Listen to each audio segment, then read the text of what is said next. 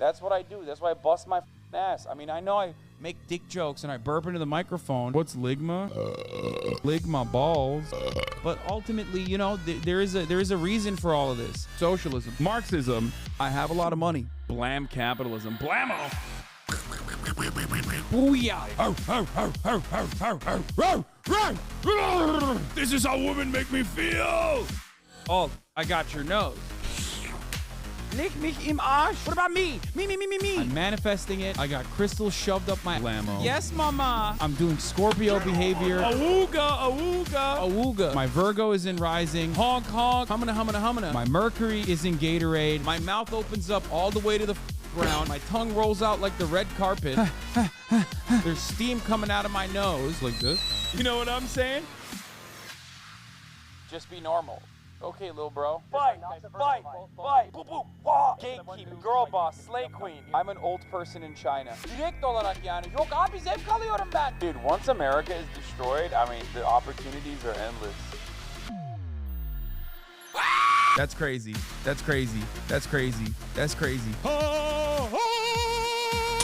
I'm losing brain power.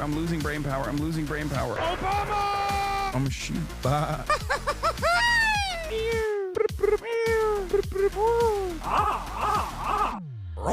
Faded in a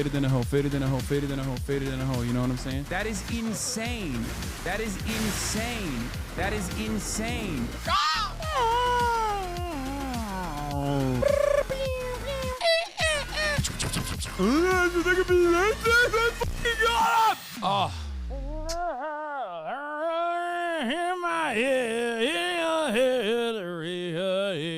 What's going on, everybody? I hope everyone's having a fantastic evening, fantastic afternoon, fantastic pre-noon, no matter where you are in the world. I'm Hassanpiker, and this is the Hasan broadcast coming to you live from hazy but clear California, Los Angeles, folks. We're live and alive, and I hope all the boys, girls, and MBs are having a fantastic one, because today's a beautiful day. Today is a wonderful day. Today is Sunday. Ladies and gentlemen, it is Sunday. Not so fun day today. It's December 8th.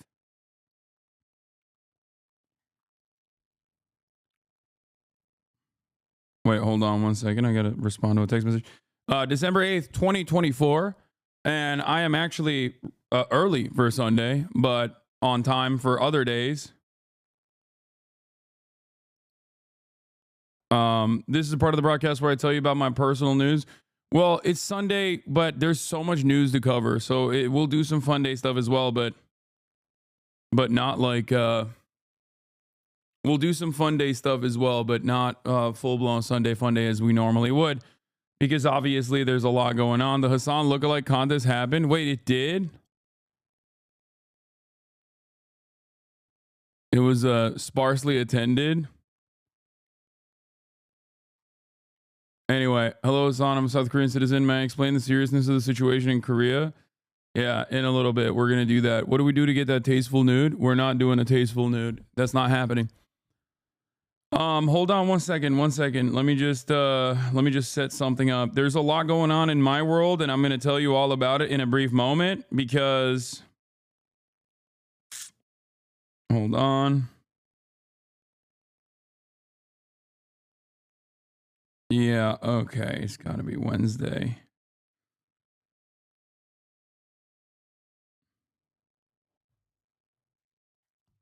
Distasteful nude instead? No. Folks, personal news. As you can see, I'm in a cozy fit. I'm in a cozy ass fit. And that's because I'm hungover. This is a unique hungover stream, which is not something that you normally get from me, because I normally don't drink.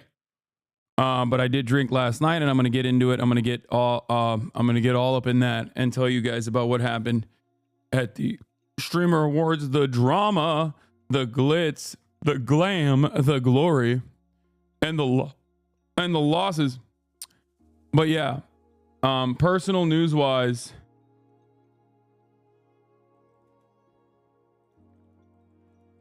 oh damn.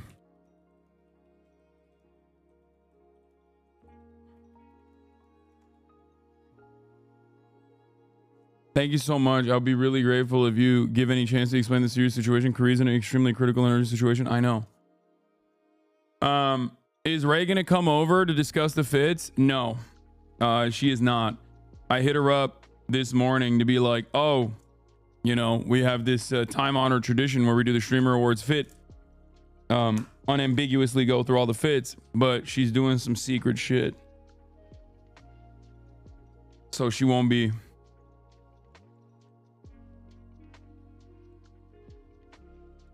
She won't be attending. Unfortunately. Yeah. I show speed on stream when? I mean, this is the closest we got to an I show speed collab was last night. I'll talk about that in a second too.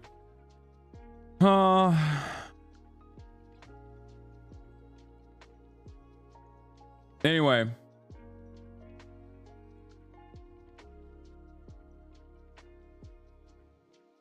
Folks, we got a lot to talk about, okay?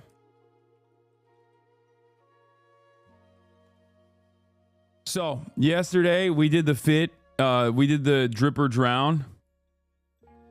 Yesterday we did the drip or drown stream after I covered briefly what was going on in Syria, and we're not really didn't even have time to get to Syria, to be honest. But I covered a little bit of the United Healthcare CEO assassin. Then I was going to talk a little bit about Syria as well, but we you know, there wasn't too much that I had there wasn't too much time that I had because we had the Streamer Awards. I know I was in a speed vlog. We'll look at that as well. But the Streamer Awards was happening last night, so we of course needed to go and get some fits, and that's precisely what we did. And then after I ended the stream, we went to the Streamer Awards, and basically you know, we got dominated. The entire Furan crew got dominated. You know, it is what it is, but at least the fit was good. Drinking story.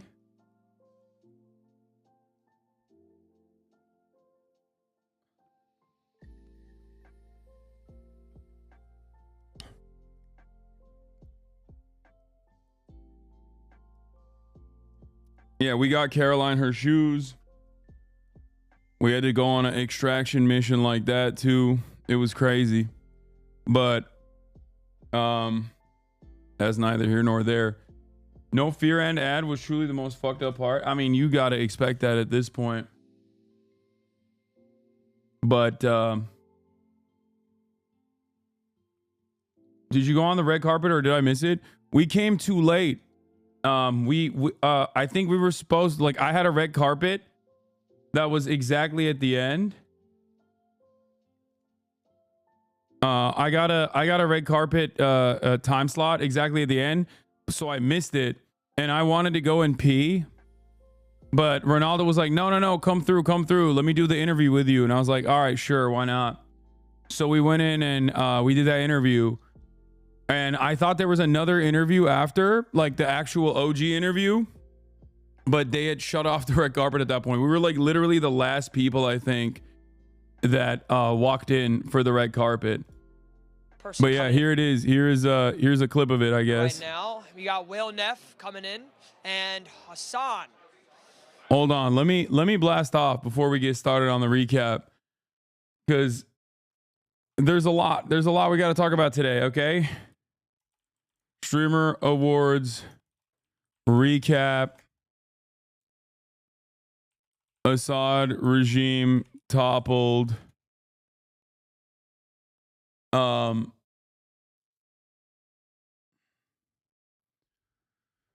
Streamer Award recap. Assad regime toppled. SNL Sunday. We got a lot to talk about. Thank you to Macy's for the playlist. The Jason basketball thing is like is shelved for the time being. Okay. Streamer Wars recap, Syria recap, SNL recap. Like, yeah, lots of recaps. Lots of things happening in the world.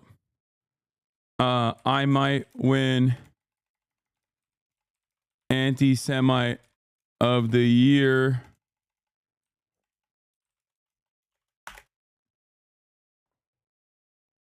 Are you doing a streamer outfits tier list or focusing on Syria instead? I want to do a streamer outfits tier list. I want to go through it. Yeah.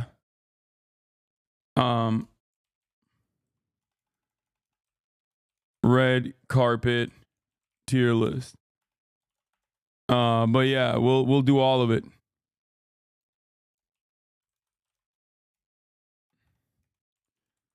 Get in now. There's updates on the United Healthcare assassin as well, but there's just so much happening. Holy shit. Okay. Okay, let's do it. Let's blast off. I made a thread of all the streamer awards fits. Oh, hell yeah. Let's go. If the CEO assassin gets tracked down, do you think he'll be brought to justice alive? Nandre's fits tier list. You're in S tier. Let's go. Let's freaking go, fam. I think I deserve that. I think I deserved an S tier this year. I'll be honest. I went kind of hard. I went kind of nutty mo with it. And also on top of that, I low-key got destroyed. I destroyed my feet for it. You know what I mean? It's like kind of fucked up. I suffered for it. I suffered for it. You have the same fit as some of the people in C tier? No, I don't. Point to a single person in the C tier that is the same fit.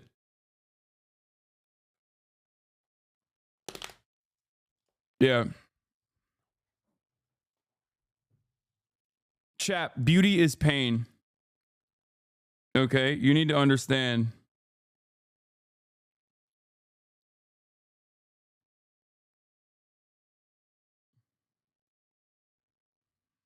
Beauty is pain.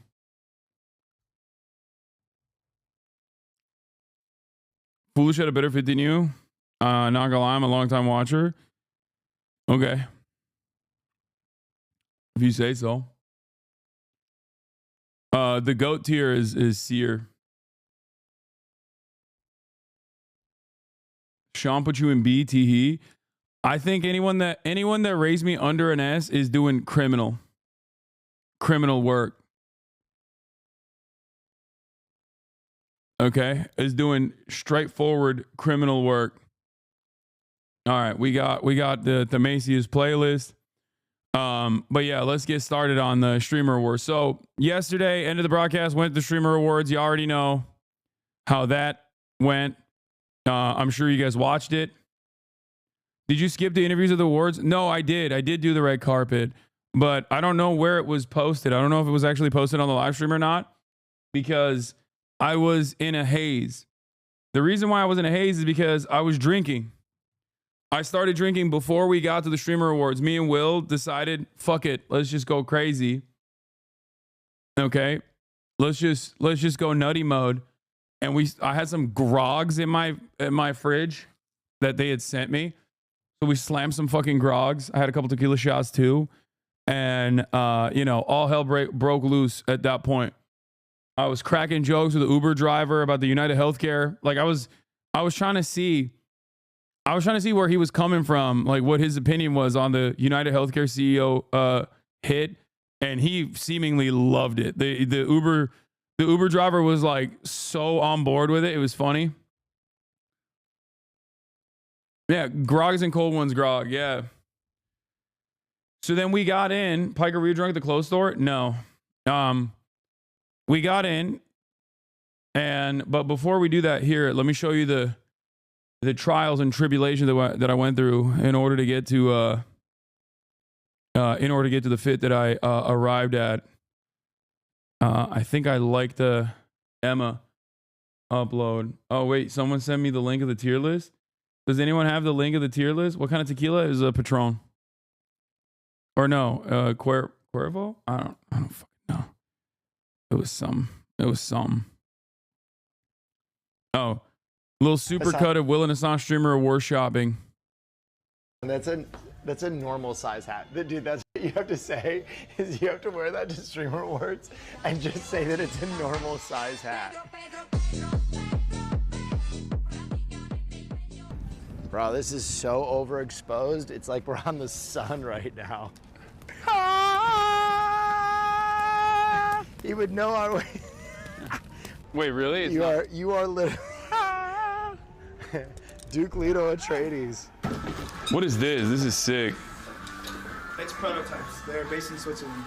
The designers used to be on the original design team. Why is he naked? Dude, this is actually, I feel like rumor. Wait, can you hold this You for have a second? pretty face though. You don't have to cover your shit. Oh, up. shut up. Oh, there's a hat. You look like a Keebler elf. Dude, it was so tight. It's like hurting my nose. My nose is. Bro, that looks so tight. It looks like you lost a chromosome. Oh my god. It was like hurting my ears. Holy shit. What's up? This is like a really crazy. It was like pulling my eyes back. You can tell.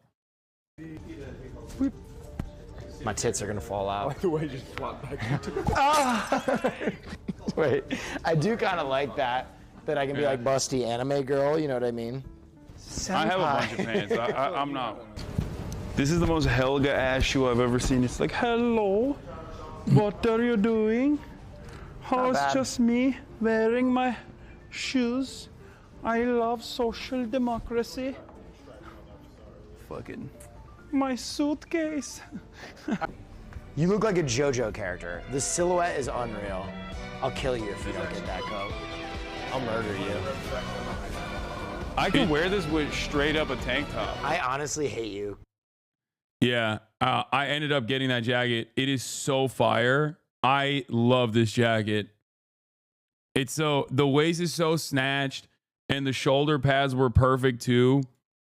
Like, it looked fantastic. So I got it.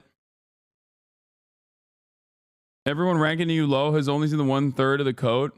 They did not see it buttoned. It's so good. Yeah, that was my mistake. I should have buttoned it up when I don't even know if there's any photos out there.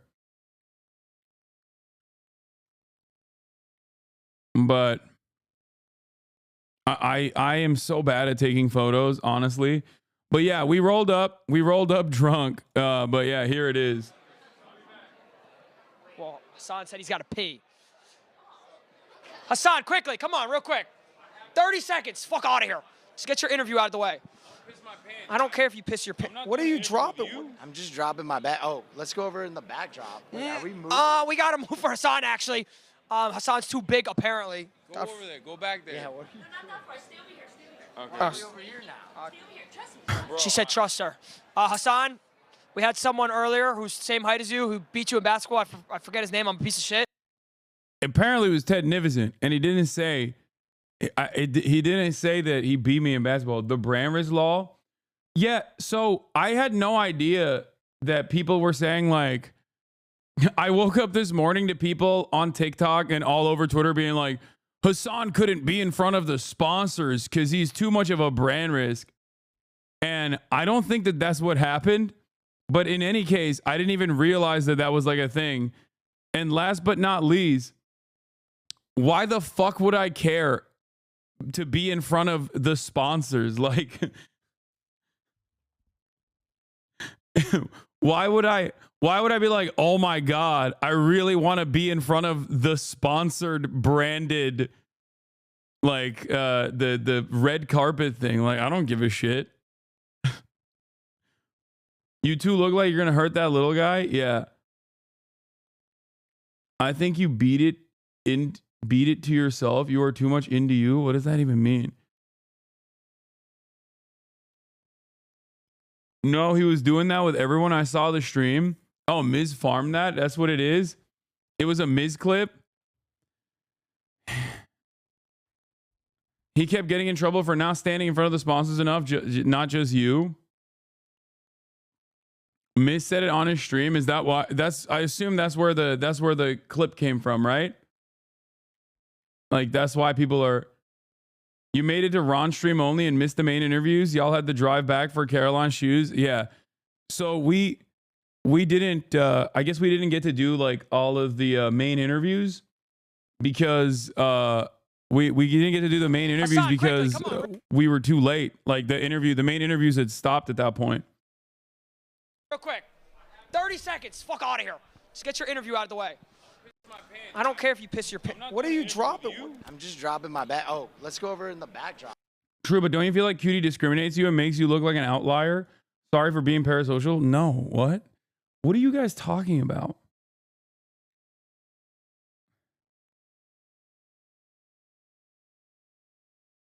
What?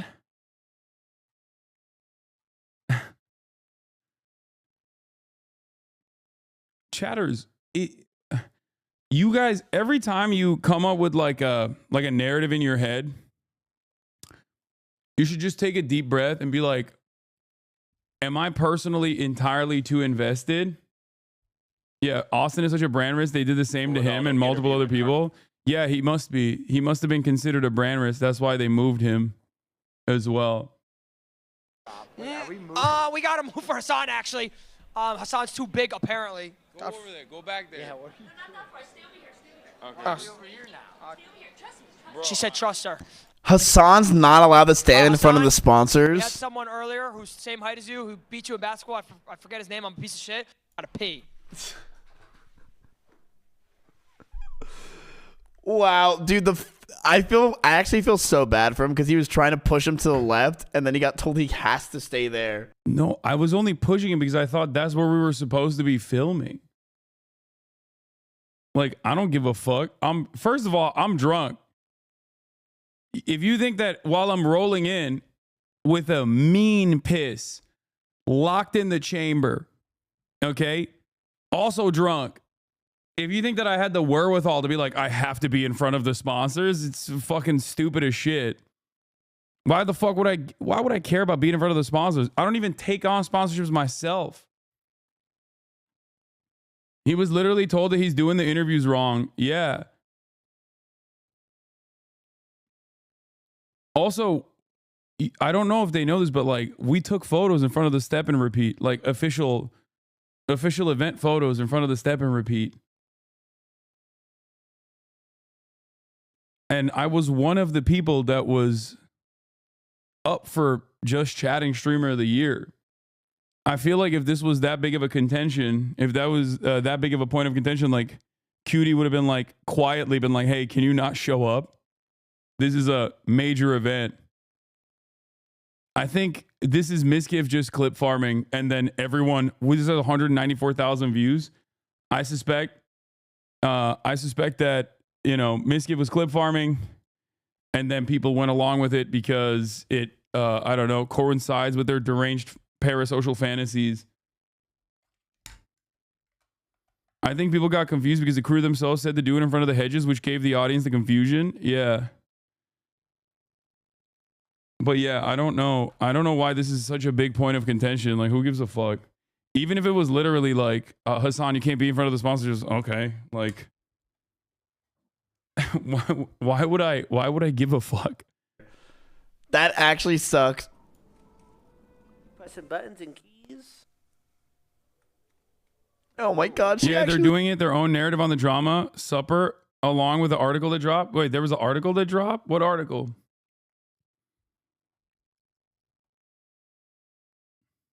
Yeah, are you not a little disappointed though? Even if you say you don't care, I don't know. Wait, why would I be disappointed? It must be a little disappointing and alienating even though you're indifferent? No. I don't think it's like that, chat. What are you guys talking about? What is happening? New follow an account, age farming? Yeah, I assume it's just like people being like, dude, aren't you sad? Aren't you sad about this?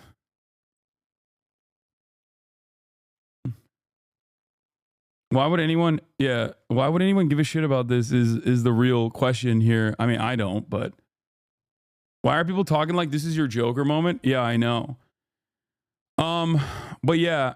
Once again, excellent W Clip Farm for Misgift, I guess. Is kind of funny that people were just like this bent out of shape over it, but yeah, I don't think it was I don't think it was that serious. Here, let's watch the full clip now. Wait, what? Yeah, he said fuck you. Any words? I don't know who beat me in basketball. Is it J-Dub? Question or a statement? J-Dub is the only person who's beat me in basketball. He's 6'10". So I don't know about that. They're saying mogged. Banks is here? God damn. Thank you. I like your jacket. I like your jacket. What kind of shoes you got on today, Hasan? What? I got the Margiela Oh, who? I got the Margiela tabbies on if you want to zoom in and show that. Oh. You got the camel toe. What do you know about Margiela tabbies? Hasan, what you know about this right here? No, see, that's the problem. See, that's the problem. You love giving back to the people. I love giving back to my wrist. They can't even hear. They can't even hear you. They can't hear me? They can't hear you. You lost the microphone. Let me tell you something, okay? It's not about expensive shit. This is art. This is wearable art right here. Fuck out of here. That's all I got to say. 4 words. Fuck outta here. Nah, he did a big one on you. That's an AP. I don't care. Like, what? I can buy expensive watches if I wanted to.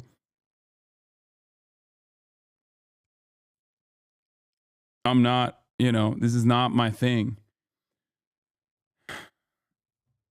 How many drinks were you in this part? 2 tequila shots and a grog.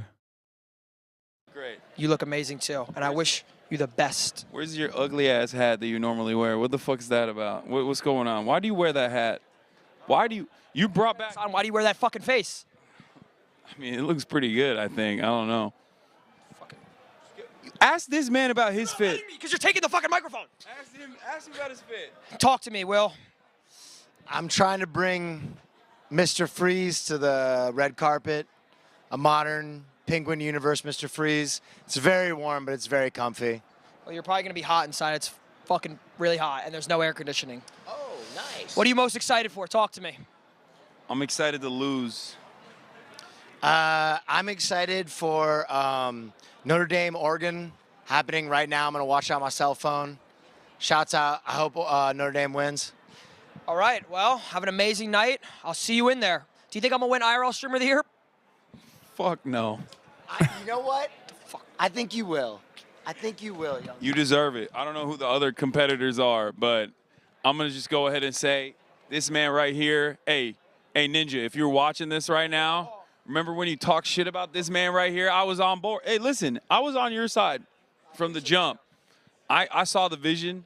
Okay, Fortnite is back. Double Pump is back. Are you going to play or what's happening? I played with Madison Beer yesterday. What the fuck? He's going to take a piss. Enjoy the show, Hasan. My bad. We're peasants. W Hasan, W Will. You guys may not, obviously. I know how the chat is, obviously political, but Hasan has always had my back. He's always been super nice to me, so shout out to him. And shout out to Will. He let me have a Rust skin for the Rust server, so that was very nice of them. Appreciate it. They're glazing you in the comments. Let's go. I don't know who the other competitors are, but I'm going to just go ahead and say this man right here. Hey, Ninja, if you're watching this right now, remember when you talk shit about this man right here? I was on board. Hey, listen, I was on your side from the jump. I saw the vision. Okay, Fortnite is back. Double Pump is back. Are you going to play or what's happening? I played with Madison Beer yesterday. What the fuck? You just flex. I like how friendly you are towards everybody. Honestly, fuck people that hate you even though you over-respect them. I don't give a shit.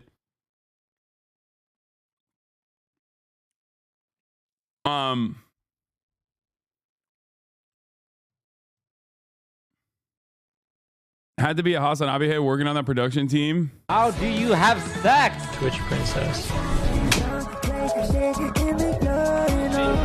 I don't know what was going on. I don't know why they put me on the I reaction. have been sent here on a mission. Rob CD. I don't know why they had me on the reaction stream. This is for hair.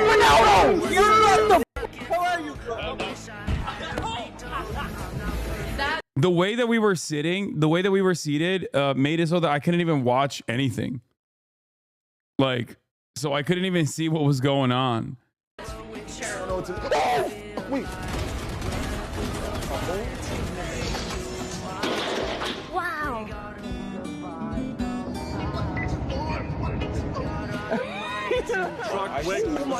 God damn it, dude. Are you still on purpose? Keep watching. Will you marry me? Yes, of course. Over $250,000, thank you. That's f***ing insane. Oh no! Yo! All up to you. What are you doing? What are you? Oh, big grab! Too bad, Jeremy. 35 hours! I'm gonna be honest with you. The moment that I figured out my seating arrangement and I was far away from Cutie and Lud for the first time this year, and my ass was sitting next to Austin, I knew I had lost. I posted about it too. Expensive jewelry is counter-revolutionary bourgeois decadence. I mean, there is no morality behind it. I just don't fuck with watches like that. I don't understand the purpose of it. I think people being surprised at you being a chill person says more about this community than your politics. No, I think it says more about the hate farms that exist out there. People love clip farming shit. That's what it is. Why don't you like watches? I just don't care about watches. Like, I have an Apple Watch and I use that. That's my primary watch. Like, it's not fashion at all. I just I don't know. I don't like, I care about the utility of my Apple Watch because I track my macros and I track my calories. So I don't really care about anything else. Like, I don't know. I've just never been like I've never been like a massive jewelry fan. Like, that's why all my jewelry is like pretty basic shit. People will say it's like crazy or whatever, but like I never wear anything like super crazy. I just wear like very normal. I wear very normal jewelry. Most of it is thrifted or gifted. I've never been like a timepiece perv, yeah. And there are also certain watches that I think are cool, especially if there's like tradition associated with it. Especially if it's like an old school, like some like old school Rolly or whatever, like, that's one thing. But for example, I hate the Richard Milles. Like, I hate them. I genuinely despise them. And when I see someone wear one of those like big face Richard Mille watches, like that are the price of a car, I think less of them. I think they look like shit. And it's specifically a Veblen good that is unique because of how expensive it is, and the price of it is determined by its scarcity and how, like, it's like an NFT. It's like a wearable NFT basically. Like, there's nothing cool about it. There's no history behind it. There's no, like, I'm sure there's a lot of engineering associated with it, but like overall, I think you get that from like an Audemars Piguet or a Patek Philippe or a Rolex, right? Whereas the Richard Mille, I feel like, is just, is so like, there's the spicy takes I log into the stream for. I don't know. I've always hated it. I've always hated the fucking ugly ass. It is garish. That's a great word for it. Garish. Or nouveau riche. It's gauche. It's gaudy. If that makes sense.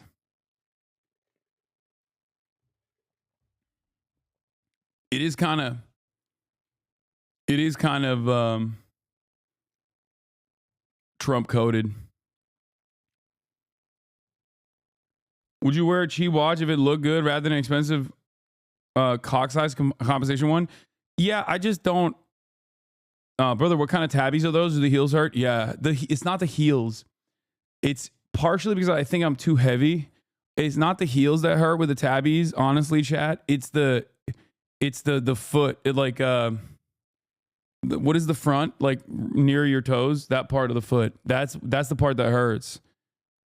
Cause wearing it for like, and I didn't have the socks either, but they're so beautiful. The ball of your feet, yeah.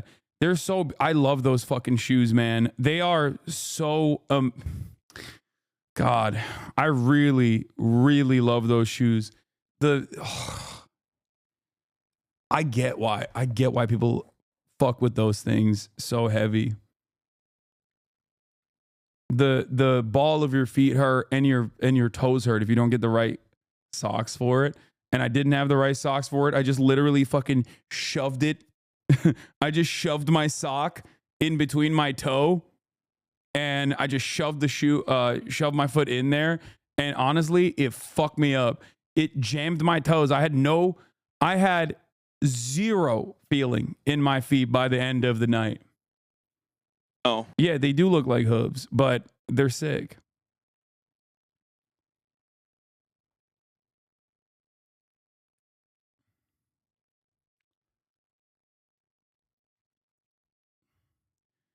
Like I was trying to explain to Ron, is wearable art, okay?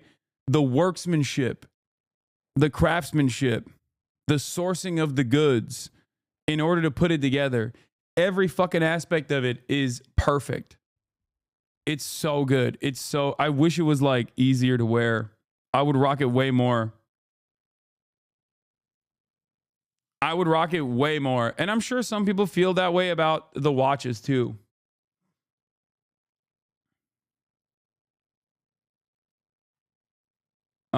Is the overcoat custom or off the rack? No, it's off the rack. But right after shitting on watches, bro, you're not selling us? No, you don't understand. That's my point. It's like different strokes for different folks. Do you feel me? That's what it is. Different strokes for different folks.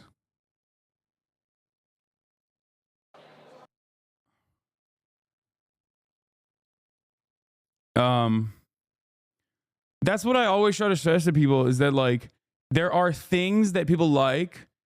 There are everyone has something that they spend a lot of money on. A lot more than they should, right? For me, I really like fashion. And my whole life I've wanted to be able to fit into nice clothes, be able to wear nice clothes. And now that I have the, financial freedom to be able to do so, it's like, I make it work. And I'm lucky because I get a lot of stuff gifted anyway. Like a lot of brands will send me shit to begin with.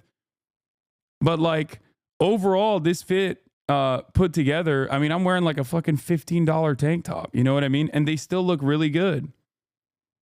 And I think the fit came together pretty well. I was very proud of myself for this one.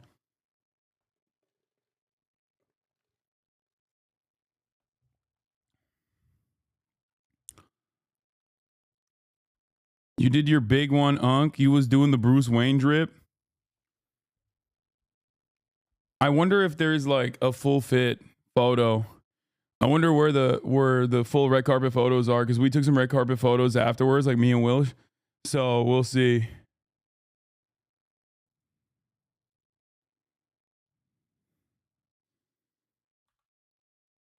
But yeah. Okay, there was another clip that was getting some love apparently. Yeah, I was on iShowSpeed's account as well. On his vlog, I appeared on it twice. You were so zooted. Yeah, I have no idea what happened here. Nate Cock, he said his friend is like a massive fan of mine, and he was like, "Come, can you dance with me for this TikTok?" I was like, "Yeah, sure." Like right as I entered.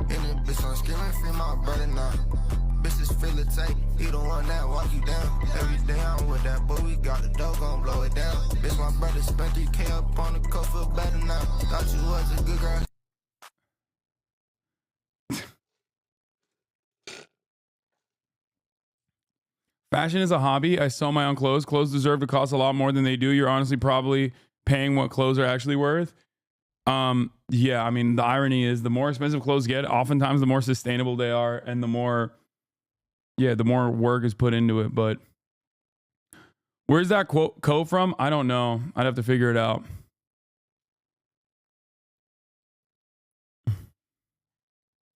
If you look fine anytime you wear it, looks great. Z, expensive clothes won't save you.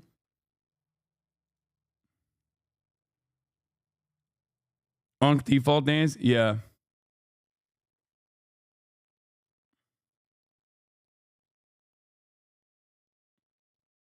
Was Miz drama farming when he said you couldn't be around the brand logos? Yes, Chad. What do you mean? Was Miz drama farming? The answer is always yes. When has Miz ever been serious? I mean, yeah, there's other streamers that are not in front of the fucking. Here are some other streamers that Ron was interviewing, not in front of the fucking brand logo as well. I think he was just like going in and out.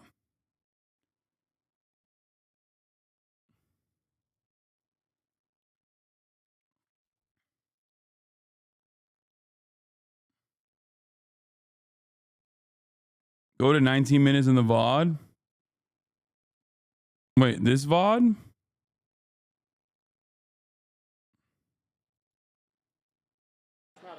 Yeah, not a good idea. This seems like the line's a little bit packed. I wouldn't get this on camera because there was like 40 people going through security. Oh, hi, how are you? I think the step and repeat was where they were snapping pics. That's probably why. You look like you were having a great time. Why people be dramatic? I think it's not enough that people just like watch. It's not enough that people just watch, but instead they want to make sure that like there's some additional drama. It's just content. It's people making content for themselves. Ron, nice to meet you. What are you most excited for tonight? Oh, just meeting everyone, honestly. Very excited. There was such. Why weren't you on the red carpet? I want to see the JoJo outfit. I did. I took a photo in the step and repeat. We came in too late.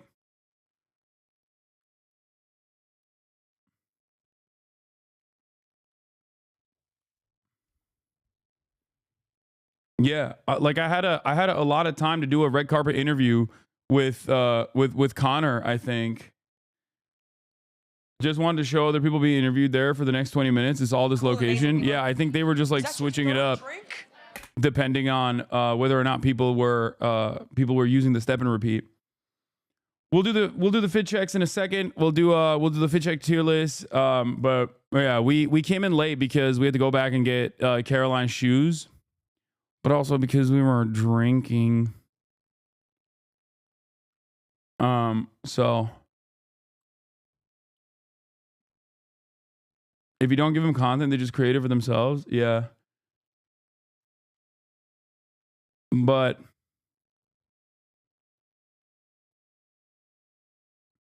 it proves for these other communities that they're brigading to advertising and Twitch somehow work. People believe anything to support their delusions.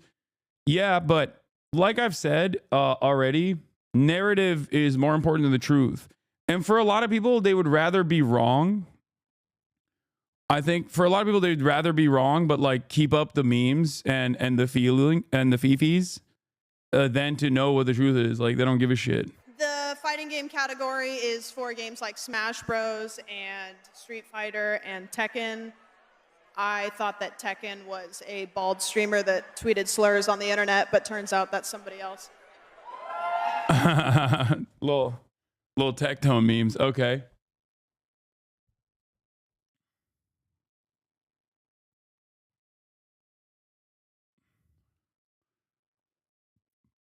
That was a funny joke. I have the Rufio, I have your thread. Don't worry. I got it right here. And we'll tier list it. We'll do the tier list in a second. But yeah, also fun event overall. I think it went as smoothly as it could. There's always gonna be some shit popping off where people are like, oh, this didn't work out the way it was supposed to or whatever. But I think overall pretty smooth event. Very well run.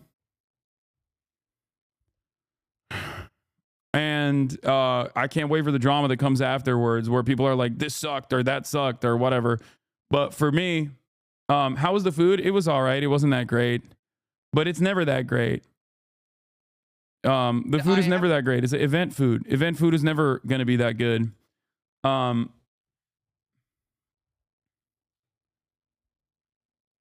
What is this? Sketch going to be the reason streamer awards lose their sponsors? Sports, right? I don't know his name. Stuart. Yes, I was in the movie Stuart Little, and I have a plane. You have a what? I have a plane. A plane. Yeah, I fly it sometimes, but I lost it in New York City. Like a big No, plane not like or a that. little plane? That sounds bad. No, I was talking about Stuart Little, bro.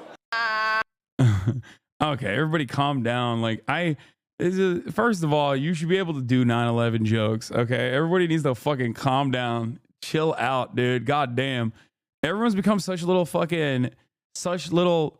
annoying little woke skulls, and also on top of that, yeah, like Lud made a CEO joke, you know, United Healthcare CEO joke. That's like way more prescient, way more top of mind, honestly. But it's okay, you know. It's gonna be all right. You know what I mean? It's gonna be fine. Everybody calm down. But yeah, I was on the this was one of my favorite moments, honestly, meeting Speed. All black tight. Oh, I forgot. I didn't put the jewelry on. We're red. We're the red. Ronaldo. He looks fucking jacked, by the way. Anyway,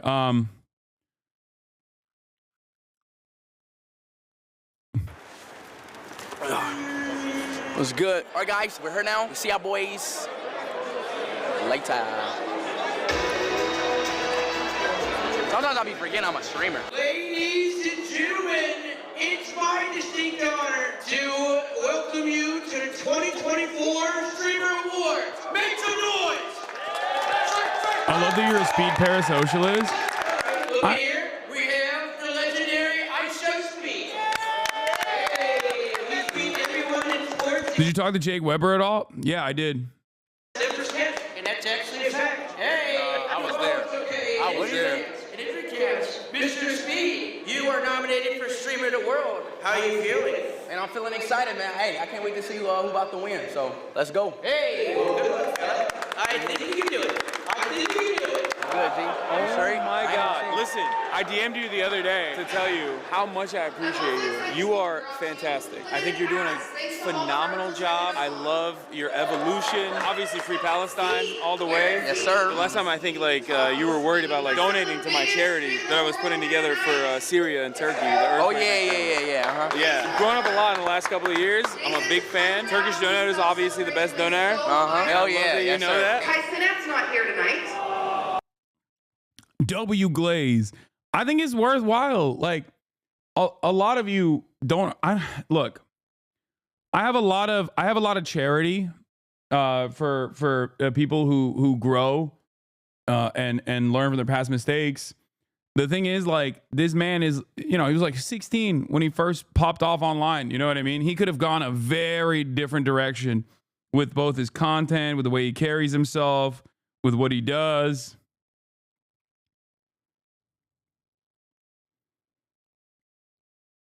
By the way,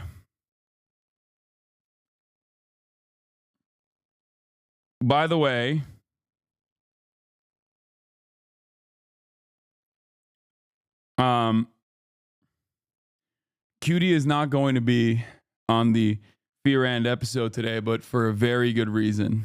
And maybe you'll find out eventually when the episode comes out. But this is perhaps the only valid reason why Cutie won't be on the Fear and episode that we did, the post-streamer award episode. But there's a very valid and very good reason for it.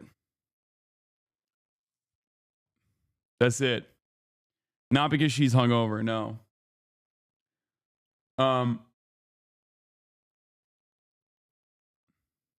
I know you're tall, but try kneeling a bit to the king next time you look like you're about to kick him out. Wait, what?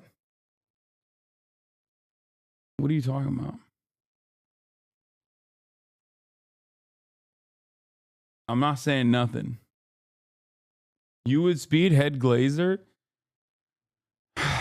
Look, all I'm saying is this dude could have gone a very different like kick streamer route, okay? And instead, I think his output overall is very positive. And I'm always going to give people props when I see them doing good shit, specifically because it's good. It's good to give people positive reinforcement, especially when they're doing good. And I think he's doing great. Like, he has a very good nature about him. He goes all around the world, and he has a very good nature about him. He goes all around the world. He does this like very positive content. It's not inappropriate. It ends up in a unique and Zoomer way. He's only like, what, 19 years old. He shows all these different parts of the world in a rather positive way, and I like that. I really appreciate what he does. And on top of that, like, you have to remember something. Like, this dude is not only... There's two key politics, like two key political positions that this dude unironically is far more progressive on naturally. Okay? One,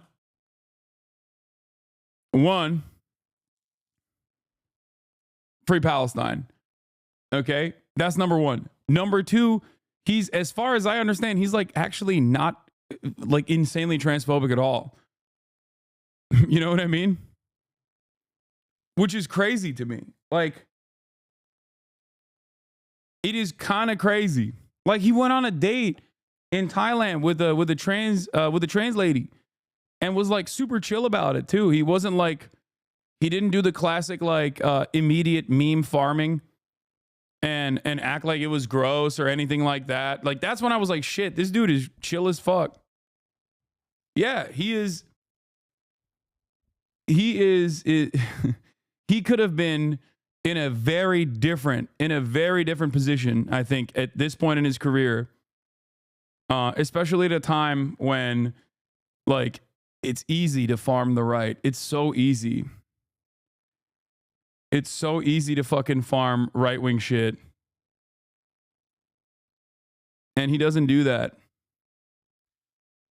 Yeah, he partied with the trans community in Indonesia. Like, stuff like this, I think, matters. I think it's really good. I really love this shit. And I love to see it. Anyway. Thank you, dog, man. I really like what you've been doing. Going around, showing different cultures, doing a fantastic fucking job. Hey. That's it, bro. You killed it, brother. Yes, sir. You got W. Hassan. This is going to sound like a very corny comparison, but he's literally the Monkey D. Luffy is streaming. No, I don't think it's a corny comparison at all. No, he straight up is Monkey D. Luffy. He really is. Like, his vibes are exactly like that. Yeah, I mean, he loves Luffy too, but his vibes are exactly like that. He just likes to fucking go around and eat food and is like very open-minded in general.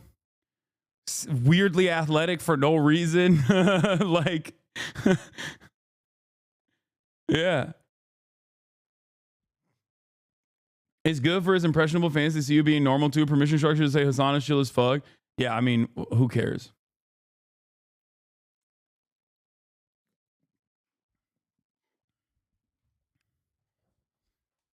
Who does that make you in the universe if he's Luffy? Oh, Rayleigh. Easy. But I'll take anything. Sean the Black, thank you for the raid. Heard you rated me as a B tier fit. Oh, no, you gave me S tier? Okay, good. Someone said you gave me B tier. I was pissed. I was like, come on, dude.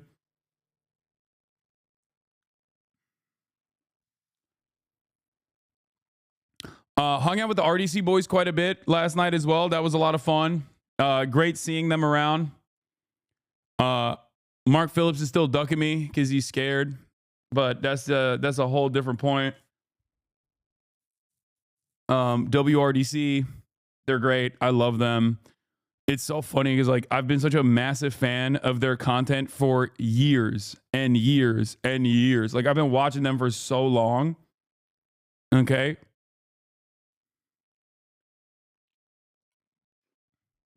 Calling a black young man monkey? What the fuck? Are you joking? Do you know what Monkey D. Luffy is? You have to be joking, right?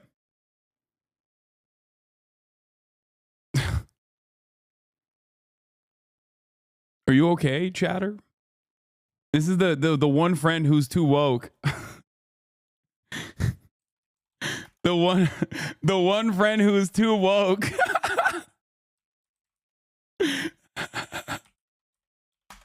Or just old as fuck, honestly.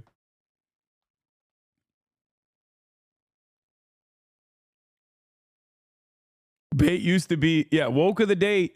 Woke of the day, chatter.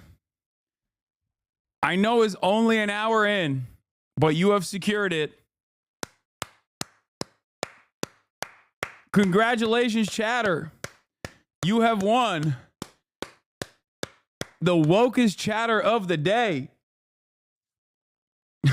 Someone sent me the clip of Speed's bedroom, his new bedroom.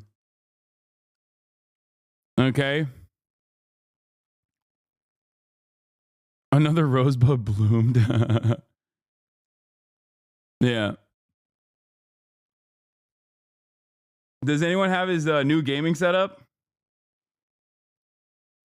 For the chatters that don't know, Monkey D. Luffy's a very famous anime character from One Piece, one of the most famous animes of all time, and it happens to be one of my favorite animes and Speed's favorite animes as well. He loves it so much that he literally put Monkey D. Luffy all around, plastered it all around his room, his new gaming setup. His literal fucking desk is the Gum pistol arm. And he has Monkey D. Luffy's head right above his bed.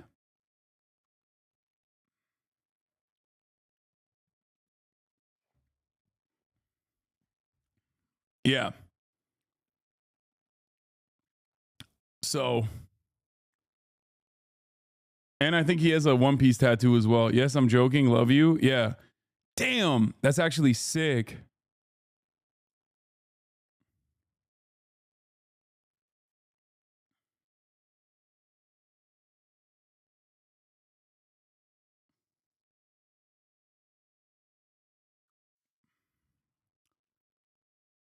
All right. Anyway.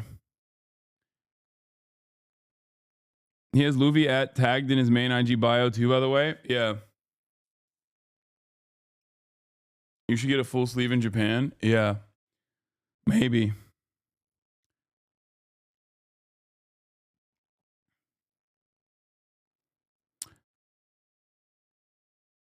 But that's enough I Show Speed Glaze. But, you know, I just wanted people to know. I think it's worthwhile to praise people by judging the industry that they're in.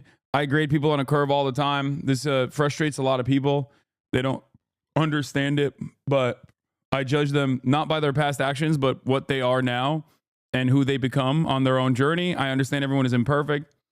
And I think that people coming in, I think that overall, you know, growing up online, being super famous, he could have evolved into something much different. Compilation of Ron's interviews is golden. Worse if I went like, oh yeah, fan here. hi Ron, how you doing? You having a good time? Okay, get the fuck out of here. All Go. right. Oh my. I know it's hard to Oh my God, that's loud as fuck. remember the people we used to be.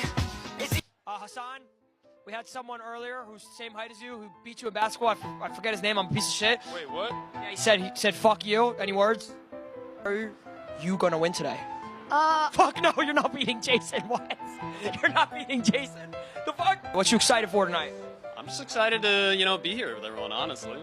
Nah, come on, give a cool answer. Fuck all that. Fuck yeah. Answer? I love Mountain Dew. I love Mountain Dew. I'll tell you what, when I wake up, crank open a Mountain Dew. I sit down and take a shit, crank open a Mountain Dew. I go to the library, got a Mountain Dew. I go to strip club, Mountain Dew. Anyways. Great. Yeah, I think we're seated next to each other in there. Oh, we are? Yeah, I think so. I can't wait. It'll be awesome. Yeah, all right, I'll let you through. I'll let them take your pictures. I'll just lie my ass off, Steve. See you soon, guys. See you at the table. Yo, fat ass, keep it moving. I got shit to do. Yes, I was in the movie Stuart Little, and I have a plane.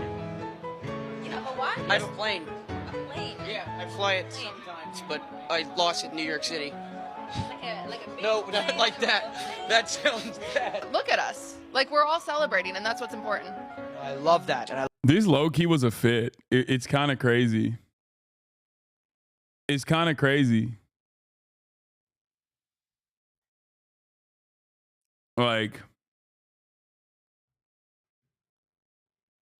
I know it's an ad, but like, what a way. What a way to do a fucking hashtag ad. You know what I mean? That's how you do it right. Come on, wearing a sponsor is crazy. I'm gonna keep it a $150 with you. It's wild that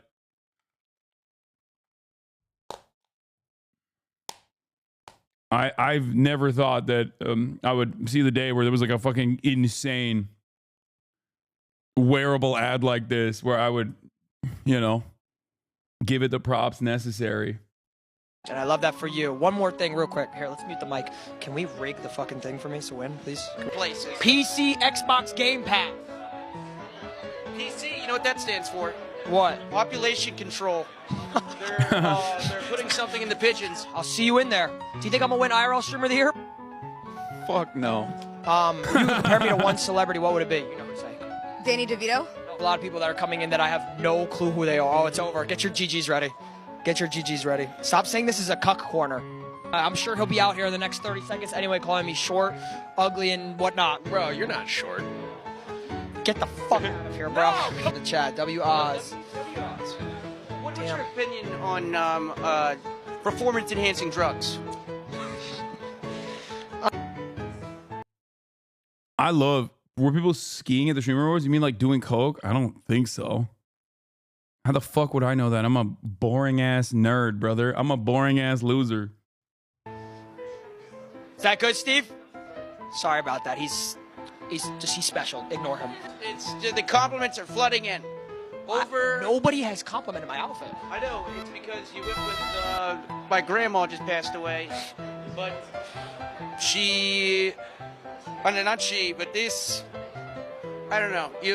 Oh, the Hasanabi lookalike contest happened in in Chicago, and I don't know who the winner is here. I don't know what happened there. It was let's just say it was sparsely attended. It seems. Here are the Hasans from the Hasanabi lookalike competition. Congratulations, guys. I feel like this got lost in the sauce a little bit because the United Healthcare assassin lookalike competition kind of took this away. A lot happened when this was originally announced, but I'm glad that there were some Hasanabis out there. Walmart Hassan. Okay, chat, calm down. People are just having fun, okay? Was the Mayan better than the Will turn in your opinion? I don't fucking know. I guess. Sure. I wanted to go out, but it was cold. Come back to Chicago one day. This one banged, by the way. I posted Free Palestine last night with Speed. I forgot to even fucking tag him in the photo. And it got 176,000 likes. It's crazy.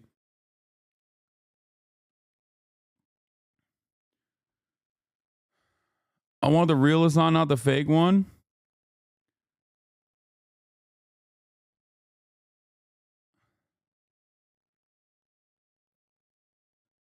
Was this you shouting about XUC XUC, phase? where are you at? Hey, XUC, let me ask you a question. Okay, so... Wait, what are you going to tell him? No, don't tell him. Hey, it's official. Newest phase member 2024. XQC, Phase X in the chat. Look at that. XUC looks... No, that wasn't me. I didn't even realize. I don't think I was... I think I was busy chowing down at this point. Will ordered galbijim from Sanandang, and I went over to that table and I was just fucking downing it. I was downing that shit.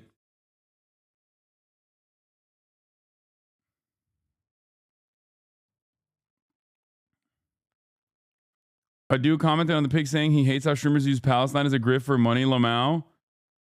Wait, what? I think there's something very funny about saying a person, any person in general is like grifting as a pro-Palestine person, but it's additionally funny and goofy to say that about someone like myself because, you know,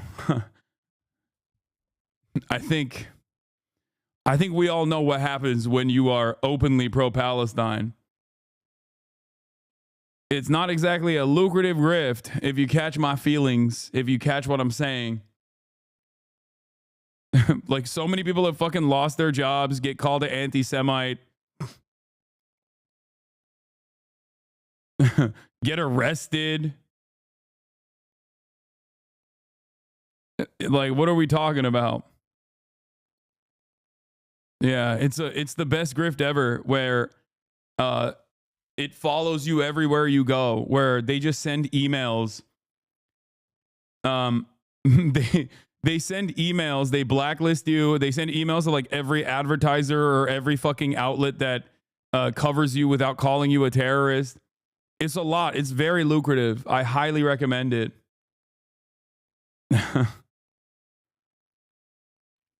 Yeah, it's a grift where the person stays true to their convictions and then loses loses money and job opportunities. It's a super fun grift.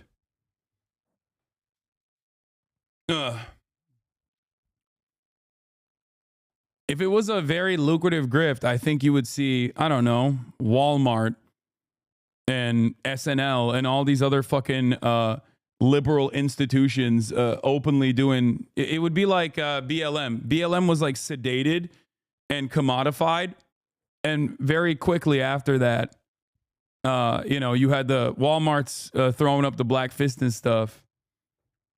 We have not gotten to that point with the Free Palestine movement yet.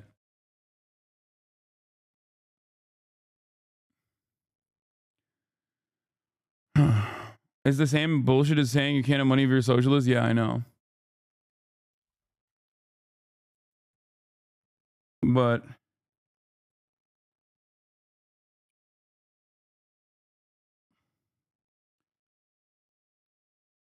can we segue into the fit checks of the merch giveaway? Sure. We'll do the fit checks in a second. In my opinion, anti-Semitic right-wingers like Dan Bilzerian are the only people you can say are pro-Palestine grifters. Yeah, I mean, I think like there are people who are anti-Israel, but damn, everyone is spamming enter. Yes, gifted merch is back. Remember, all the merch is still going to charity. Raíces, Texas, which is a 501c3 that works with undocumented migrants in the state of Texas.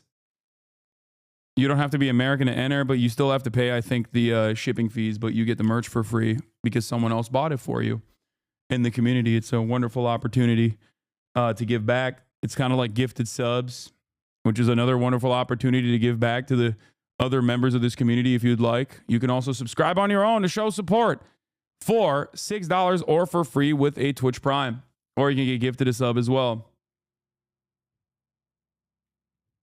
Anyway,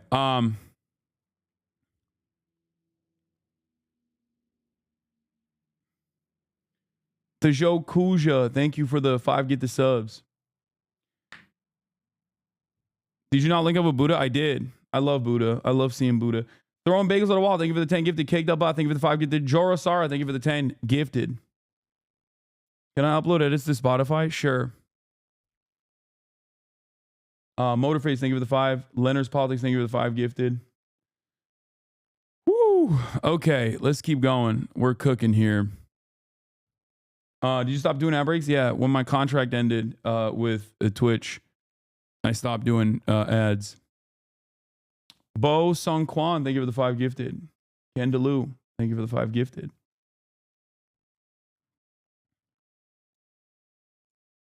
Did you meet Damon Albarn in London? Yes, I didn't know who he was originally, but I did meet him. I forgot to mention, yeah. I wrote this in the Discord. I forgot to mention, but the Gorillaz lead singer / Blur's daughter is a massive Hasanabi head and made her dad come to the Oxford Union. Yeah, he was there. After my Oxford Union speech, I met him and his daughter. Yeah. How do you forget that? I don't know. It's chill.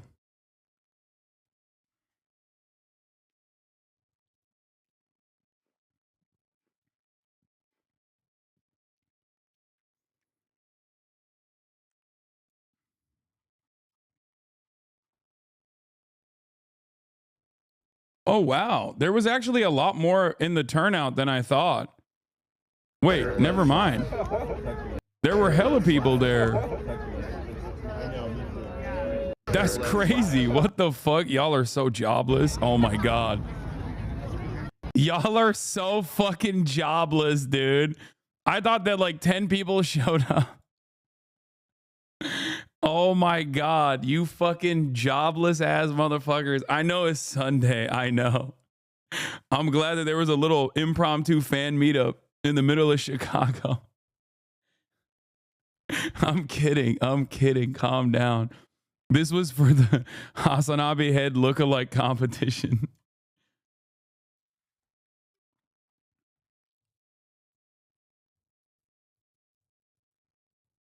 Did you do a different speech at Oxford? Yeah, I did. Hasanabi had meetups without Hasan there. Yeah. I'm proud of you guys. What is this? And then they interviewed the winner. What's up, Hasan? I won the Hasanabi lookalike contest here in Chicago, and I have the little trophy and 50 Oh bucks my to God, present. you got a Yeah, little dude, they gave me a trophy? That's Yeah. sick. What are you gonna do with your $50? Fucking buy breakfast. I think I haven't eaten all day. Hell yeah, that's yeah, sick. Hell yeah. What are you guys doing, man? The one time when I was at uni, my parents had my birthday cake without me. Same energy. Yeah.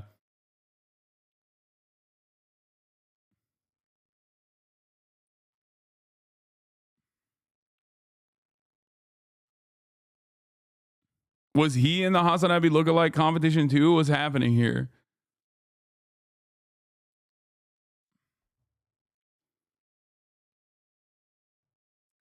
Did you also meet Tara Yumi? Yeah, I did. I did. I met her. I told her that I had seen her with Quen talk about me, which is probably not the best thing to tell someone, but yeah. Tara Yummy, sorry, not Yumi. Also, Kaisanat just won Kaisanat won just chatting streamer, meaning we won't get a tasteful nude photo shoot of Hasan. Yeah. Yep. It's true. You did this. You did this. You did this. Sorry. You guys, did you meet Asian Bunny? Yes. I had met Asian Bunny already. She made a beautiful portrait of me that she gave to me at TwitchCon, one of the TwitchCons that I was at. But yeah, I met her again, and she was like, "Where'd you put the portrait?" Straight up.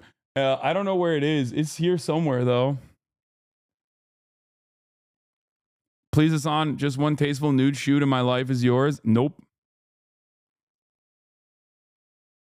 Nope. I would let this 40-year-old grown man fuck me in my tight ass. What? Okay, calm down, dude. Chill. Why are you exposing my alt account? Why can't Kai ever show up to the event? Kind of lame. He wins so much but can't be there. I'm not gonna lie. Like, look, no disrespect. I mean, obviously Kai deserves all of his flowers. I've consistently said he is one of the best streamers, and it's obvious. He's one of the best streamers in both providing entertainment value, truly changing and redefining the genre in and of itself. Having said that, however, yeah, I wish he would attend these things because I feel like, I don't know. It's just like, I mean, he basically swept. And like even with my just chatting streamer competition, where I lost to him. He's the most popular streamer. I thought I would have lost to Nick. Like, I didn't think I was going to win, but I really thought Nick would have won. And I really wanted Nick to win because I think he deserves it.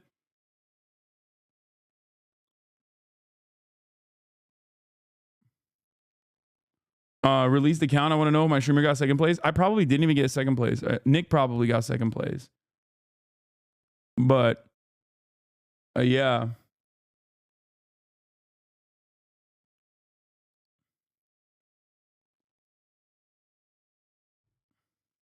Kai did not come because he read a magician would be performing during the awards. Yeah. Dark arts. Yeah.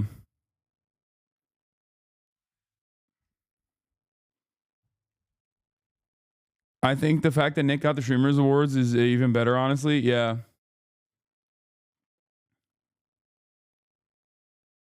Get Nick Mullen on stream. On the last taps, he talked about it and wanting to do streaming. Right, really?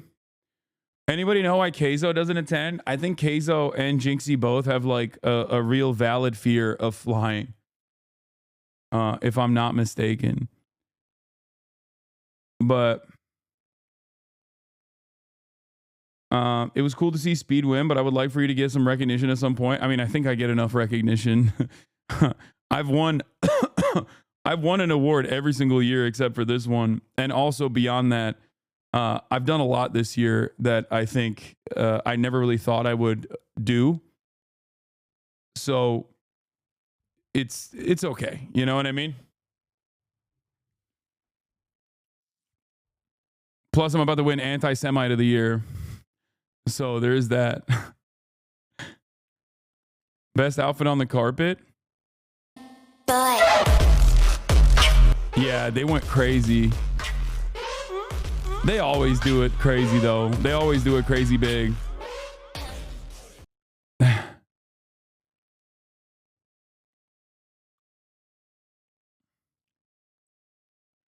Yeah. I think I'm getting plenty of recognition. I don't know if you guys know this, but I just came back from London where I spoke at both Oxford and also Cambridge Union. So, you know, it's pretty good.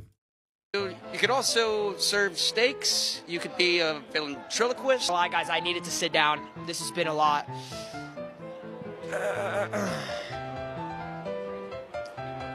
I do not look homeless. What's wrong with you guys? Look at you, man. And then I had to go back to Jason the Weed. Oh, man. God damn, I fucking hate that guy. That guy fucking sucks. That might be better than Madison. Get the fuck inside. Red carpet pics are in? Where? Where are they?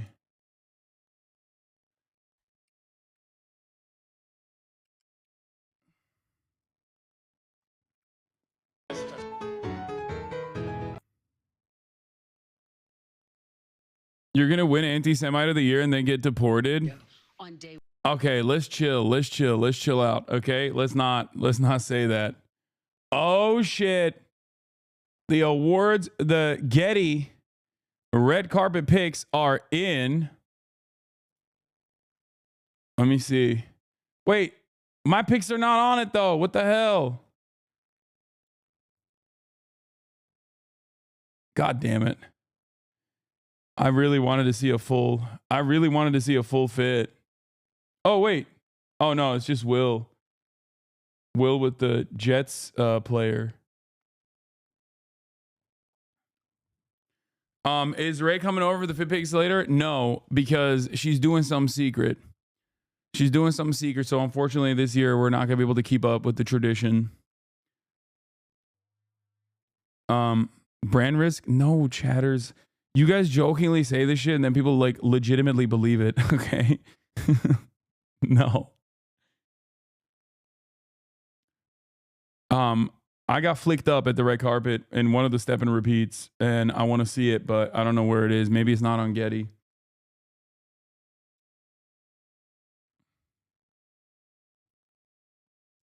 Yeah, this is what happened as well.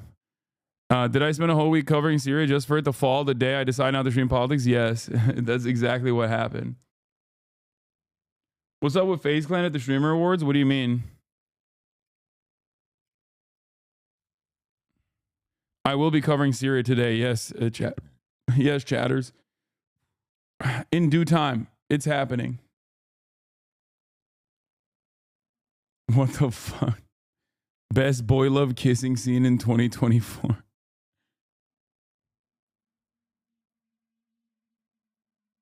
Cutie didn't cook you Will and Austin this year. Had an amazing year. We've got a lot of great stories to cover. Some good news. Tyler 1 and Michaela have a baby. Yeah, we didn't get cooked this year. We didn't even make the cut to get cooked this year by Cutie. She doesn't love us. It's okay. She's moved on. She's moved on to bigger and better things.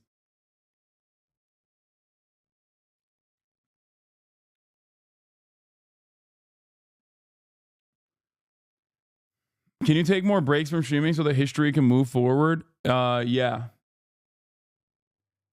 FaZe Clan looks like those high school bullies, but you can tell they've had bad home lives, so you don't hold a grudge. Why are you guys fantasizing about this stuff? I don't think it's like that at all. I think it... Oh, she did make a joke about me? I didn't even realize that she made a joke about me. I didn't know. She kind of cooked me in the yearly recap. I didn't even hear it.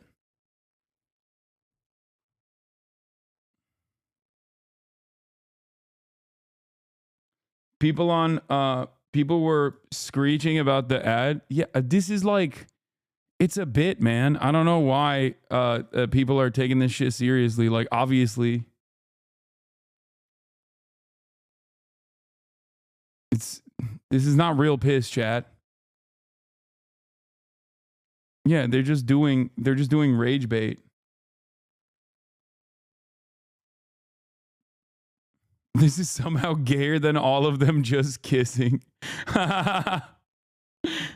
Oh. Yeah, they were doing the Kanye thing.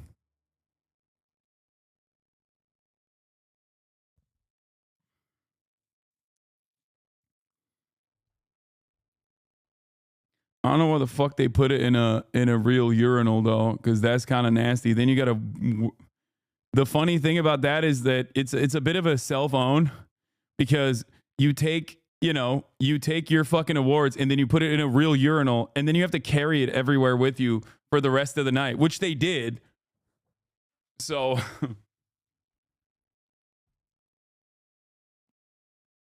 and yeah, I mean, it's funny that they were trying to do this, but like I said, it's a bit of a self-own, I think, a bit of an own goal.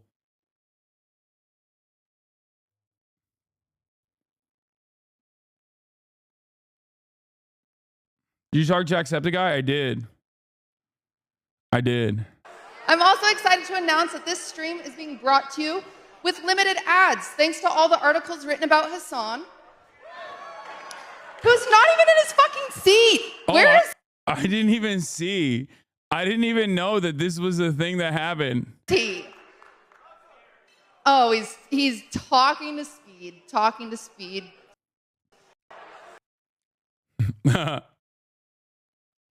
I didn't even realize that was. I didn't even hear it. I'm also excited to announce that this stream is being brought to you with limited ads, thanks to all the articles written about Hasan.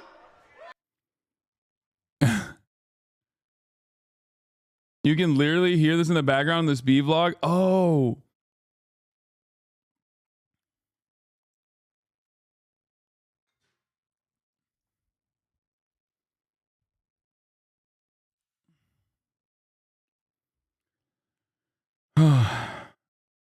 Bro was drunk. Yeah, I was a little drunk. Fanboy. Emily CC says she was afraid to talk to you. Wait, what? Why?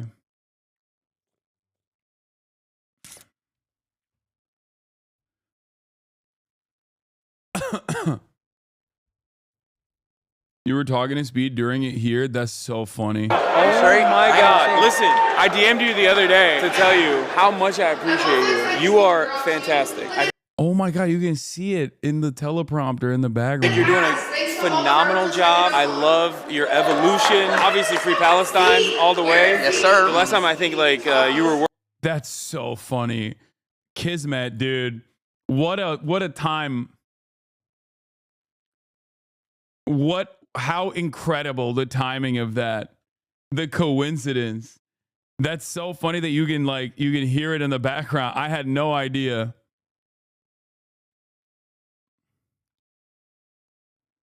Oh my God, I'm gonna quote tweet that.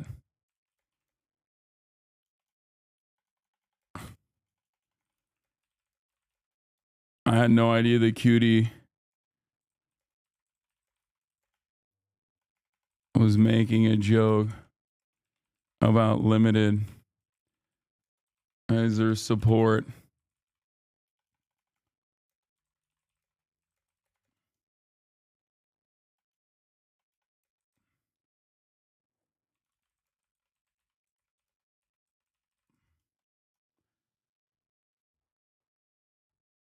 Are you doing a pod today? I already did the pod.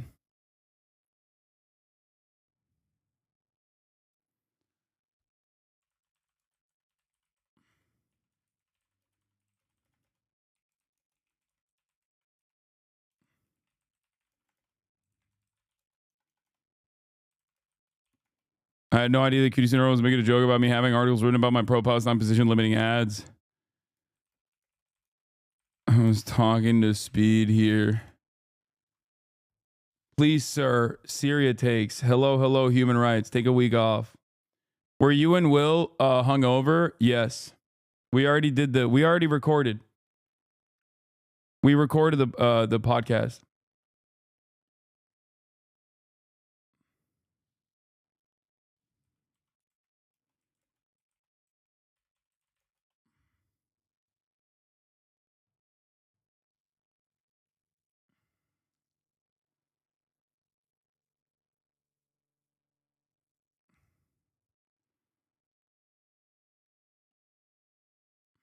Worried about like donating to my charity. When are we getting the Hassan X Duke pod? I don't think so. I don't think it's happening. But please, Hassan, talk about Syria. I must know what to think. You guys are so crazy. All right. Just saw Trump in Paris at my hotel. He's actually orange. I mean, that's not surprising. Have you ever thought about having Bassem Youssef on? Yes. I'm going to have him on most likely in person soon when he's back in LA. Chuckle Sandwich episode is dropping next week, I believe.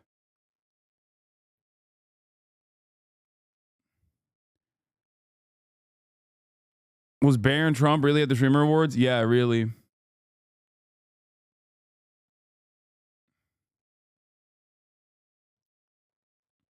What is this? UAW Local 2179 picketing outside a Strand bookstore for fair wages. Strand is officially on strike. I will share the strike fund once it goes live. I'm also planning on going to LA and hoping to highlight this on a large Turkish man stream. This motherfucker didn't even text me. Honestly thought Hassan the Hun had the best fit last night. Thank you. Thank you, Nandre. I agree. Charlie XEX had a pretty solid fit. I mean, I saw the jiggle physics. I saw the jiggle physics on her red carpet or green carpet, whatever the fuck that is. But you know, it was pretty crazy. All right, we'll do the Streamer Awards fits in a brief moment. Had that. We got some Syria takes coming up as well. Fear not. Is there anything I'm missing?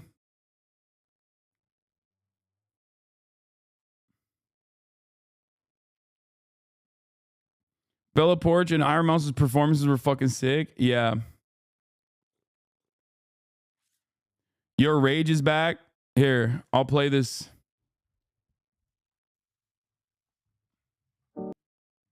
I'll play this while I go pee.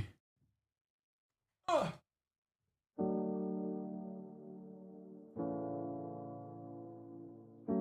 did I warm up or no? Like, take it off. Damn. This is your last time your hands are going to be free. Stretch. 10 seconds. 10.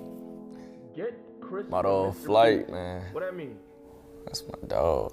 Really? Wait, why they said that? I think they might be talking about like the chocolate bar or something. Ooh. That hurt. That hurt bad. Well, let's go.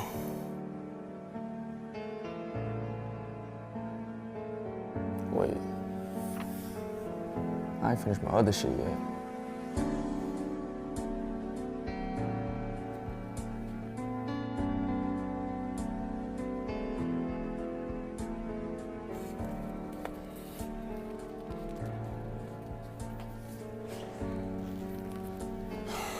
All right, where was I? That's way too far back. Hell no. Broderick Music. All right, let's go.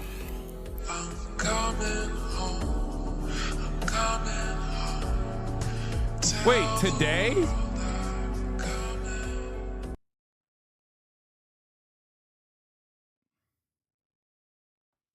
He'll still be on Kick, and he's still on Kick per his last Instagram post, but he's going to be streaming at... as a Menace citizen, I'm confused as fuck about Syria. Don't think Hassan has a clue on what's going on either. No, I'm fully aware of what the fuck's going on in Syria. I've been talking about it for this past week. Now Aiden is coming back, it seems. There's actually been some drama in the past few months between the CEO of Kick/Steak and Aiden. I'll be making a full video on why I'm leaving Kick indefinitely. I'm stepping down officially, and I will be going into detail about this week. I will tell you all everything. With that being said, I'm going to fully focus on being reinstated on Twitch. Thank you. I think Aiden has a long way to go if he wants to get... Like, I have no say in this process, obviously. But I think Aiden has a long way to go if he is making a good faith effort. But he has done so much over the past fucking year when he was at Kick. Like, his community is so... Like, he needs to literally purge his community. He needs to literally purge his community. There's so many fucking vicious, anti-Semitic, like, psychos in his community.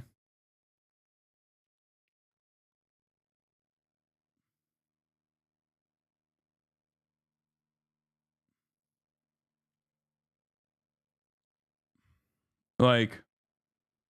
It's not even like it's not going to be easy, man. That shit takes. It's probably some personal grievance over anything moral. His community, you mean him? No, I'm saying even if he was like taking a good faith effort and like legitimately trying to change his ways, it's a long way to go.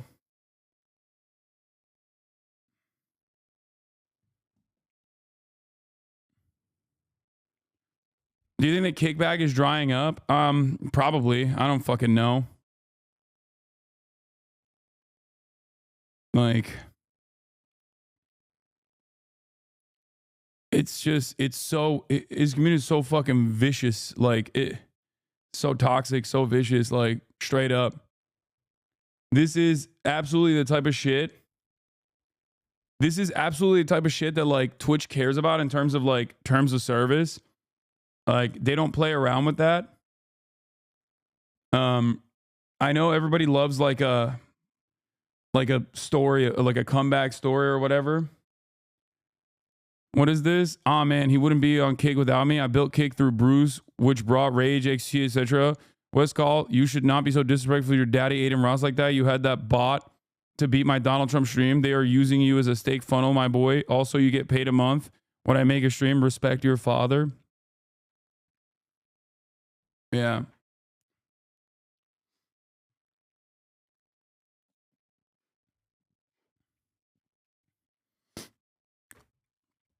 I think it's a weird precedent.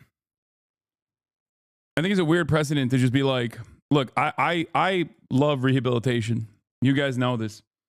And I love it to a point where people get very mad at me and say I'm far too charitable to those who are not deserving of charity. Having said that, however, I think, I don't know what the internal drama is with Aiden Ross, and I don't know what the internal drama is with Aiden Ross and Kick and Steak, but like the years that he spent on Kick, he did so much. I mean, he did so much to his own brand. He did so much reputational damage, and also simultaneously, he just like leaned so far into unimaginable far right content, collaborating with like straight up Holocaust deniers and shit. You know what I mean? It's crazy. And it was poison. It was poison from the jump. This is something that I very clearly called out years ahead of time. Okay? This is something that I called out years ahead of time. When it was first forming, when Kick was first forming, I said, when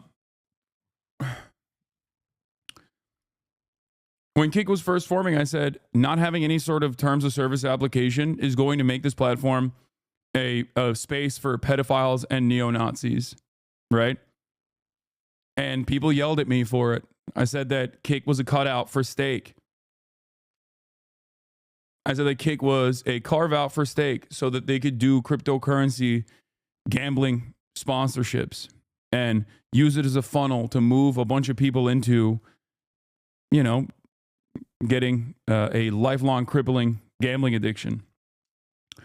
But not only that, not only did that happen, but also on top of that, there were so many like insane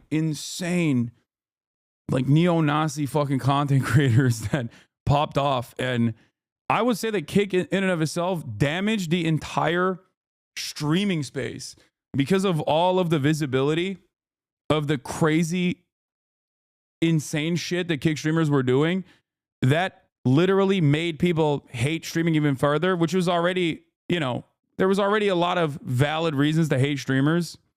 We're out of touch. We're rich. We're spoiled. You know, all we do is sit in front of a fucking computer and make a shit ton of money. But Kick definitely didn't help. You know what I mean? All the clips that Stake was paying for, the entire clip farming Twitter ecosystem that was created, that also happened to be the fuck Hasan ecosystem on Twitter as well. That serializing, harassing people, having metas like, you know, creating CSAM,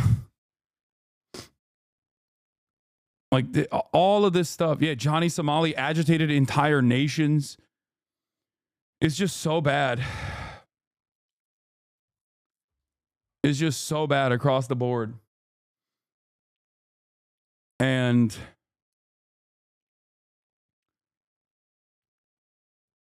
you also used to say that you wanted it to succeed for a competition against Twitch before the insane levels of shit on there. Yeah, I mean, I don't mind. I don't mind having like healthy competition in the streaming space because it's good for streamers and it's good for the watchers as well. I timestamped On top of it. that, I do wish you well on Kick. I really do, because I want a competitor. This is from March 20th, 2023. Hasanabi debates Trainwrecks TV. I want a competitor to Twitch because I think that would make the platforms overall better. But make no mistake, ironically, you started off talking about how you hated how much titty streamers or fucking hot tub streamers and the meta was awful. And now you got porn on your platform. Now you got one of your main poster boys at Kick showing porn to minors. So maybe you now recognize the importance of moderation, especially as it pertains to an overall platform. Wait. Let me respond to that. First of all, me going on rants about titty streamers 4 years ago or however long ago that was. Oh, your positions have changed? Oh, so have H3's positions changed? Oh, no, I love that. I love that. Can you change? Yeah, of course. If your positions on titty streamers have changed, that's wonderful. That's wonderful. Okay. I'm glad. Okay. But I don't think your positions have changed so much that you think it's okay to show minors porn, right? I don't think that's the case, right? Of course not. That's definitely.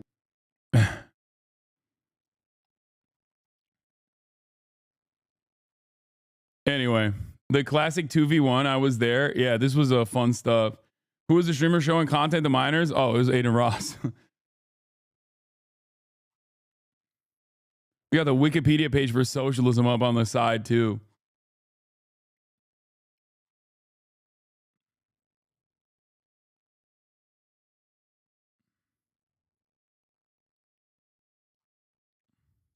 weird as hell for him to do that. But to bring it from the How many point you're days bringing did he it get right banned now for is that? completely Off of Kick. disingenuous. How many days did Aiden Ross get banned off Kick for that?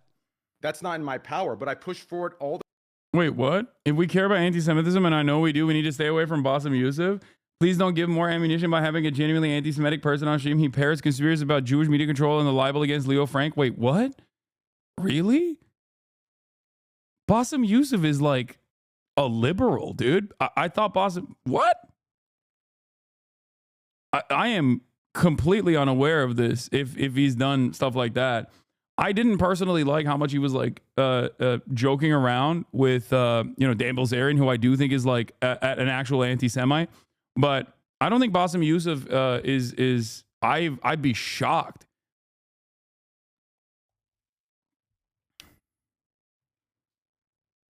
Yeah, I think like the shit that he does, the shit that he on Theo Von, he talked about Jews owning the media, and then on Twitter about Leo Frank stuff. Wait, what the fuck? I did not know this at all, chatter. Holy shit. He retweeted one thing that was bad. What is this? After a Leo Frank rant that recycled anti-Semitic tropes and sounded almost like Candace Owens, who's gone deep into the anti-Semitic territory. I hope that Mehdi Hassan is the tail remove Bassem Youssef from a list of affiliated contributors. What is this? Tomorrow marks 109 years since Leo Frank was lynched by a hate-filled mob in Georgia. Wait, what?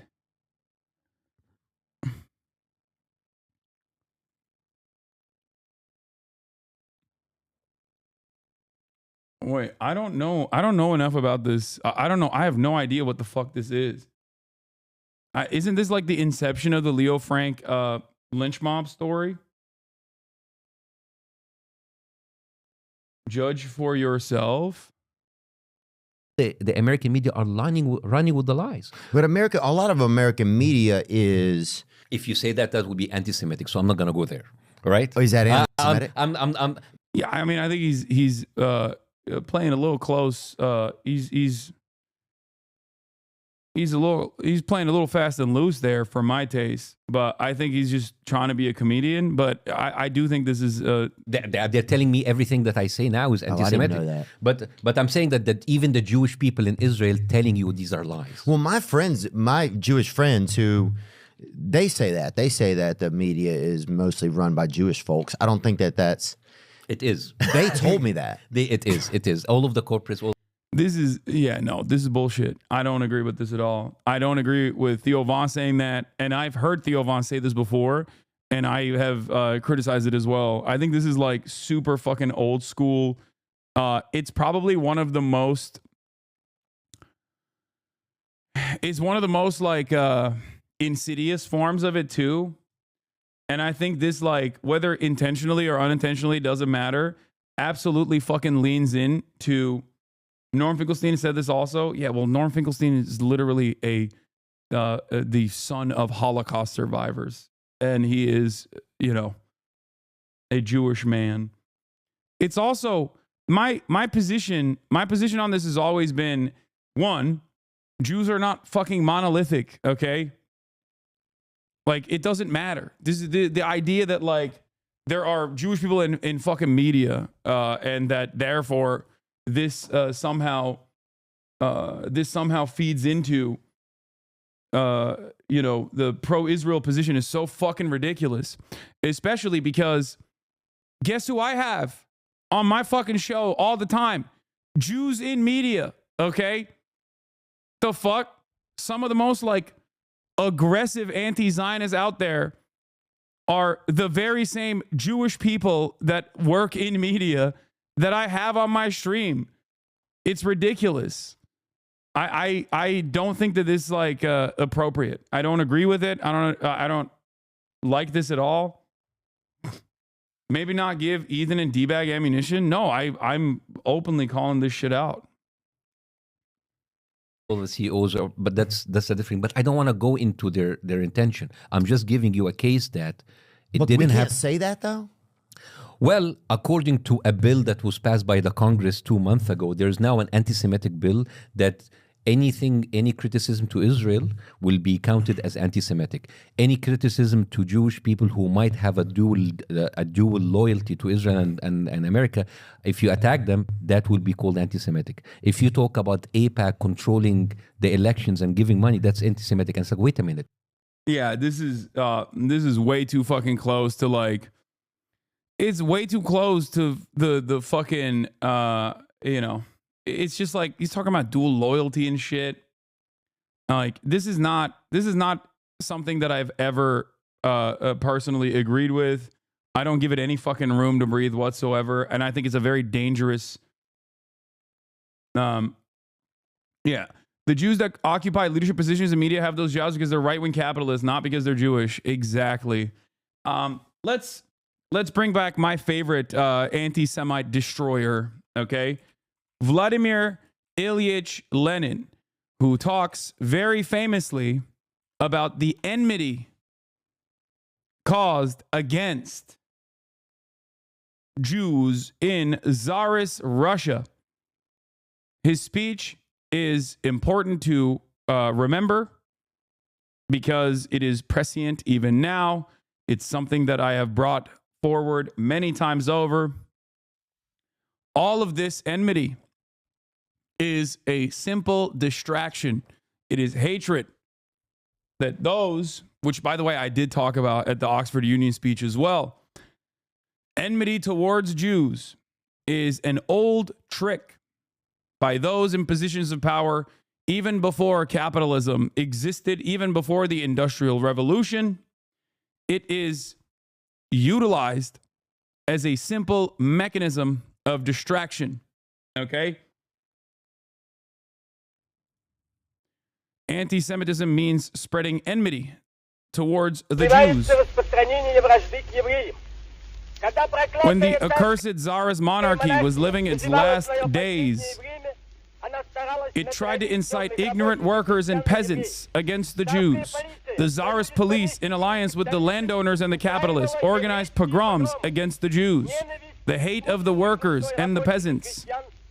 The landowners and capitalists tried to divert against the Jews. In other countries, too, we often see the capitalists fomenting hatred against the Jews.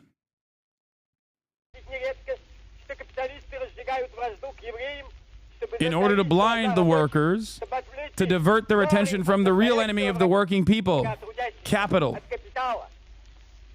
Hatred towards the Jews persists only in those countries where slavery to the landowners and capitalists created abysmal ignorance among the workers and the peasants. Only the most ignorant and downtrodden people can believe the lies and slander that are spread about the Jews. This is survival of ancient feudal times, when the priests burned heretics at the stake, when the peasants lived in slavery, and when the people were crushed and inarticulate. This ancient feudal ignorance is passing away. The eyes of the people are being opened. It is not the Jews who are enemies of the working people. The enemies of the working people are the capitalists of all countries. Among the Jews, there are working people and they form the majority. They are our brothers who, like us, are oppressed by capital.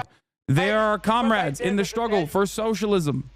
Among the Jews, there are kulaks, exploiters, and capitalists, just as there are among the Russians and among the people of all nations.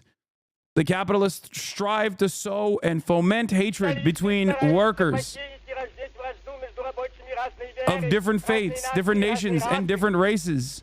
Those who do not work are kept in power by the power and strength of capital. Rich Jews, like rich Russians, and the rich in all countries are in alliance to oppress, crush, rob, and disunite the workers. Shame on accursed Tsarism, which tortured and persecuted the Jews. Shame on those who foment hatred towards the Jews, who foment hatred towards other nations. Long live the fraternal trust and fighting alliance of the workers of all nations in the struggle to overthrow capital.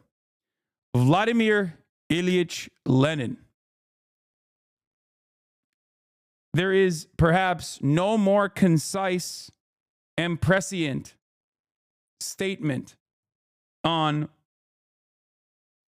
the unnecessary division that is very successfully created.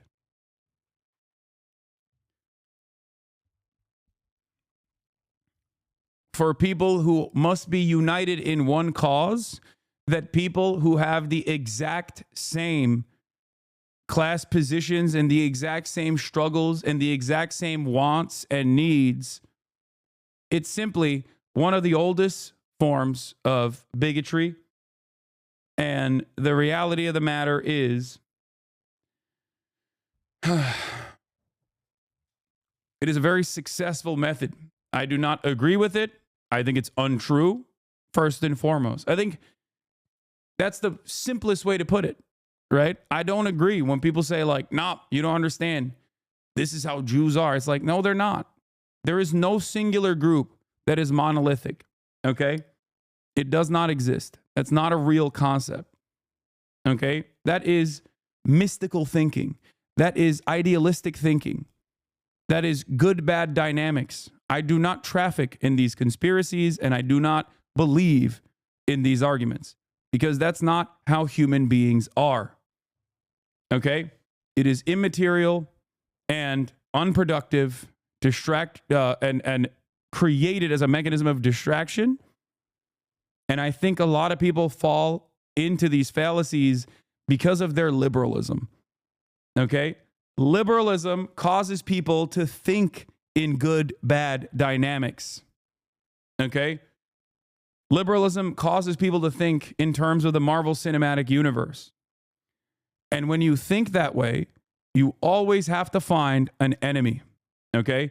Someone has to be doing things, pulling the strings, because you refuse to see that those who are openly pulling the strings in broad daylight and engaging in class collaboration are those in positions of power, the capital owners, a consortium, a network of capital owners who are in positions of power all around the globe, regardless of their background.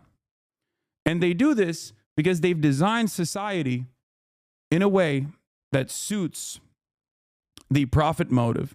They do this in a way to ensure that they still end up reinforcing the structures that bind us.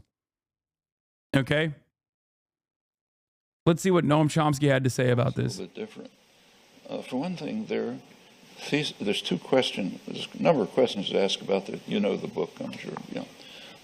Lenin died 25 before Israel. We live in a different world today. It don't matter. If you think Lenin's analysis in that regard is not applicable, when in fact the time when he was alive was infinitely more susceptible to anti-Semitic ways of thinking.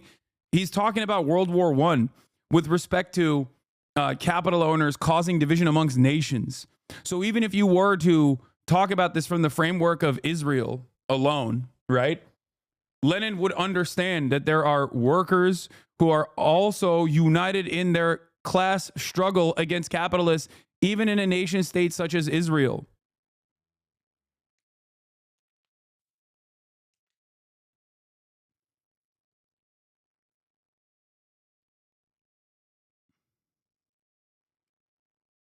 Anyway, Leo Frank was a Jewish man who was lynched because he was wrongfully convicted for the murder of teenager Mary Fagan. Jury believed the black man's testimony to Jim Conley over Frank's. A witness averred on his deathbed that he saw Jim Conley kill Fagan. Leo Frank is used as a dog whistle for Jewish people doing crimes of pedophilia and killing children. Saying Frank is guilty today, he's literally just dog whistling. Yeah, I didn't know that. Sorry. I mean, I don't know the full details of the Leo Frank story. I know that it was like the pivotal reason why the ADL began.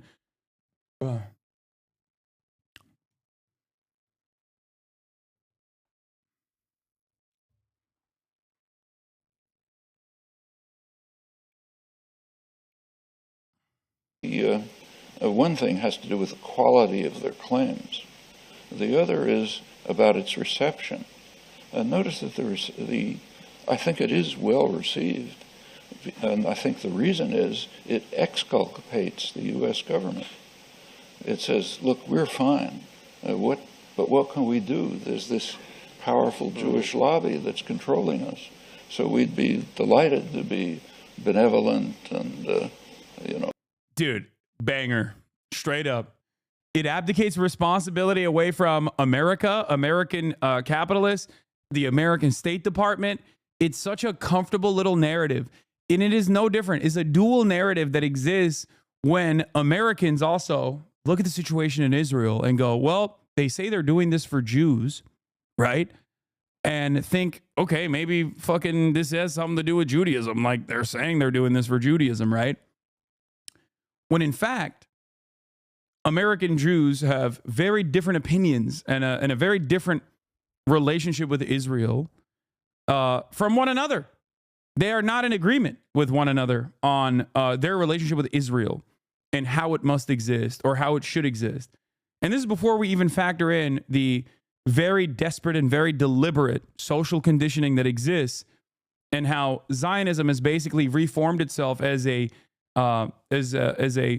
new national religion for a lot of Reform Jews in America, okay, in their upbringing, in their development. Having said that, however, we always forget to mention something truly important in this process, which is Christian Zionism. Christian Zionism historically has predated Jewish Zionism. It blows my mind that people just simply don't understand this. Like, it was actually Jews in the UK that openly criticized the Balfour Declaration.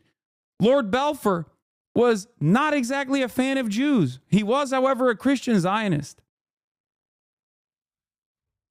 We never consider CUFI, Christians United for Israel, and its importance in this subject. We never consider that there are 10 times more rabid evangelical Christian Zionists in this country than there are Jews in total. Anti-Zionist, Zionists, it doesn't matter.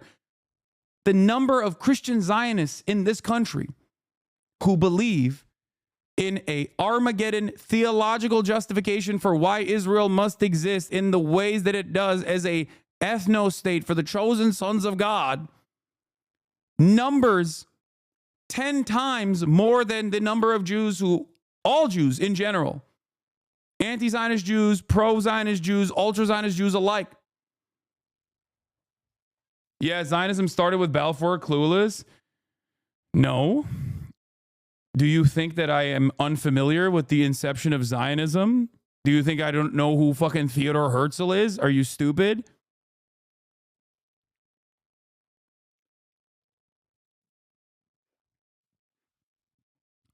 I'm just saying that Theodore Herzl, despite being secular himself, had to make as many different arguments as he possibly could to justify this to an audience of global Jewish community, to an audience of Jews who did not like the argument at all originally. Edwin Montague was the only Jewish minister at the time who was very critical of the Balfour Declaration.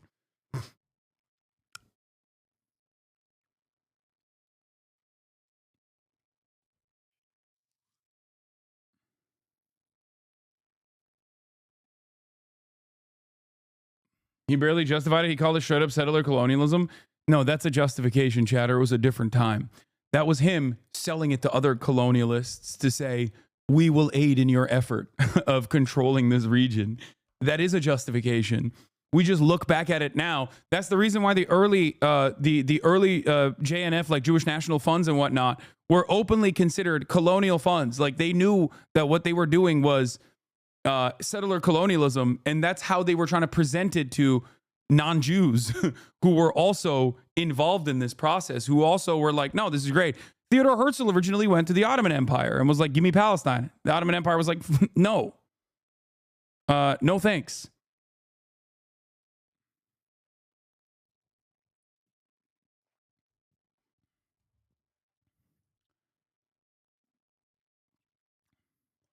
Yeah. Herzl famously rode the Cecil Rhodes. You are being invited to help make history, Herzl rode the roads.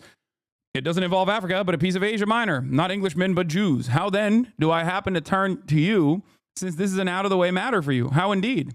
Because it is something colonial. You, Mr. Rhodes, are a visionary politician or a practical visionary. I want you to put the stamp of your authority on the Zionist plan and to make the following declaration to a few people who swear by you. I, Rhodes, have examined this plan and found it correct and practicable. It is a plan full of culture, excellent for the group of people for whom it is directly designed, and quite good for England, for Greater Britain.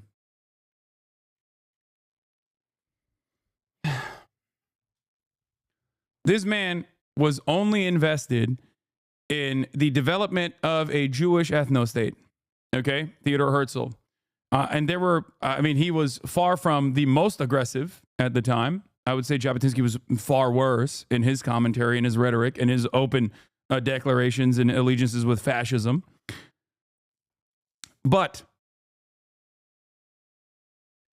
Theodore Herzl, seen as the, godfather of Israel, did not really care. He had one mind. He had one mindset. He would go and make a religious justification to religious Jews. He would go and make a secular justification to secular Jews. He would go and make a colonialist justification to colonialist non-Jews. It didn't matter. Do you understand?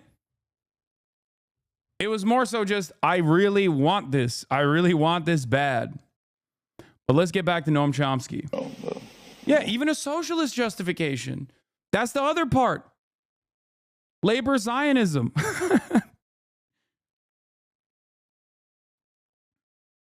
Yeah, see? This is what I was talking about. Thank you, Time Without an OO, for coming in hot. I mean, the biggest funds after Weitz's were Weitz's JNF, Jewish National Fund, were literally called PICA and JCA, the Palestine Colonialization Association and the Jewish Colonization Association. It wasn't really hidden. Why wasn't it really hidden? Because back then, this was a way to say, no, this is good. We're doing settler colonialism. They didn't have that same fucking mindset. Funnily enough, PICA was a Rothschild project. Like they didn't look at this term in the same woke ways that we now understand colonialism as a bad thing, okay? It was a good thing being presented. Victims of colonialism were even less, it had even less voice. They barely have a voice now. There was a positive association with the term, not a negative one.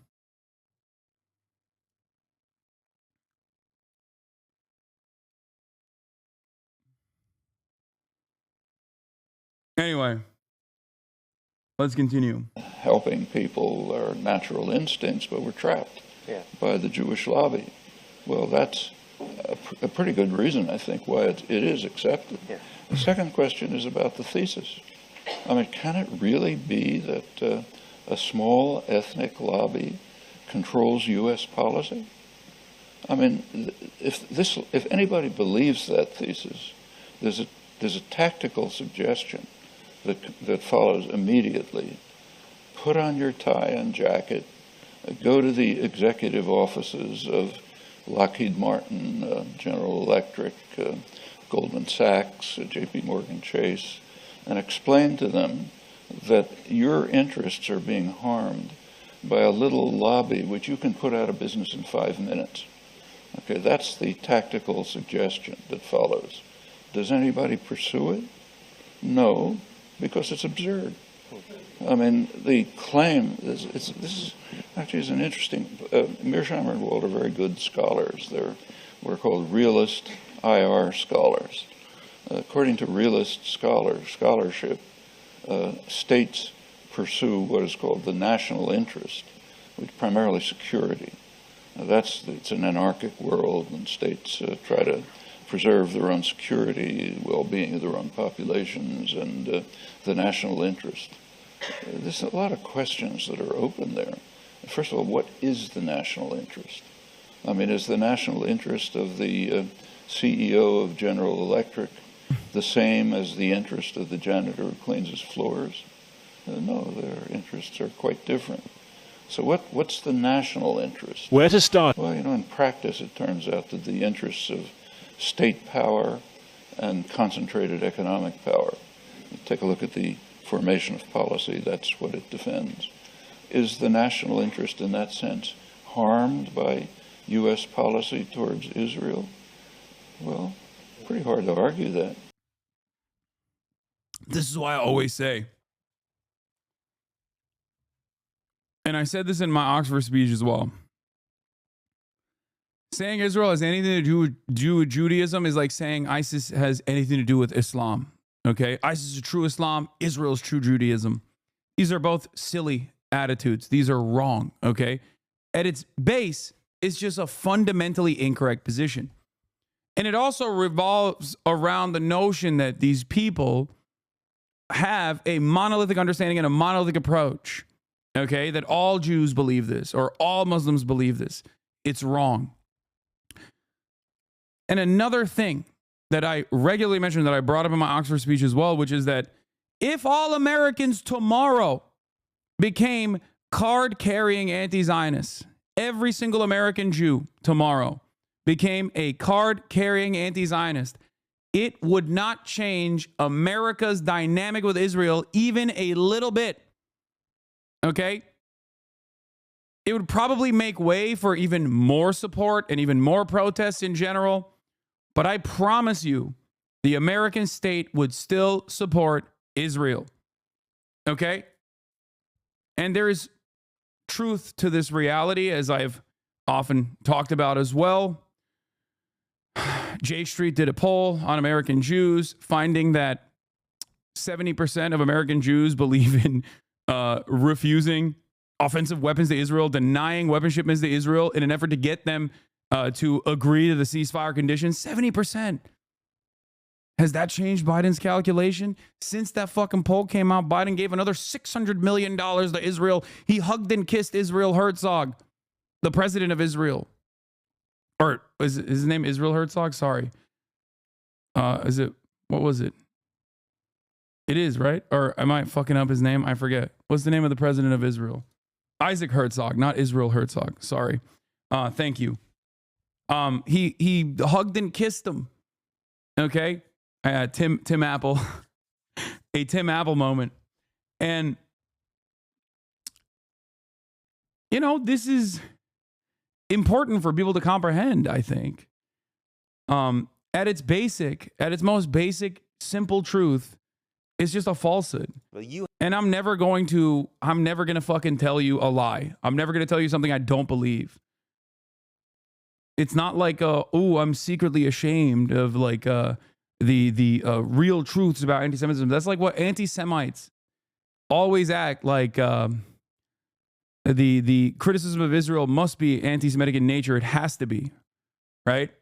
And that people who criticize Israel are actually secretly anti-Semitic themselves, but are hiding the truth because they're scared, because they don't want people to see the reality. They, they don't want to get canceled or whatever, right? And that's just not the truth. I just don't believe it. And I think it's ridiculous. You know? I think it's fucking ridiculous. The Boston Yusuf clip was clip chimped if you were interested. Yeah, well, I'll look more into it.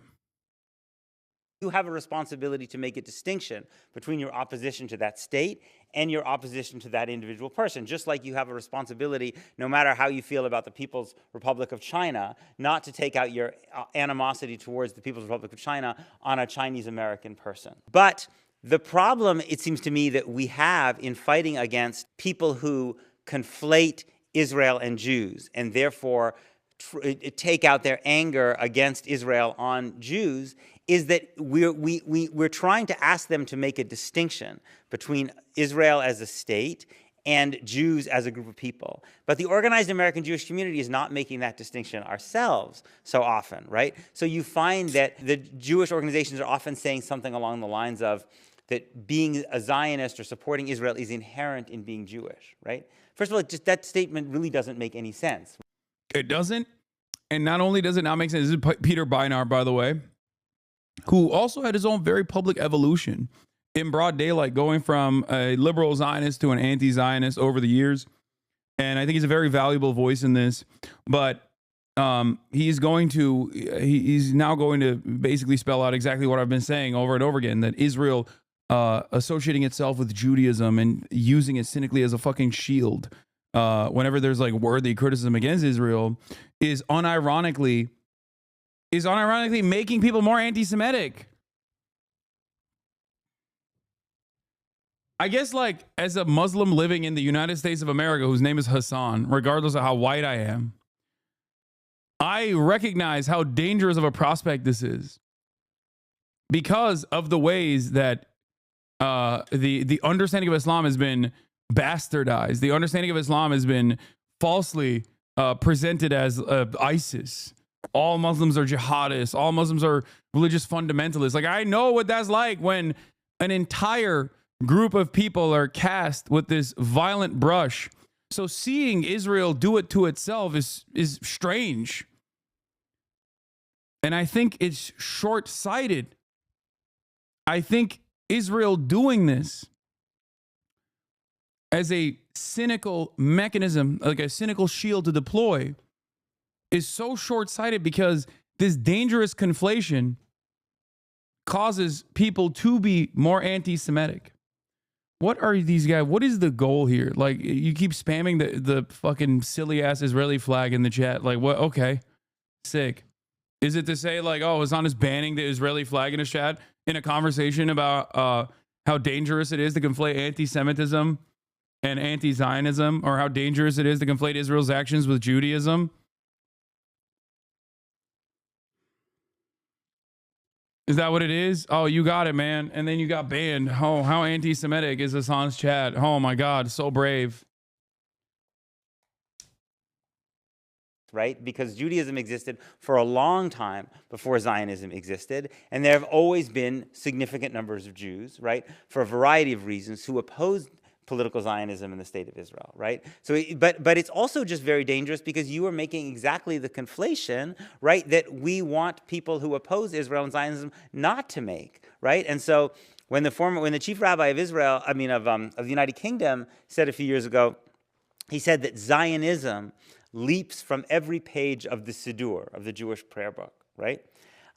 Again, it's a very strange statement given that we've had prayer books since long, long before, Herzl and Pinsker came along in the late 19th century. But then why shouldn't someone write Free Palestine on a Jewish prayer book? You've basically just said it's the equivalent of a political pamphlet for the state of Israel, right? And that's a very, very dangerous thing to do. Yeah. Like, utilizing synagogues and Jewish community centers at the behest of the Zionist project, where you sell West Bank properties that the Israeli state has illegally occupied after purging the indigenous population from those homes, and then utilizing the mechanisms, the dangerous and violent mechanisms of the state to overtake those and the ancestral homelands of the indigenous Palestinian population, and then selling those houses illegally in direct contravention with international law and the local laws of whichever state that they're doing this in, is a very, very dangerous prospect. You are smearing Western Jews with this fascist brush. Scary stuff.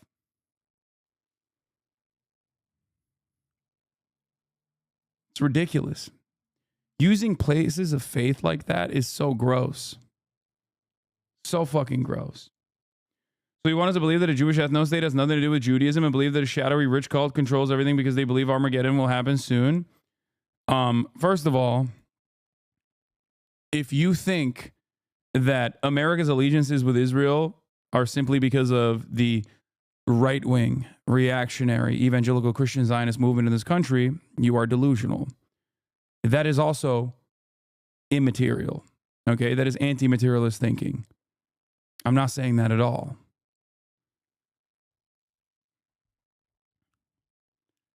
What I'm simply stating is, I don't know where you live, chatter. Perhaps you live in the United States of America. Another thing that I mentioned in my Cambridge and Oxford Union speeches was, we have demographic concerns too here in the United States of America.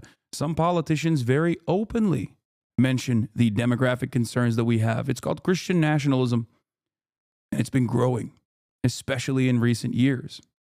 Now, as a United States of America citizen, whether you are of the Christian faith or not, if you understand that as psychotic fascist politicians here, why can you not make this distinction for Jews, both in Israel and also all around the world?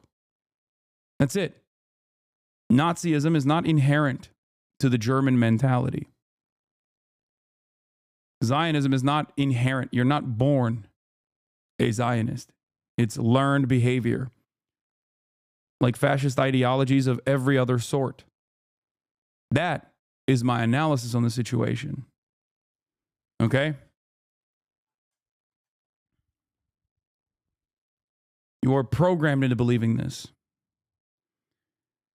It's learned behavior, just like every other bigotry. You've literally said America supports Israel because the evangelicals do? No, you misunderstood what I said. I said America supports Israel because it is in our material interests. It is in the interests of American capitalists to have a unsinkable aircraft carrier in a resource-rich region, okay? That is the reason. I'm simply stating that there are more Christian Zionists in this country than there are Jews overall. So even if all Jews in the United States of America were anti-Zionist, our analysis, the American government's analysis wouldn't change. Even if everyone was anti-Zionist, the analysis would not change.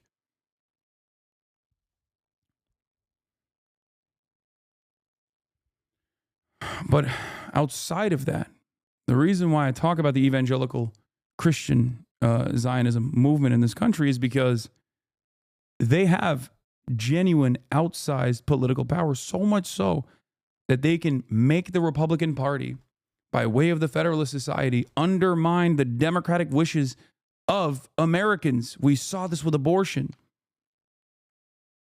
So I think it's a way to shift the responsibility away. Whenever people say, nah, it's Jews, it's the Jews, over and over again. It's not to say, no, it's not the Jews, it's actually right-wing evangelical Christians. That would also be anti-materialist thinking.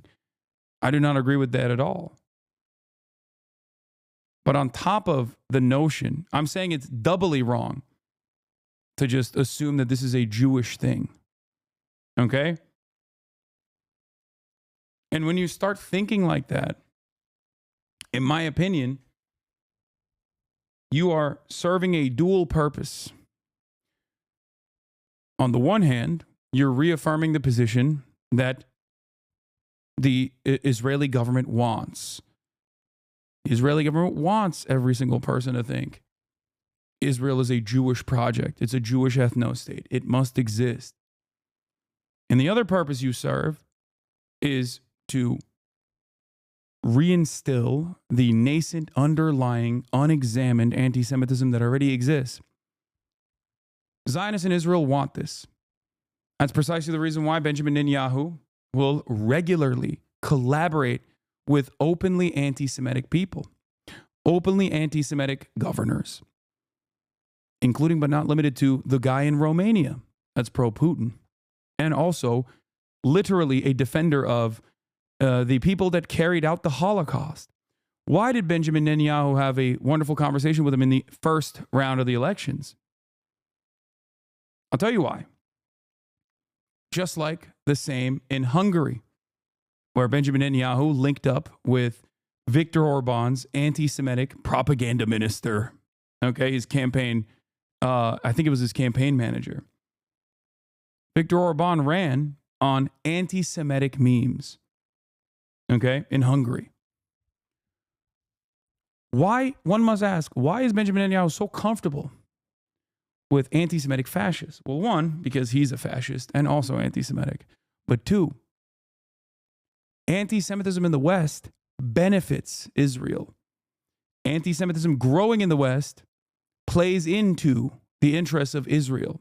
If Jews feel less safe in the West, then they'll want to defend Israel's ethno-state project, touching on the centuries of domination, pogroms, and the Holocaust, and the real pain that exists in Jewish history, and packaging that up again and saying, see, it's growing. It's growing in the West. That's why you have to either support Israel and fight at the behest of Israel and engage in propaganda war if you're not going to actually come to Israel and live there. But ultimately, you have to live in Israel. This is another reason why I always say the greatest threat to Israel is not Iran. It's not the mullahs. It's not the Ayatollah. It's not Hezbollah. It's not the Ansar Allah movement. The greatest threat to Israel is Sherman Oaks. The greatest threat to Israel is Boca Raton. The greatest threat to Israel is Brooklyn, New York. Because if people do not feel insecure living in the Western world, and they shouldn't, our Jewish brothers and sisters should not feel insecure living in the United States of America, okay? Lamau, come on, man. It's 100% true. This is 100% true.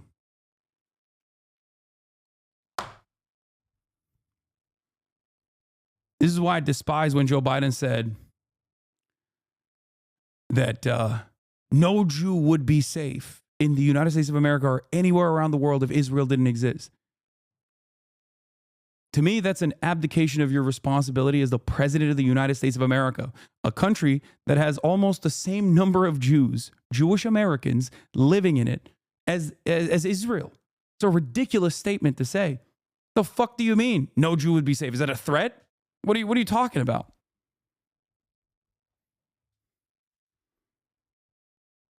It's a lie. It's a silly lie.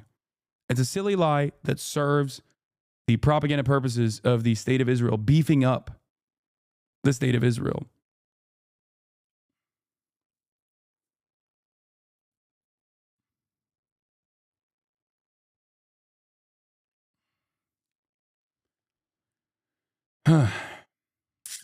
How can you separate Israel from Judaism as a Palestinian? All I see is Jewish ethno-state promoting Israel as the safest place for Jews, ethnically cleansing people to bring in Jewish settlers, annexing Jerusalem and West Bank to control the alleged Jewish temple, a government using the Torah to justify their genocide. How can anyone separate that from one another? Yes.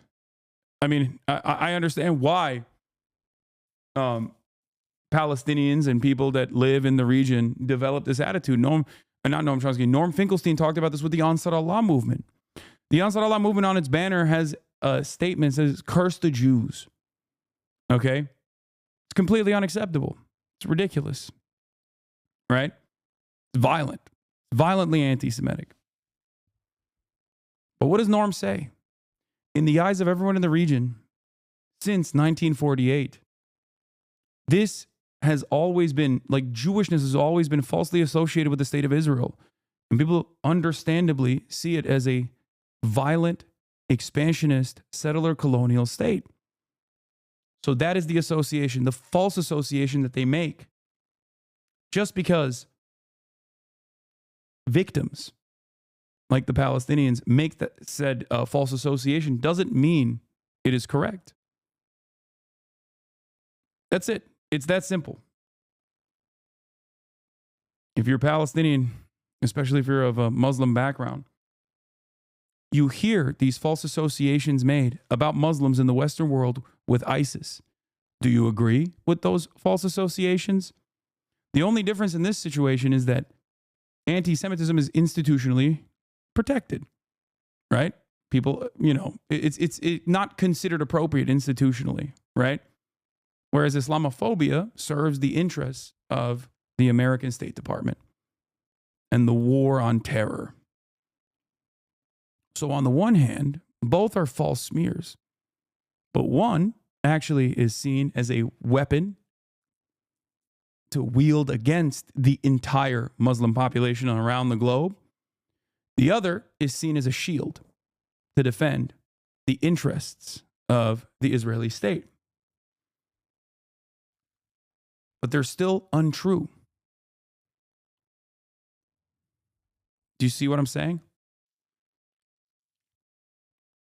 The only difference, however, is that both of these are real bigotries. One is seen as a bigotry, the other one is not. Unfortunate reality is that many people do not see Islamophobia as a real bigotry. They see it as like real criticisms of what they perceive is the entirety of the ummah. Okay?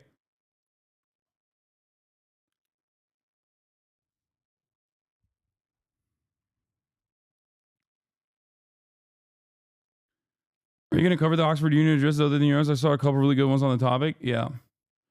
Maybe. Anyway. Let's start with Syria. Syrian rebel forces have seized Damascus as the Assad regime topples. Now, this is a really interesting and, dare I say, complex situation. The morality of Assad is not complex. Assad is a brutal tyrant and also, a dog shit statesman in general. Can't speak for his, acumen in eye surgery. But as far as the rulership over Syria goes, not a good guy. Okay? This is something that I've talked about, especially as of late, quite a bit. Having said that, however, I analyze it in a way that is not dissimilar in many respects to Saddam Hussein, because there are plenty of people. Syria is a very diverse country. There are plenty of people who have been destroyed by the brutality of the Assad regime. This much is true.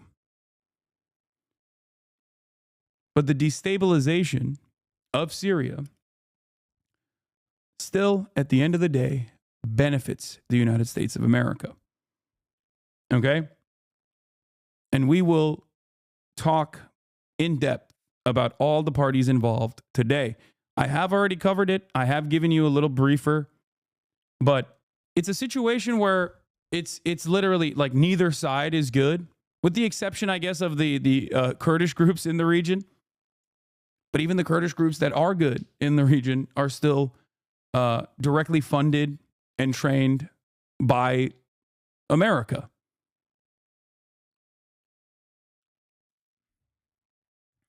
So even good groups can still be used as a weapon by the American State Department.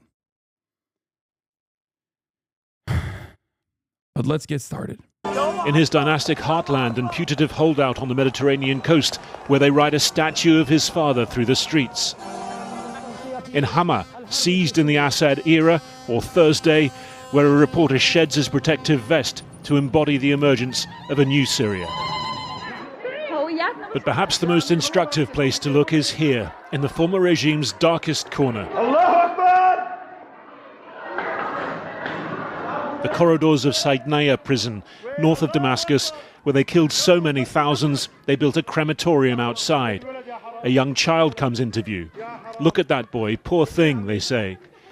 These women at the heart of a brutal... Anyone who thinks Syria is free now is delusional. Israel's already invaded and bombed parts of southern Syria, the Greater Israel Project. Don't worry, we'll talk about it. I'm going to get industrial oppression, being freed, being told to say God is great, not to worry about possessions, about ID cards, about where to go and how. Another prison, the same story. He says, there's no state anymore, sister. Damn the state, it's fallen. Come down, come on.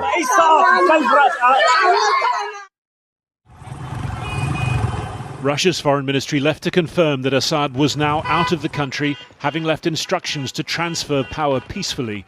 Assad's prime minister saying he will stay in Syria to hand over government functions to a transitional administration. But for now, real power rests with this man, Abu Muhammad al-Jalani, leader of the Islamist HTS forces, listed as terrorists by many countries, but spearheaded the regime's collapse.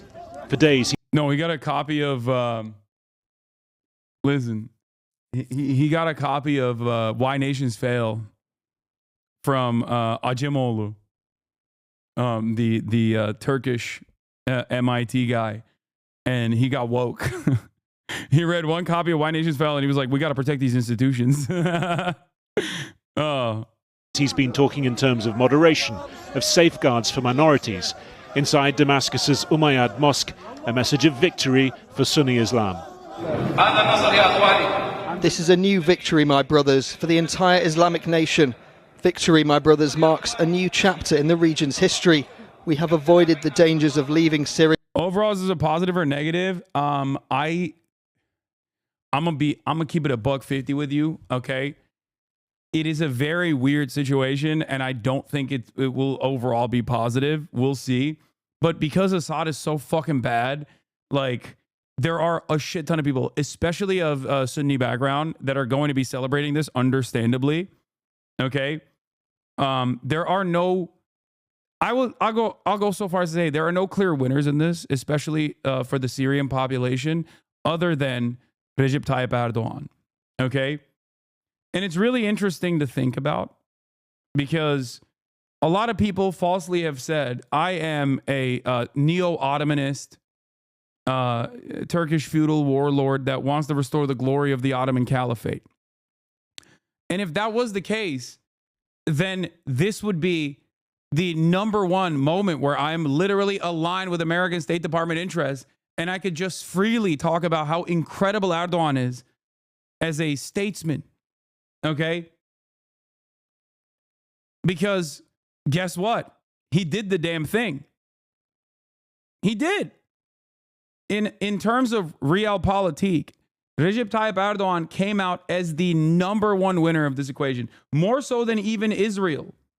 Do you understand? Like, he's had a genuinely growing and very volatile anti-Syrian, anti-refugee movement in his country. He basically gets to send a lot of, well, not even send the Syrians back. They voluntarily will go back to their homes. There are millions of Syrians living inside of Turkey, which has created a lot of anger and animosity against the Syrians in the country. He now also gets to have a major say in what happens in this, border nation. There has always been a lot of back and forth between Erdogan and Assad.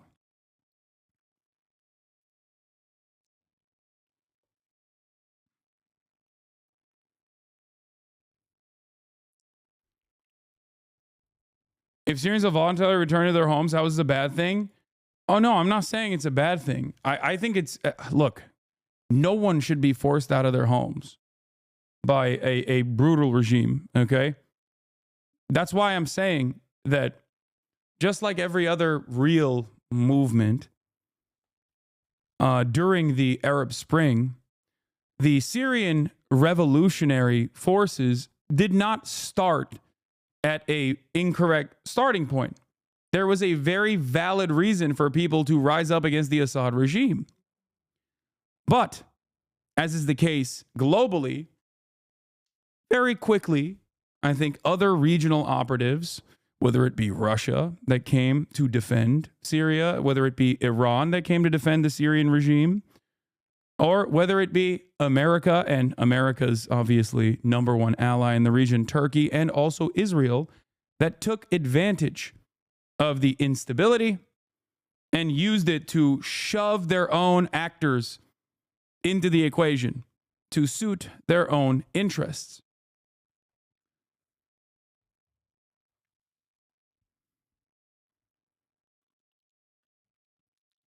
It will, however, never not be funny to me, someone growing up in the United States of America now for the past 10 years, to see a former Al-Qaeda leader get this much positive coverage. In my opinion, this is so close to the Afghan civil war, like in the ways that the American State Department operated there, and the valid reasons as to why many Muslims in Afghanistan were understandably against the USSR-aligned Afghan government at the time, it is damn near identical.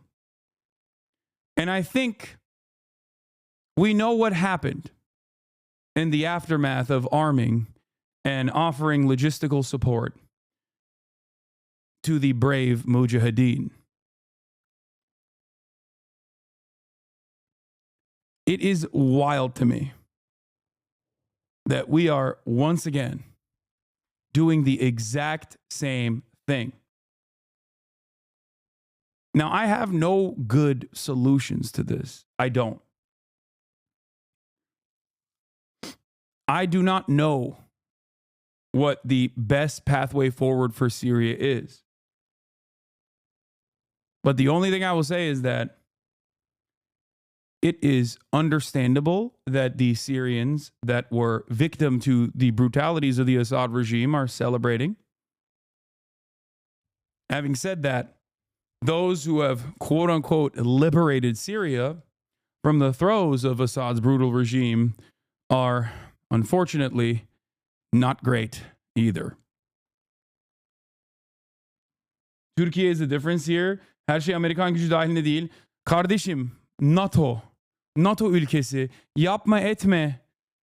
Saçmalamayın arkadaşlar. Nükleer füzesi var Amerika'nın. Yapmayın etmeyin ya. İncirlik'te Amerikan nükleer füzeleri var. Saçmalıyorsunuz eğer Amerika'nın Amerika git orada ne yapacaksan yap demeden Türkiye hiçbir bok yapamaz. Yapmayın etmeyin. Allah Allah. Saçmalık yani. Dönüp de diyorsunuz ki bir yandan da Kürtlere veriyorlar ama silah. Tamam. Ondan sonra Türkiye geri gidiyor. Vuruyor Kürtleri. Amerika hiç bakmıyor bile. Neden bakmıyor? Çünkü sikinde değil. Çünkü Türkiye NATO. Türkiye NATO'nun ikinci en büyük ordusu. Saçmalamayın. Yani Erdoğan her gün çıkar der ki İsrail'in amına koyayım, İsrail'in amına koyayım, İsrail orospu çocukları desin. Ne yapıyor ondan sonra? Bakü'den göndermiyorlar mesela yine petrolü. Türkiye üzerinden göndermiyorlar mı petrolü İsrail'e? Gönderiyorlar. Neden? Yıllar boyunca Erdoğan Mavi Marmara'dan sonra anasını sikeyim İsrail'in falan dedi. Ne yaptılar?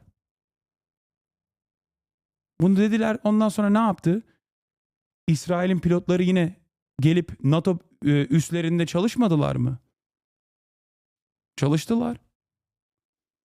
Eğitimlerini orada aldılar.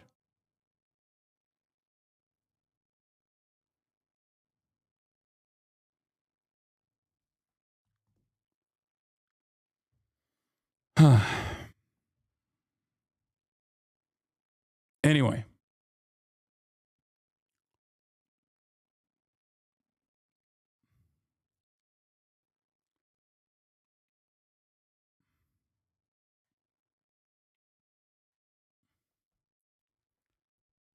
Are you also very concerned about Turkey taking its influence over the victorious rebel factions and turning them against the Kurds?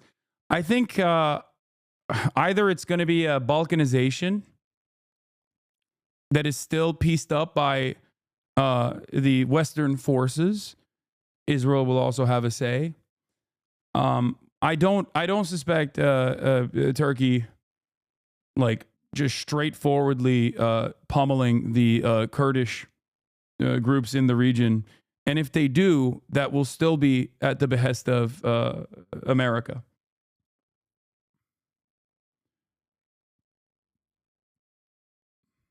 We shall see.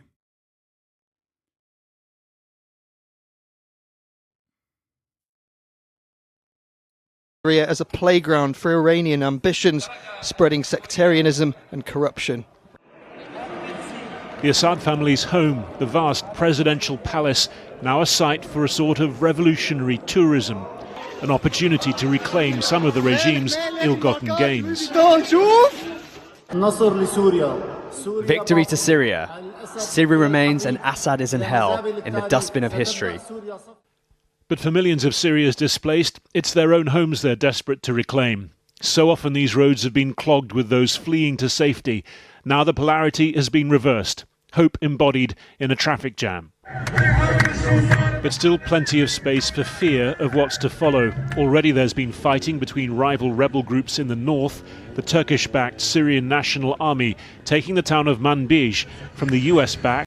Remember when they were saying to me in the chat, like, oh, the Turkish-backed Syrian National Army, like, they're not, you're wrong. Turkey is not a player in this. Like, come on, dog.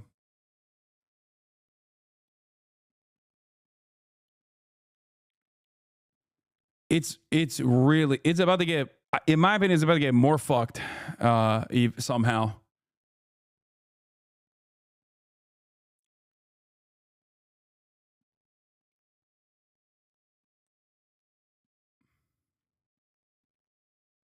I'm a Syrian Christian, just hoping whatever it is next for the country, my people won't be persecuted, to be honest.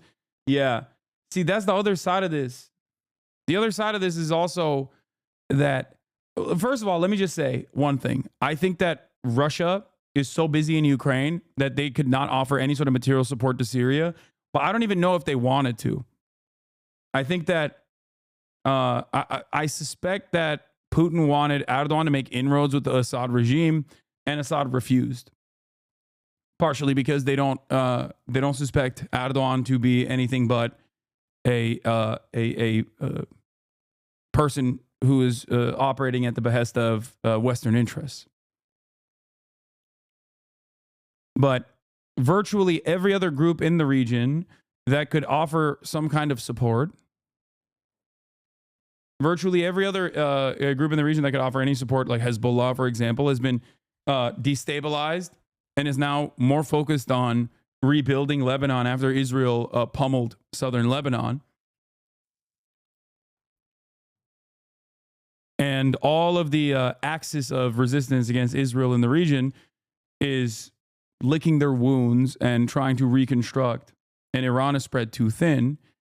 This created an opportunity for all of the cells that are anti-Assad, that range from secular forces, ethnic Kurdish militias, Marxist-Leninist forces, all the way to the Salafists, former Al-Qaeda and former ISIS operatives, and Turkish-backed Salafists to take advantage of this opportunity and seemingly fucking take over Syria in a matter of a week.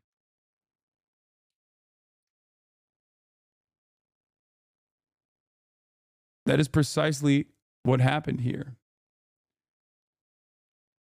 And I am fearful of what will happen to the many different ethnic minorities, ranging from Kurdish people to the Shia population to the Christians, especially under the Assyrians, especially under the rulership of, I mean, straight up Al-Qaeda. Like, these guys are former Al-Qaeda leaders.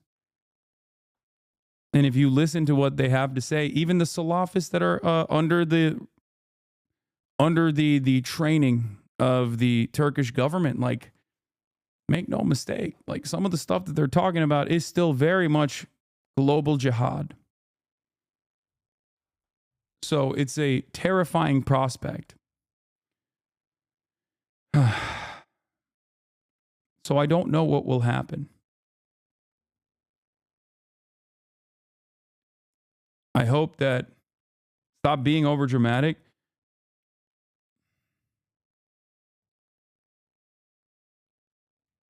Chatter. It's impossible not to see random people being released from prison and the celebration that creates, that you know, the celebration that invokes. Okay, it's a good thing objectively. I am not of the mindset that like every single person that was imprisoned by the Assad government was a fucking ISIS terrorist or whatever. Okay, that's ridiculous. There are so many people who were falsely imprisoned. Having said that, however, the very fact that the major forces here, like major players in the coalition, being former Al-Qaeda leadership, I think it's understandable for me to demonstrate some level of concern, especially for all of the non-Sunni Syrian populations and even the Sunni Syrian populations, as a matter of fact. There is a reason why Hamas originally was in favor of toppling the Assad government, despite the fact that they literally operated in the way that they operate out of Doha right now. They used to operate out of Damascus. Okay? Because there was a valid reason for the uprising against Assad. But if you are to expect me to sit here and be like, this is going to be fantastic for Syrians because the major coalition head, who was a former Al-Qaeda guy, is now saying, oh, that was just a phase. When we were like decapitating Christians, when we were beheading Christians, that was just a phase for me. I'm good with that. When I said global jihad and, you know, rising up in arms against the Christian heretics, like that was just a phase. I'm good now. It's hard for me to believe that. And this is before we even get to Israel in the equation as well. While the Assad regime is not exactly pro-Palestine and hasn't been for quite a while, okay? Syria provided a logistical hub for the axis of resistance in the region, and it was a shaky allegiance that they had, specifically with the Iranian government. But it was still a logistical hub nonetheless. A logistical hub for Hezbollah and a logistical hub for, Iran in general.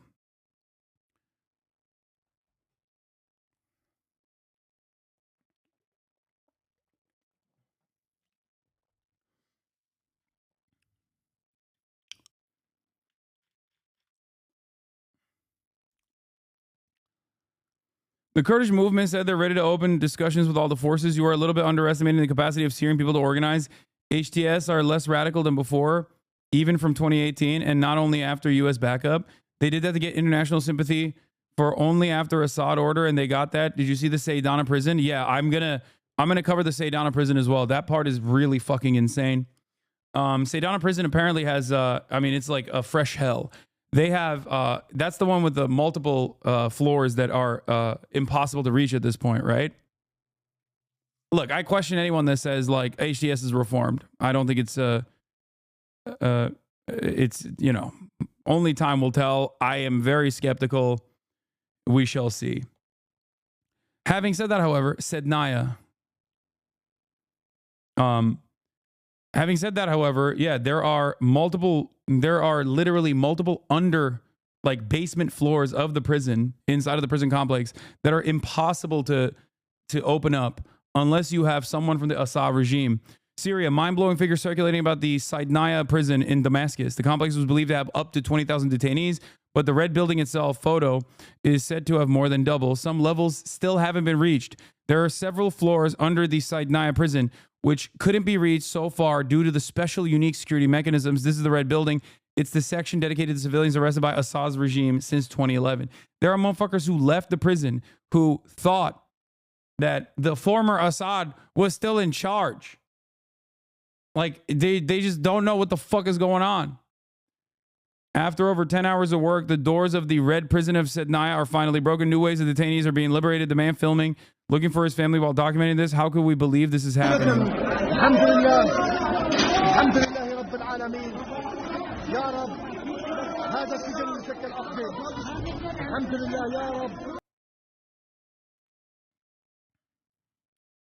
Yeah, there were prisoners who have been in there for so long, they thought they were being liberated by Saddam's army. Like, it's insane.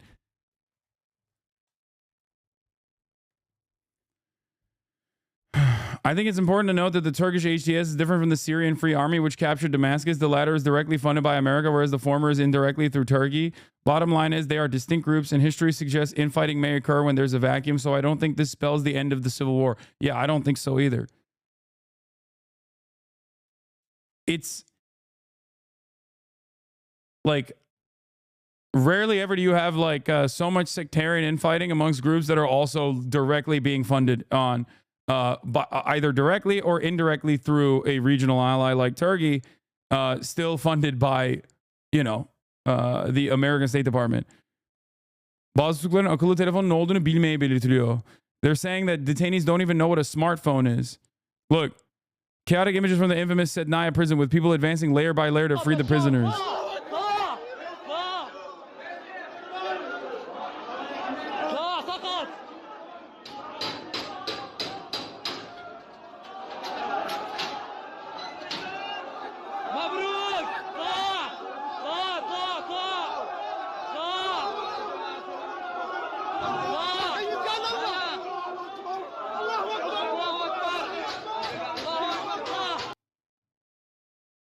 Like,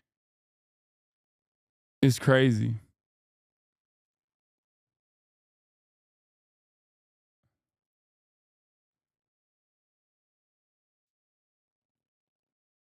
Eight years ago, Amnesty reported that prisoners were being left without food for days, sometimes even weeks. People are tortured and beaten for hours without breaks, sometimes every single day. Many die and are left to rot in crowded cells, while others are alive with diseases spreading. I think there's like a child that was born in the prison or some shit too. It was like fucking insane. I mean, I don't know. This is like, some of it is fog of war stuff. But I mean, it is a fresh hell for sure. And it's impossible not to, you know, look at these images and think, you know, this is a bad thing. It is a good thing. Out, you're free, out. Bashar al-Assad has fallen. I need my ID. You don't need ID. The checkpoints are gone. I'm from Homs. He's liberated too. Then on men's level, what about the women? The women are out. Don't worry. The son of a bitch is gone.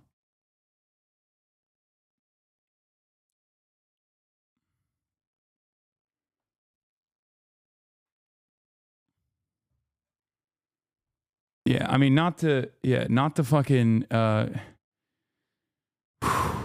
not to lighten the mood at all, and make this silly, but yeah, it is like impelled down. I mean, it's a fresh hell, literally. Well, look at what Sina Tusi had to say about this. But yeah, I am not an Assadist, and you know, all memes aside about talking about the fucking line of Damascus or whatever. It's silly shit that people. I think being an Assadist is like being someone who's pro-Putin, where it's just campish shit overall. Having said that, however, I am still very skeptical over what will happen in Syria, because it's not like I'm pro-America or pro-Turkey either in the region. And I fear that the Syrian people will still continue to suffer, and there will most likely still be a lot of ethnic strife and a lot of infighting. And Kurdish-led Syrian Democratic Forces. And while Kurds further east celebrate stunning gains over Assad and Iranian-backed forces, fears here about the potential for ISIS to gain ground. We will also continue to maintain our presence in eastern Syria, which is solely to ensure the enduring defeat of ISIS and has nothing to do with other aspects of this conflict.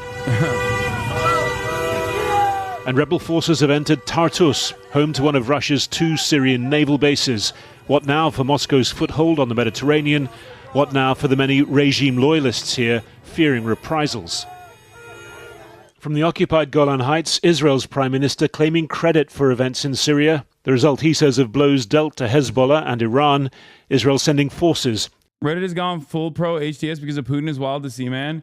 Yeah, it's especially wild to see because, like, the guys that, like, HTS represents exactly the type of dudes that the average American thinks is, like, you know, the jihadists, like all Muslims are like that. HTS is, you know, originally a global jihad organization, or at least like, you know, the guy is fucking Al Qaeda. I don't know what else to say.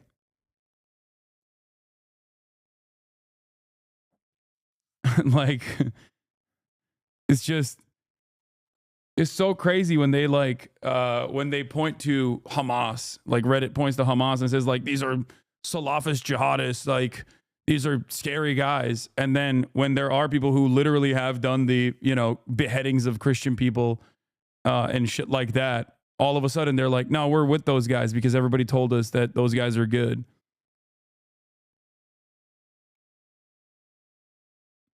It's kind of wild how big of a demonstration of the power of manufactured consent is in this story. He was in every Islamist group on earth. What Al-Jilani has done to what Al-Jilani has to do for you to be more charitable to him, brother, I'm sorry. There is no, I don't think there's anything he can do. Just step aside. You know?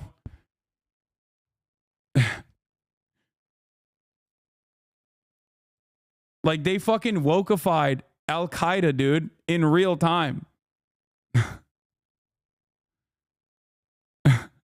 It's like, this is it for me.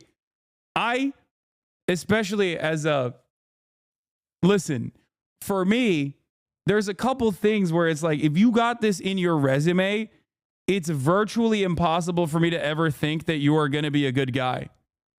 Okay? Like, if you're the emir of the Al-Nusra Front, okay? Like, if you have,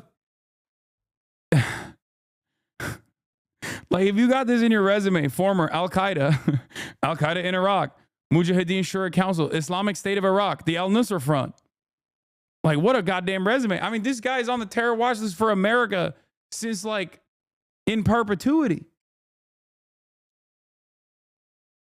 All he had to do was take the fucking headdress off, take a shower, trim the beard a little bit, and put the goddamn fatigues on for everybody to be like, nah, he's woke now. Like, yeah, this guy was this guy was in the terrorist groups like he was collecting infinity stones. You know? It's crazy. It's so funny, chatters in here being like, yo, give him a chance. One must ask the question why I have this attitude towards a very different attitude that I demonstrate towards Hamas as I do towards this guy. And no, it's not because I'm like, fuck America unconditionally. I understand how violent and ruthless the Assad regime was. Okay, I get it. I get why people would be like, yeah, this guy is our salvation. Okay? Especially if you're Sunni, like if you're being oppressed. It's just,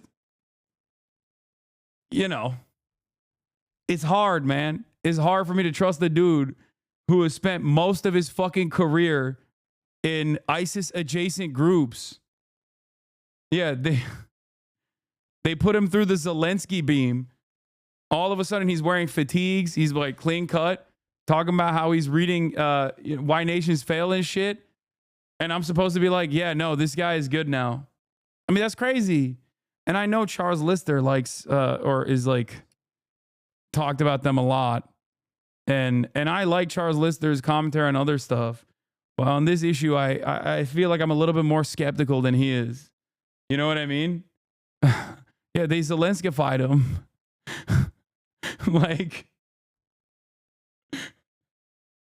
yeah, he's reading Settlers of Catan.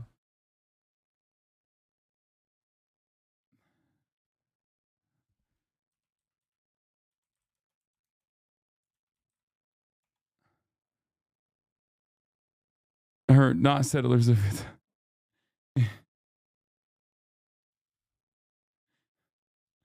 Yeah. All right, let's continue with this video. Into the UN buffer zone. Syrians know all too well the perils of this moment, but across the country, they're choosing to focus on its he's reading the board game Settlers of Catan by Jay Sakai. Potential. Nowhere more so than here in Damascus. Funny how you trust Wikipedia. Oh my lord.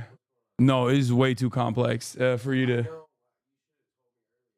Wait, what? I'm sorry that I'm covering the fucking. Yeah, it is over your head. Okay, come in and say hi. There's some historical irony in the IDF entrance into Quneitra. The old city of Quneitra is a thriving cosmopolitan city. Capital of Golan was occupied in 1967 and immediately cleansed. Jumped to 1974's disengagement between Golda and Hafez. And Quneitra was set to return to Syria. What does Israel do? Destroy the city. Blow everything up. Gone. Arab papers called it the Hiroshima of the Middle East. Old Quneitra remains empty to this day. Here we are 50 years later. I can't believe you would, as a Syrian. Oh, yeah, guys. Austin has revealed himself as a Syrian. No, basically, my family comes from the part of Lebanon that was Syria. This motherfucker just wants to be I'm just everything. fucking with you. I'm Lebanese, but they come from the part of Lebanon that was Syria, but it became Lebanon. Anyway, I'm just saying hi and bye. I'm going to leave because I thought we were going to do a Sunday fun day, but evidently not. I mean, we could do the. I mean, I won't even be. How long are you here? Like, I'm not going to be here for that long. It's all good. No, hey, you know what? It's fine. I'll be back next weekend. You son of a bitch. I mean, look, no, I don't want to disrupt your flow. This is obviously something that everybody wants to. Well, I was going to say is like, if you want to wait a little bit, we can get back to Fit review. Wait, you were doing Fit reviews? I didn't do it. I'm saying I will though. No, I have to go like in 30 minutes anyway, so I'm just going to go now. Oh, really? Yeah. I just popped in. Hey, you know what? It's okay. Sometimes it doesn't work out, and that's okay. I'm going with the flow. I'm off my Prilosec. You're such a ridiculous person. We'll see you next weekend. All right. All right. Peace. Peace. Okay.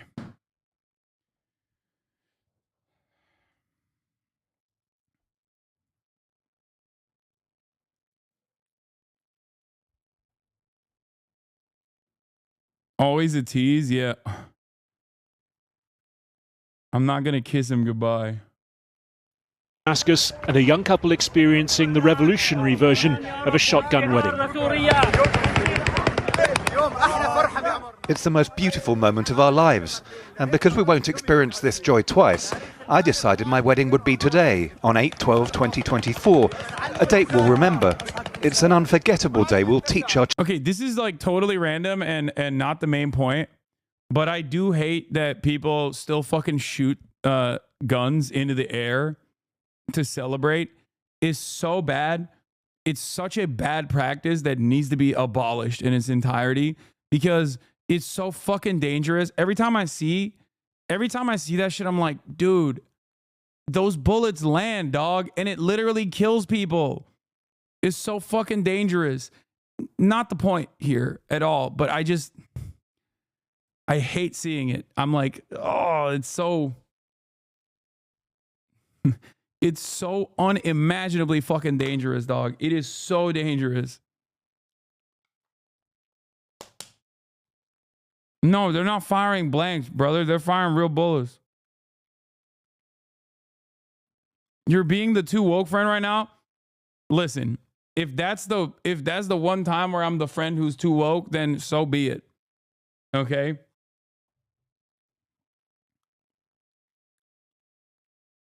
Straight up, I think it's one of the worst practices. One of the worst fucking practices. It is so goddamn dangerous, and people get killed all the time, or at least injured all the fucking time.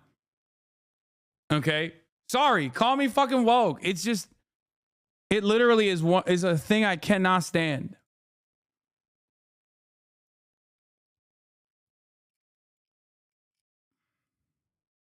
Children about. Just what will this day come to signify? A question perhaps for Syria's as yet unborn generation.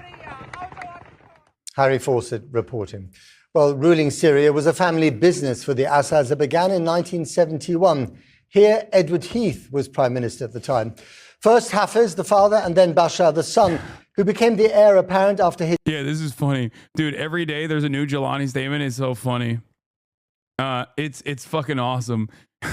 He said, new Ahmad al-Shara Jawlani statement. To all the military forces in the city of Damascus, it is strictly forbidden to approach public institutions, which will remain under the supervision of the former prime minister until they are officially handed over. And it is also forbidden to fire bullets in the air. Interestingly, when it was first written, it said Al-Rais and not Al-Qaid, but then quickly edited. Very interesting. Yeah. Even even woke ass Jelani's like, bro, we can't do that. We can't be doing that. That shit is not good. He's woke. He's DEI. He's so DEI. They hit him with the Zelensky ray. Anyway. His older brother died in a car accident in 1994. The Assad family survived the Cold War, multiple regional wars, and a civil war, but in the end, they couldn't survive the distraction of Russia in Ukraine and Iran and Hezbollah facing off against Israel. The President of Syria and Mrs. al-Assad, Your Majesty. Once upon a time in 2002, Assad, the former eye doctor, and his wife, the doctor's daughter from Acton. The young Al-Rais means the president, and Al-Qaid means the commander. president of Syria was someone that many thought they could do business with. Syria is going to be an important part of building a peaceful and stable future in the Middle East. I was there. The First Lady of Syria was so Yeah, Asma is a baddie, straight up. Like, unlike any other in the region that Vogue called her the Rose of the no wonder Assad was a wife guy. Like, desert and put her on the cover. The Assad family became pin-ups of bliss and normality. But family history told a different story. Bashir's father, Hafez, who came from the small Alawite minority, had ruled Syria with an iron fist for over a quarter of a century. He was respected in Moscow and Washington and feared at home. And a decade after the son took power, the Arab Spring came to Syria and the other side of Assad's character came to the fore. there's a TOS here. In Deraa in the southwest, the regime shot dozens as ordinary citizens echoed the cries of freedom from Tunisia, Egypt and Libya.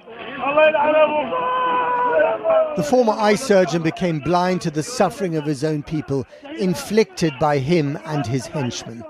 In his prisons, torture, including of children, became the norm, and hundreds of thousands of civilians disappeared.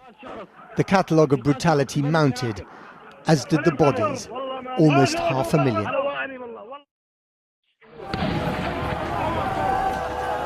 Barrel bombs dropped by planes onto residential neighborhoods and hospitals.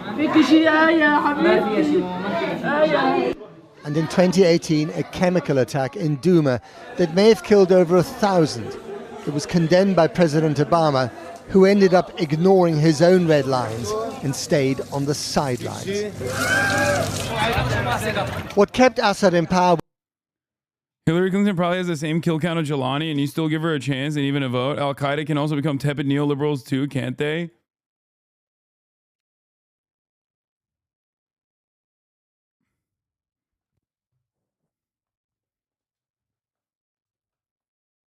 I feel like Hillary Clinton's kill count might be higher overall. I mean, but it's a wild thing to present Hillary Clinton as the, it's a wild thing to present Hillary Clinton here, considering who's backing Jelani. Bashar laughing at Gaddafi, suggesting he might get toppled in 2008. Yeah. Yeah, I mean, he was...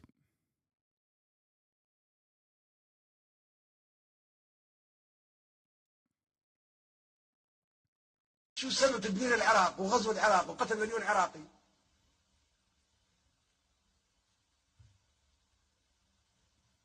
وخلص بقى الامريكان يجاوبونا. I still think you should give Jelani a chance. I'm not gonna lie.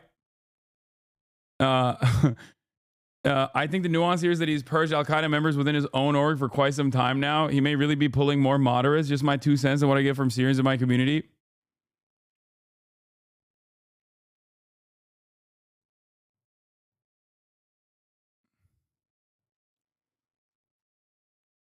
Yeah, good luck to everybody involved, okay?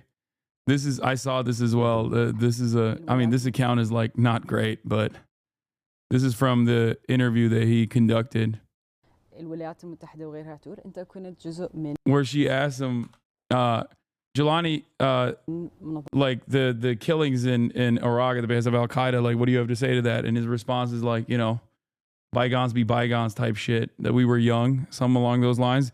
Is there an interview? Is there an interview with subtitles? I want to watch this interview.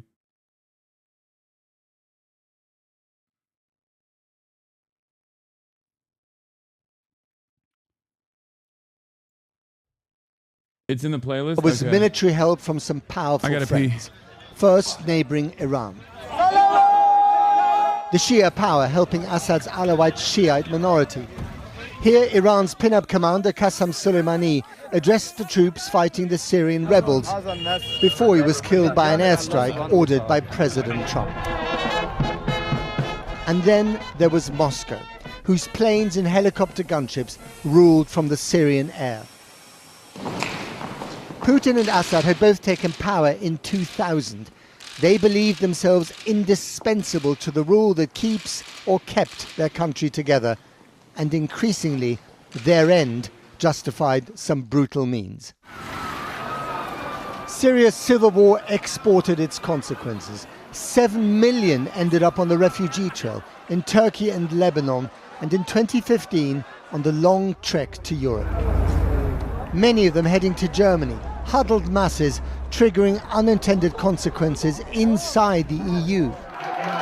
The rise of the anti-immigrant far right, breathing life into Germany's AfD. New life into France's Marine Le Pen.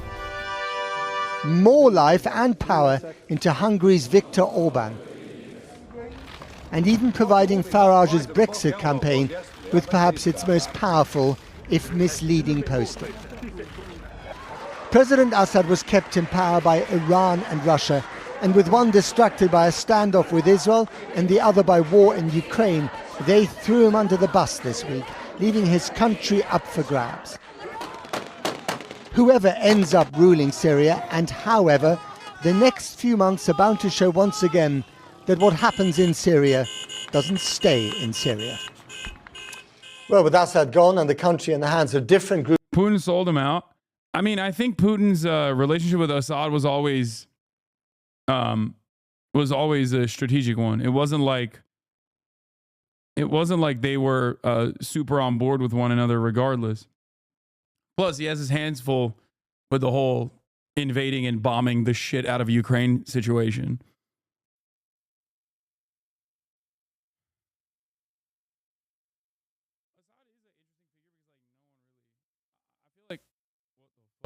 Oh? What is happening? Can you hear me? I got muted for a second. Assad is a... That's not even true. Assad is in Russia? No, I know, but historically speaking, I don't think that Putin was always on board. And not only that, but also just because he's in Russia right now doesn't change that dynamic at all. Like, Russia utilizes Syria. It has regional interests. It also wants to. Russia is anti-America at every step, and it uses Syrian naval bases as well. I think Russia had too much focus and resources in Ukraine and would have spared stuff if he could have saved his air base and naval base in Tartus and Latakia. Yeah.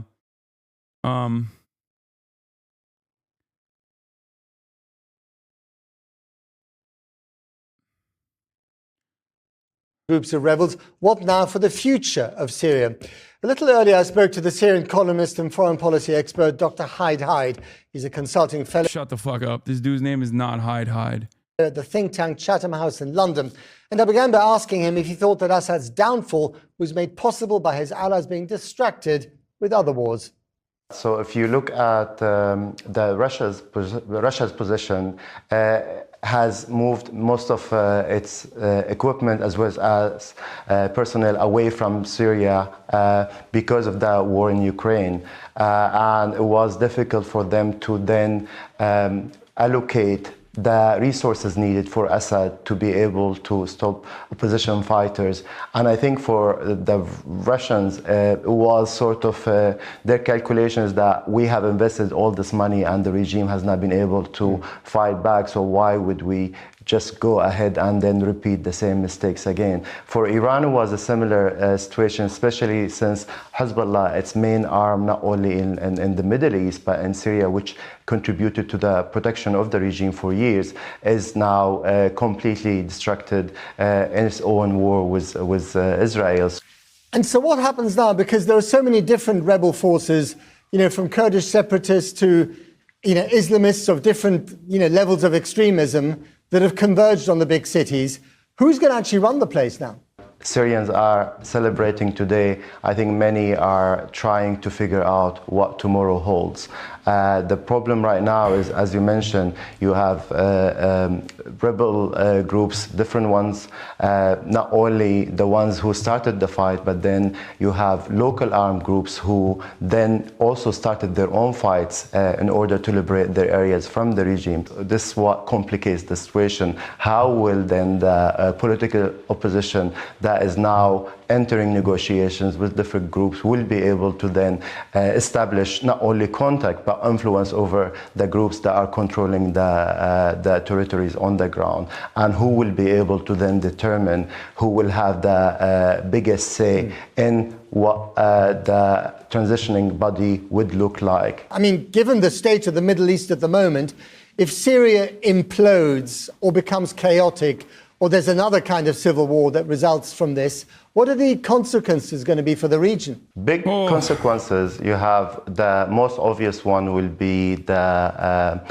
new flow of refugees to neighboring countries and potentially to Europe and elsewhere. Then you have the security element. Then you have clashes maybe not only being contained to Syria, but involving other countries, groups even operating from Syria against other countries or carrying out attacks.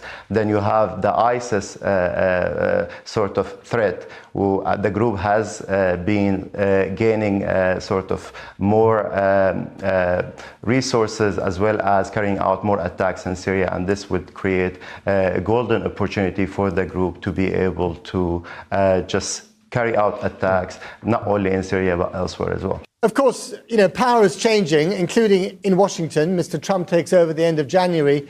I mean, does he have any impact on this new reality in the Middle East? I think it does. The most obvious one is that most of the influential policymakers in the Biden administration, they have already moved on. They have secured other jobs or in the process of securing other jobs. So there is no one left to really look at what's happening in Syria and then try to play the leadership role that the U.S. has usually played. Finally, and very briefly, is Iran one of the principal backers of the Assad regime? Are they the biggest losers in this, and what consequences will that have for them? I think it's safe to say that Iran will be the biggest loser. It seems that Iran will not be able to secure any of its interest in Syria. If you look at what they have been trying to use Syria for over the past years, is one, to continue to supply Hezbollah with weapons, and no matter who basically rules Damascus, it will be difficult for them to allow that, mainly due to the role that Hezbollah has played in killing Syrians across the country. Is this from Financial Times? Oh, it is. Okay. Financial Times, consistently the best reporting. Straight up. I would say, especially since October 7th, Financial Times has become, I think, the best in terms of its coverage. Iran was done with Bashar al-Assad. It seems like there isn't any love lost. One Iranian insider accuses the Assad regime of leaking the positions of the Iranian military commanders. The insider said there had been long-standing frustration with Assad in Tehran for more. Yeah, I mean, the thing is, like, I don't think anybody likes Assad. Like, I don't even think Russia likes Assad, even though they're offering him shelter, because there's a use for Assad they can use him as a bargaining chip. For more than a year, it was clear as time had passed, he had become an obstacle, a liability. Some even called him a betrayer. His inaction cost us dearly, and he aligned himself with regional actors who promised him a future that never materialized. Qatar, Saudi Arabia, Jordan, Egypt, Iraq, Iran, Turkey, and Russia issue a joint statement calling for an end to the military combat in Syria and a political solution. I think they're going for a managed transition.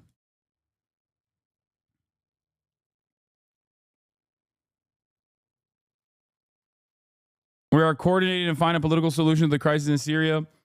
The meeting of ministers stressed the importance of strengthening joint international efforts to increase humanitarian aid to the Syrian people.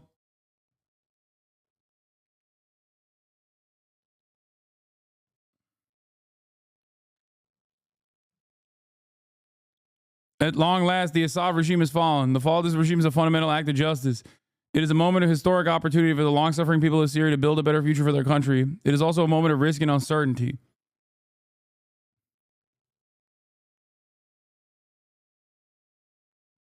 Is Al-Qaeda good now? According to the West, excuse me, former Al-Qaeda, reformed. Reformed.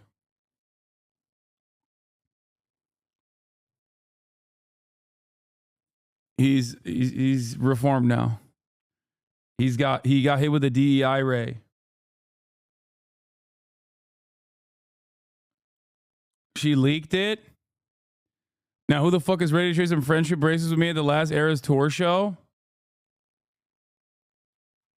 I don't know what you guys are talking about. What did she leak?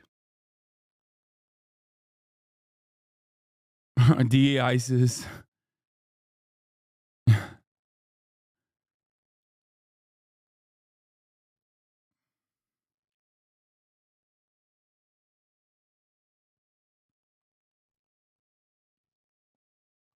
Terrorist modification, the New York Times, citing officials' reports that the U.S. intelligence agencies, the Biden administration are assessing Hayat Tahrir al-Shams and his leadership and potentially taking them off the terror watch list. The one person that I feel bad for in this is Tulsi Gabbard. I wonder what she's going to do. Like, there's anti-interventionists in the American government that were very critical of the Obama administration's dealings with Syria. And then there were people that took it a step further, I would say. And it always felt like Tulsi Gabbard was one of the people that took it a step further. The spirit of Aloha has left Damascus. Yeah, it lives on in Moscow for the time being.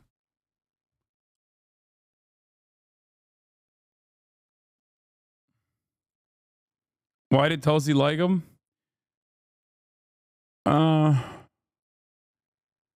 Yeah, I saw this tweet from Trump, which is definitely not from Trump. Opposition fighters in Syria, in an unprecedented move, have totally taken over numerous cities in a highly coordinated offensive and are now on the outskirts of Damascus, obviously preparing to make a very big move towards taking out Assad. Russia, because they are so tied up in Ukraine and with the loss there of over 600,000 soldiers, seems incapable of stopping this literal march through Syria, a country they have protected for years. This is where former President Obama refused to honor his commitment of protecting the red line in the sand, as all hell broke out with Russia stepping in. But now they are, like possibly Assad himself, being forced out. And it may actually be the best thing that can happen to them. There was never much of a benefit in Syria for Russia, other than that to make Obama look really stupid. In any event, Syria is a mess, but it's not our friend. And the United States should have nothing to do with it. This is not our fight. Let it play out. Do not get involved. Dog, what are you saying? How? This is such a funny take from Trump. This is not our fight. It's like, okay, I don't know about that. For decades. Dr. Haidai, thank you very much indeed. Thank you. Thousands of Syrians displaced during the civil war after enduring often long and perilous journeys ended up settling right here in the UK. So today, many were out celebrating the fall of the regime that uprooted their lives in gatherings across the country. Some hope to return to Syria one day, but there's anxiety and hope that the news is not too good to be true. Francis Reid reports from one of the rallies in Trafalgar Square. celebration after so many sleepless nights, watching events unfold from 3,000 miles away. All those here in Trafalgar Square see the events of the last few days. What is this? Why? You're going to say it's complicated? 36-month subscriber. Libers is complicated. Why? Can't answer. Wait, what? Jesus Christ. Just say who's siding with Israel. Who's supporting Israel and Israel's interest in the region? The rebels or Assad? Well, here's the problem. Okay, I'm going to untime you out. While yes, Assad has provided logistical support to the axis of resistance in the region, something that I openly mentioned, is not exactly, they weren't exactly wonderful allies to the Palestinians in general. Now, there were some personal reasons for why they were not. Historically speaking, they were much more interested in offering not only logistical support, but also directly allowing Hamas to operate inside of Damascus. Having said that, however, two things are still true. Assad was pretty fucking bad at governance and very ruthless, very brutal. And yes, this absolutely benefits Israel. 1,000,000%. Of course it does. We haven't even gotten to that part of the equation yet. Do you think I'm not going to fucking cover the reality that Israel is already has already made its territorial ambitions and its security concerns known? It's kind of a big deal. And yes, Jelani has said that the West is not our enemy, and that Israel is not their enemy either. After all, Israel itself had worked in the past with al-Nusra. So,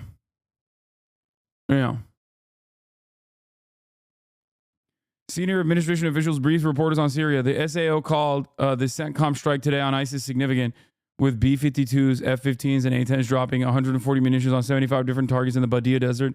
Today, there happened to be a broad gathering across a broad area, the official said, describing it as a part of a pattern of strikes against ISIS meetings and training that would continue. Despite rumors to the contrary, the SAO said, "We did not get any serious outreach from Assad, nor would we have considered it."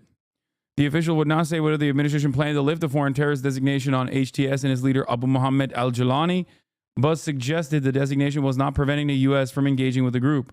"We intend to engage with them appropriately," the official said. "We have contact with all Syrian groups." The official said the regime's chemical weapons were something we were very focused on. "We do have good fidelity on this type of thing." And he said, "I would not envision a scenario of U.S. boots on the ground to neutralize the weapons." On Iran, the official described its national security posture in dire terms. "The entire Iranian-backed artifice in the region, the bitterness, the weakness, the hollowing out, has completely changed the equation in the Middle East. It has lost its main proxy group, its entire military capacity destroyed. They have no strategic air defense, and they can't produce missiles." But he acknowledged it wasn't clear whether that would push Iran towards diplomacy or a decision to build a nuclear weapon. "If they were ever to make a fateful decision towards a nuclear weapon, we will not allow it." The ISIS fight moving forward. There are already clashes between Turkish-backed. So this is the other part that is going to make things interesting. The ISIS fight moving forward. There are already clashes between Turkish-backed HDS and US-backed, mostly Kurdish SDF in Manjib in northwest Syria. Remember how I talked about the both sides being US-backed to varying degrees?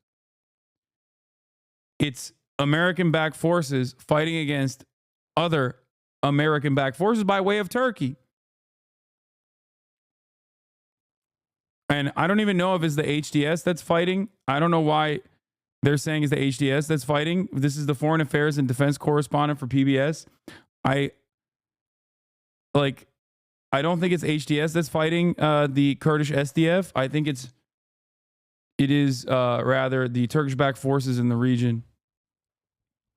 The Syrian National Army, the SNA. The SAO said that a handful of senior officials have been speaking to their Turkish counterparts to try and deconflict. Additional fronts opening up, not in anyone's interest. Opposition groups need to work together. Some troops fighting ISIS in Badia were Assad's forces. The SAO said that As they peeled out, SDF filled some of that space. And the U.S. also helped coordinate safe passage of tens of thousands of civilians. Hold on. Doors open. Help coordinate safe passage of tens of thousands of civilians from west to east. Yeah, Pentagon-backed groups versus CIA-backed groups versus Turkish-backed groups. Read NATO American-backed groups. Yeah.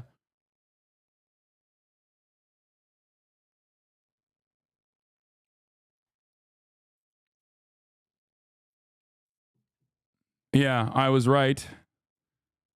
SDF commander Mazlum Abdi says they are in contact with HTS and have not clashed with them. So HTS is Al Qaeda, former Al Qaeda. I apologize, and I think this reporter is incorrect when he says Turkish-backed HTS and U.S.-backed, mostly Kurdish SDF are fighting. I don't think that that's correct.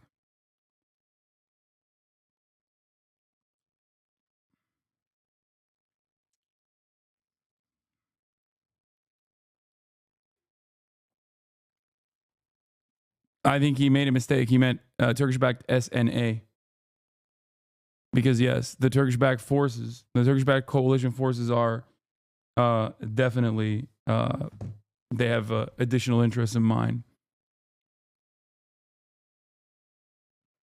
HDS are Islamo-communists, friends with Marxist-Leninist SDF?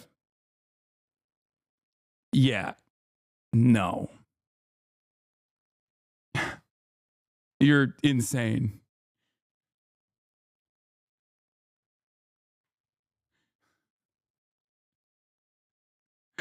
Okay, dude. Islamo-communists. Yeah, that's why he's reading Why Nations Fail.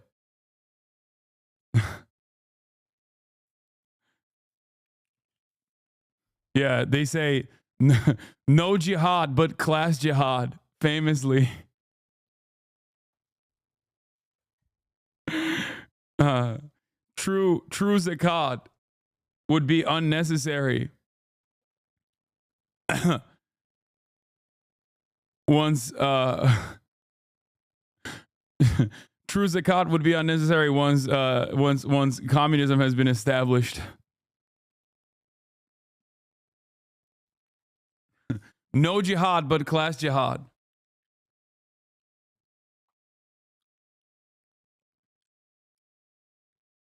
Congrats on winning the bet. Oh yeah, it's true. As the liberation of Syria. A chance for change and maybe the possibility for those who want to return to do so. Mayor al-Bakr. Oh, urgent. The Washington Post citing a senior U.S. administration official. We do not rule out removing Hayat Tahrir al-Sham from the terrorist list.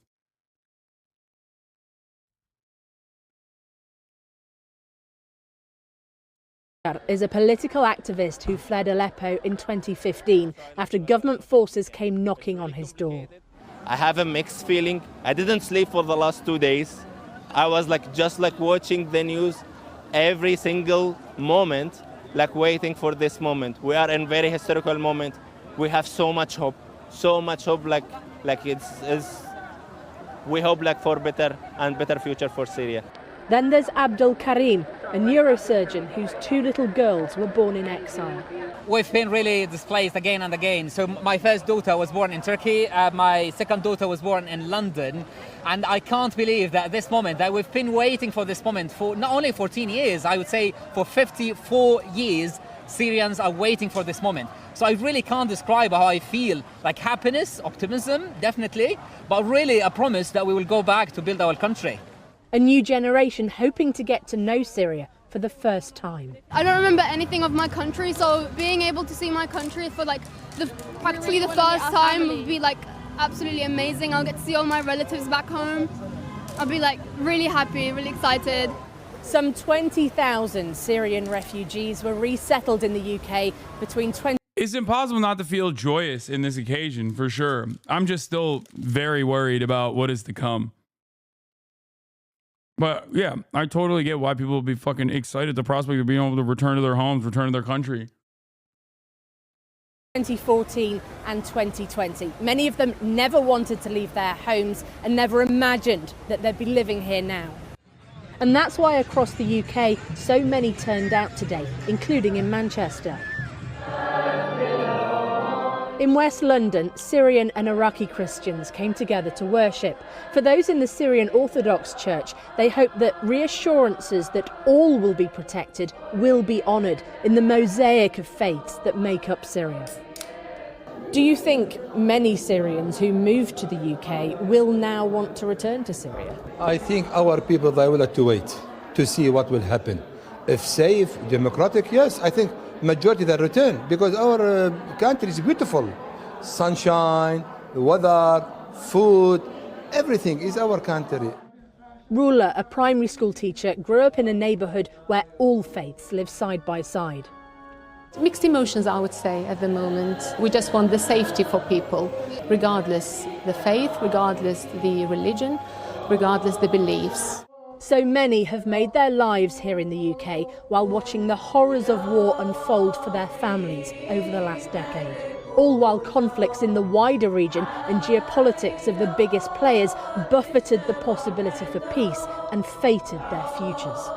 There is still anxiety for Syrian communities in the UK, of course, but now also hope that all Syrians' prayers will be answered.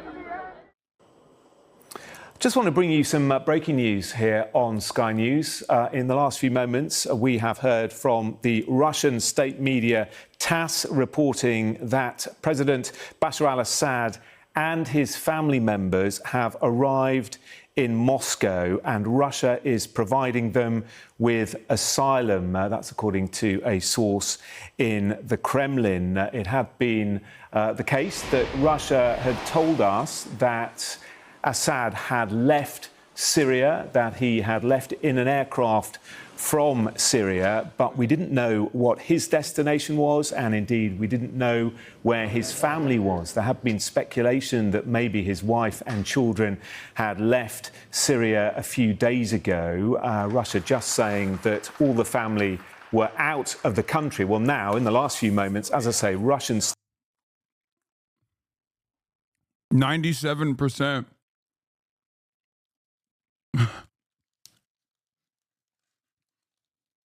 The people rejoice for the Lion of Syria.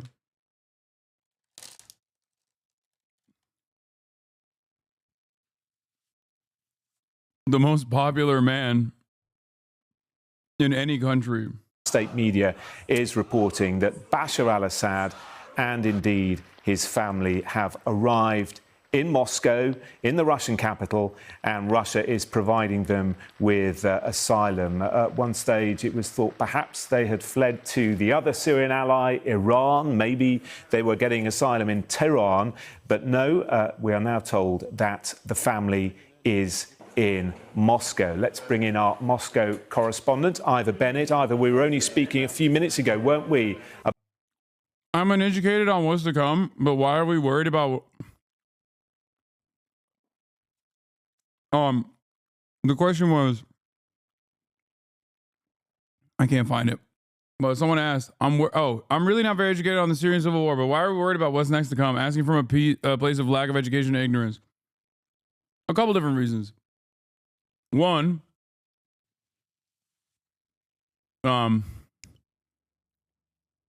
you can point to Libya, you can point to Afghanistan, you can point to many other places where, like, depending on what kind of governance Syria will be subjected to, given its diverse background, given its given the pre-existing ethnic strife and the current power vacuum that exists there, these upcoming months will be very important on who gets to rule Syria and how they rule Syria.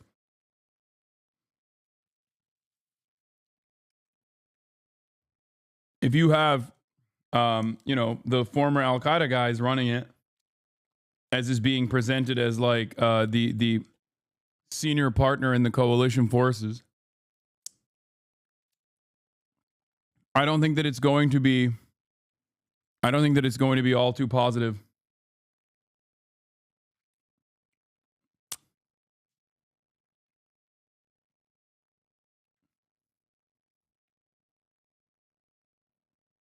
Wouldn't Afghanistan be a counterexample in terms of general stability?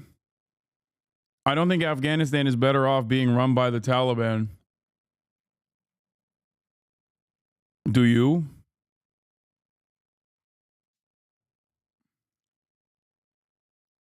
Yeah. It's better off run by the Taliban than being invaded by the American forces. But even then, not by a very wide margin.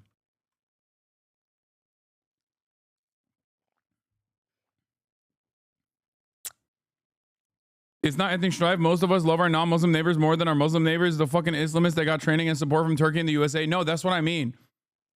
That's what I mean when I say ethnic strife. I don't mean like people are going to fucking rise up in arms against their, you know, Christian neighbors or some shit. No, I'm saying that depending on who runs Syria and how they run Syria, there will be quote unquote ethnic strife. And besides that, there's still obviously, you know, Kurdish forces that have never really stopped fighting against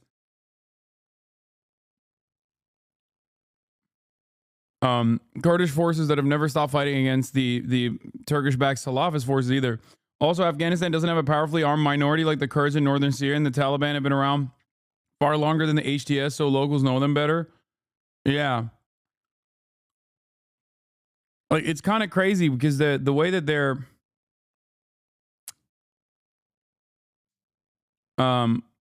it's if those guys start implementing like really fucking strict controls and start punishing non-Sunni Muslims, like how the fuck is that any better for the Syrian population? About the whereabouts of the family, and now we know they are with you in Moscow.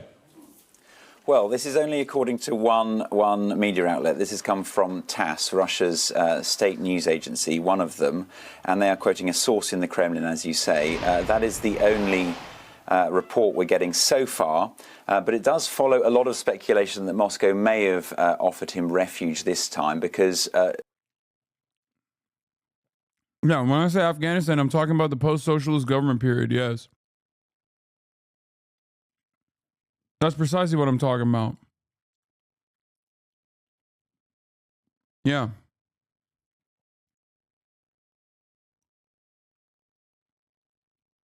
That's why I said it's almost a direct comparison. Because the USSR-aligned socialist Afghan government was being pretty fucking ruthless to the Muslims in the countryside. They were. They openly were insanely fucking violent. Straight up. So people understandably had a reason to revolt. People had a real reason to fight back against. People had a real reason to fight back against the government. And then Russia, I mean, the USSR moved in and increased the brutality. All the while, America was pumping the forces that were fighting against the Afghan government and also the USSR with weapons, training them, radicalizing them.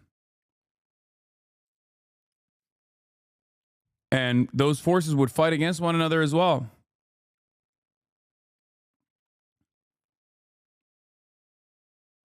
So we shall see. Syria is totally different people. I mean, the stakes are different. The involvement is different. But the idea that there aren't like competing militant factions that are competing with one another on ethnic and ideological and religious differences is true.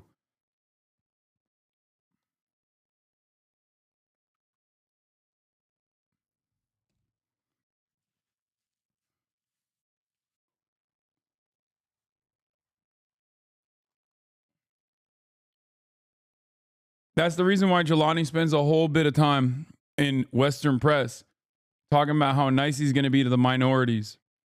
Do you understand? Because that's the major concern that everybody understandably has. About 7 to 10 days ago, there were a lot of rumors that he and his family were in Russia following the rebels' offensive in Aleppo. And those rumours were never confirmed, but it did fuel speculation, as I say, that Moscow may have offered him refuge this time following his disappearance and reports that he had fled the country.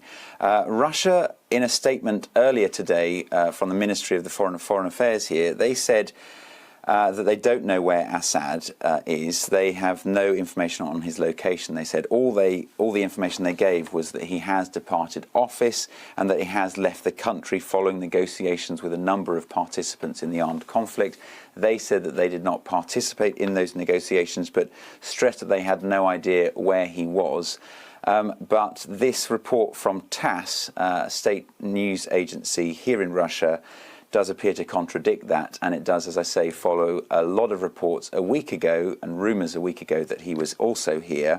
And this was one of the two likely destinations that he was assumed to have gone to, the other one being potentially Iran, Syria's other main ally. But as I say, this is still unconfirmed, but I think it does follow, as I say, a lot of rumours and a lot of speculation, and I think a lot of people would not be surprised if indeed he and his family were in the Russian capital. Syrian rebel forces have now taken over Hama. That is the second major city they've captured since launching a surprise offensive last week. You support Hamas, whose main goal and military plans is to put their citizens in danger, but Jelani is too radical for you?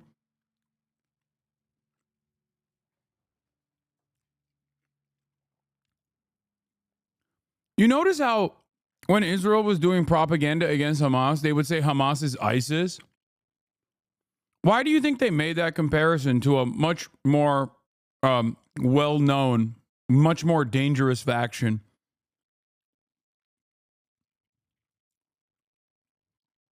Yes, there is no comparison between Hamas and fucking Jelani. Like, are you stupid? This guy is literally ISIS. The fuck are you talking about? You're like, oh, I can't believe that, like, I can't believe that you would be more critical. I can't believe you would be more critical of fucking Jelani than Hamas. Yes, of course.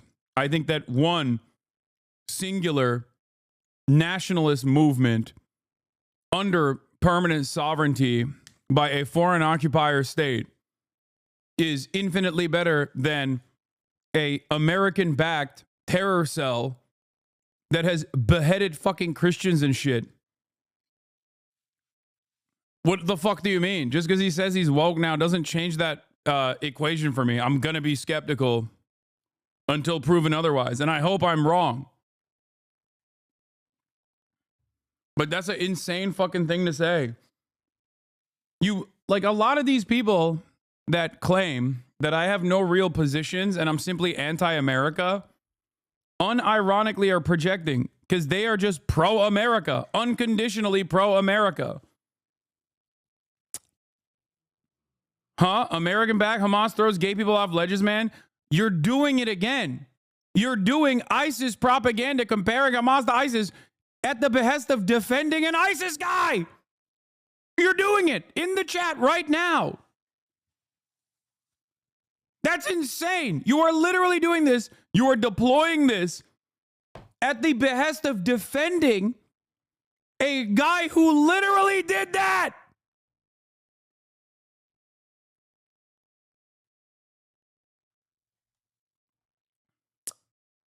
What the fuck?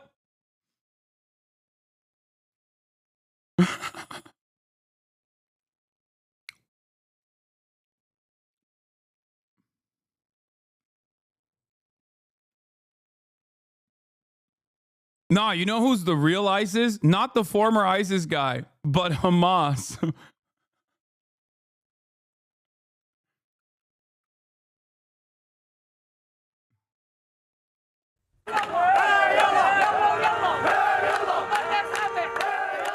Syria's military says its troops had to withdraw from Hama after rebels entered several parts of the city in another blow to President Bashar al-Assad.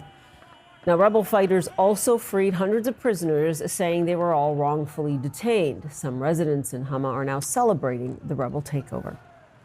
Like, I'm not even saying that the Assad regime is good or that it's infinitely better than what is to come for Syria. I'm just understandably maybe a little critical of you know, the Al-Qaeda guy. I don't know. Is that crazy? Am I crazy for this? Yeah, no, Assad is a fucking ruthless despot. Okay, he's a ruthless tyrant. And I still worry about what will happen to the Syrian population. I know that there's a lot who are understandably celebrating. Of course, this warrants celebration. If you can't go back to your country, if your fucking family members were unjustly prisoned and tortured, yeah, of course you're going to be fucking excited that the torturer is no longer in control. It's just crazy that there are chatters in here who are like, no, you do not. This is like Democrats being like, it's not enough that you vote for our candidate. You have to also be very excited to vote for our candidate. Like, you have to just be like, nah, dude, there's no issues here. Like, don't ever bring up that that there is you know, some cause for concern here.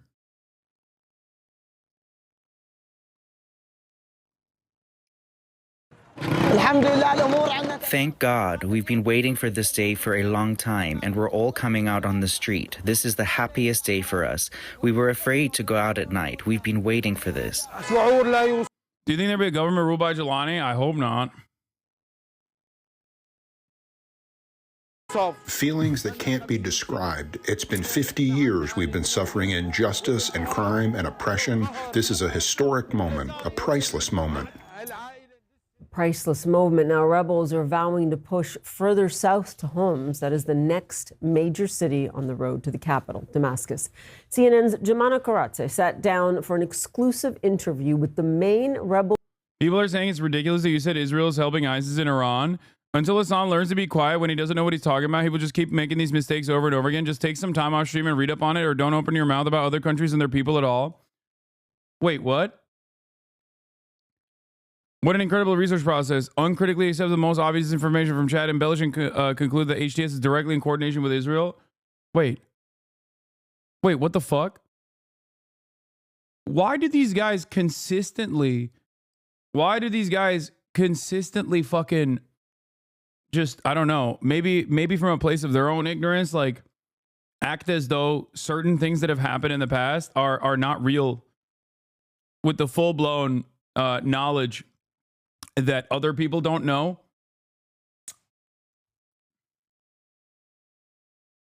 Wait, hold on. Oh. I'm going to call Uber for my dad. 1, HTS is former Al-Qaeda and ISIS. Number 2, the Al-Qaeda and ISIS equivalents in the region have absolutely collaborated with the Israeli government. I understand it's easy to people to dunk on Twitch streamers in these clips. There's actually reason to believe that Israel at least has tenuous partnership with HTS. If you don't believe Hassan, maybe the ex-Mossad head from 8 years ago will convince you. Okay, you say no. Why did Al-Qaeda link jihadist groups in Syria fight against Israel as it committed genocide in Gaza and slaughtered thousands in Lebanon? Because Israel armed and supported them. Don't believe it? Here's the former head Mossad Ephraim Halevi admitting it. There have been reports that Israel has been treating wounded Syrian rebel fighters in its hospitals on the border, including fighters from Nusra Front, which is, of course, the Al-Qaeda proxy in Syria. Do those reports worry you that Israel's helping wounded Al-Qaeda aligned fighters? As I said before, in a different context, it's always useful also to deal with your enemies in a humane way. And I think that when you have people who are wounded and you can deal with them in a humane way, the considerations as to whether to take them in are not simply whether it's politically useful or whether it's politically So it's purely humanitarian, you say? So there's no tactical or political strategic... Why do people who say do your research don't understand that, like, maybe they should do their own research sometimes? Like, I mean, this is just one guy, but we've covered this extensively. Yeah, Vice did a documentary on it. Syrian fighters rescued by the IDF, the war next door. Thank you, Elint News.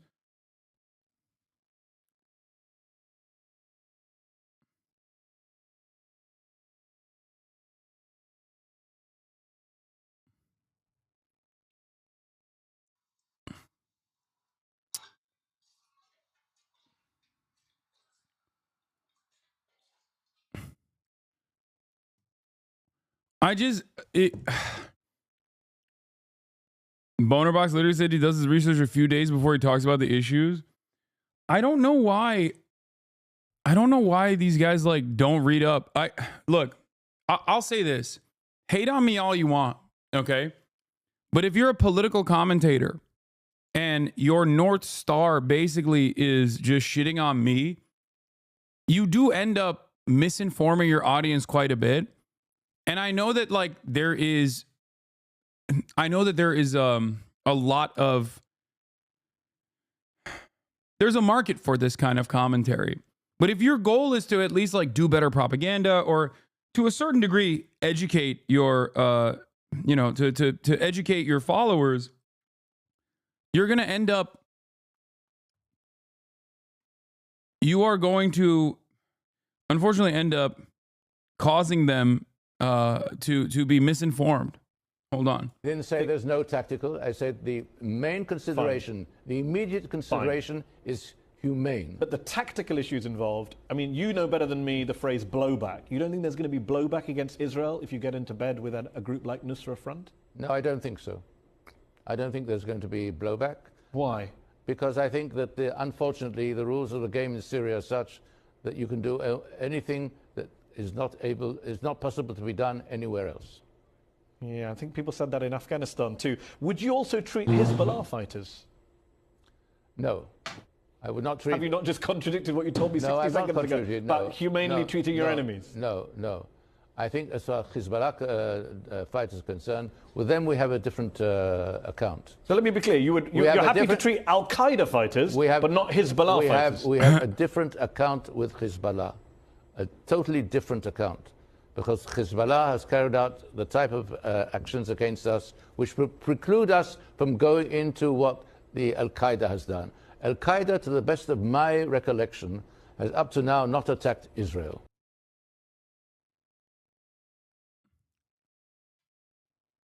Yeah, I mean, that's like... That to me, I feel like is interesting, right?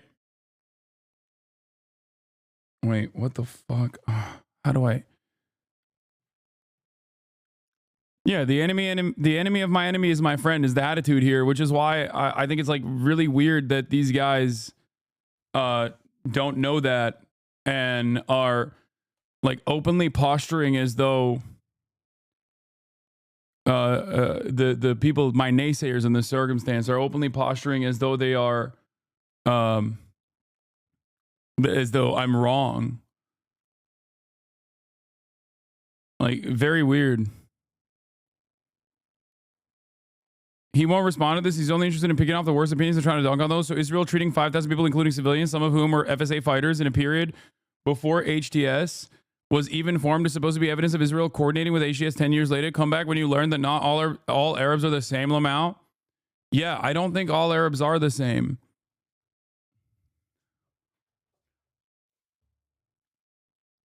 That's precisely why I'm saying groups like Al-Nusra are different. Groups that are directly Salafist, engaged in global jihad, engaged in ethnic cleansing, regardless of their change of attitude against other parts of the movement, like Al-Qaeda, that still doesn't, it still doesn't change this outcome.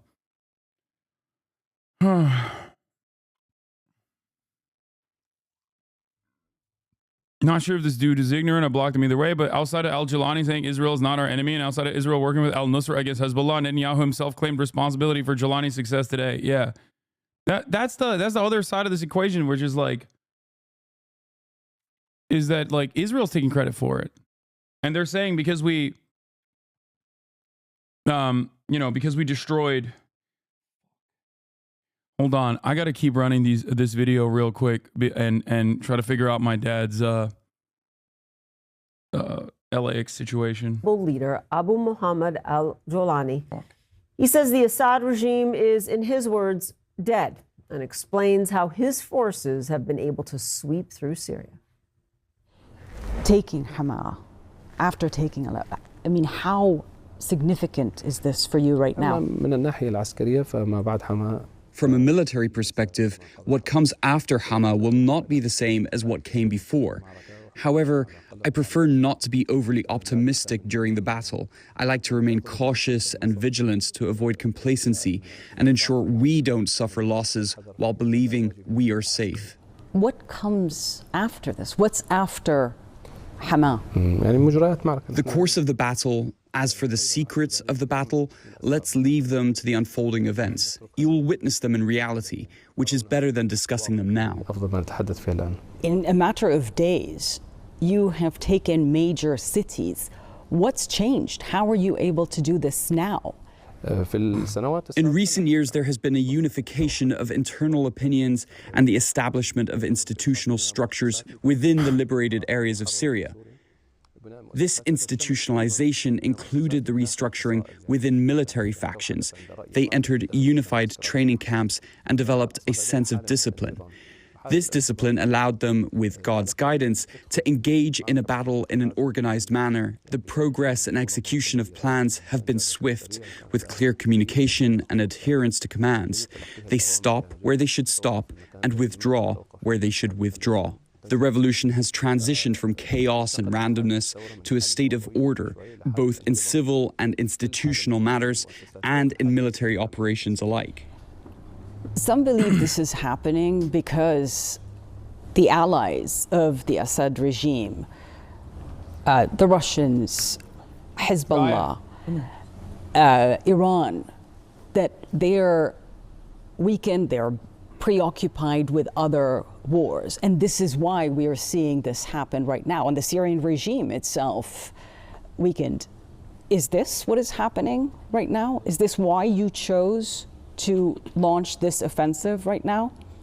As you know, we are still in the midst of the battle, and discussing such details at this time is not wise. But you faced more of a resistance in Hama than you did in Aleppo. What do you think happened? Why did the regime withdraw like it did? The seeds of the regime's defeat have always been within it. It has been effectively dead since that time. However, the Iranians attempted to revive the regime. They hit him with a DEI rate. It's DE-ISIS, okay? Listen, I'm going to be skeptical. While I share the enthusiasm that many Syrians experience, many Syrians feel on this day, understandably, given that the Assad regime has been toppled, you know, it's going to be a little bit harder. A couple CNN appearances where he looks like Zelensky is not going to make me forget, at the very least, that he is a Al-Qaeda guy. You know what I mean? Is anyone angry at CNN for interviewing him like that Yemeni kid? Oh, dude, this is... The funniest thing is all of those people that got mad at me saying that I was interviewing a terrorist for interviewing a 19-year-old Yemeni kid who is not connected to the Ansar Allah movement at all, that they imagined his connections, are literally the very same people that are like, no, this guy is different now. You're fucking stupid. Like this guy literally has a fucking very long career. Like his resume is filled, okay? Filled to the brim. So for me, it's like, it's hard for me not to be worried. It's hard for me not to be skeptical. If that makes sense.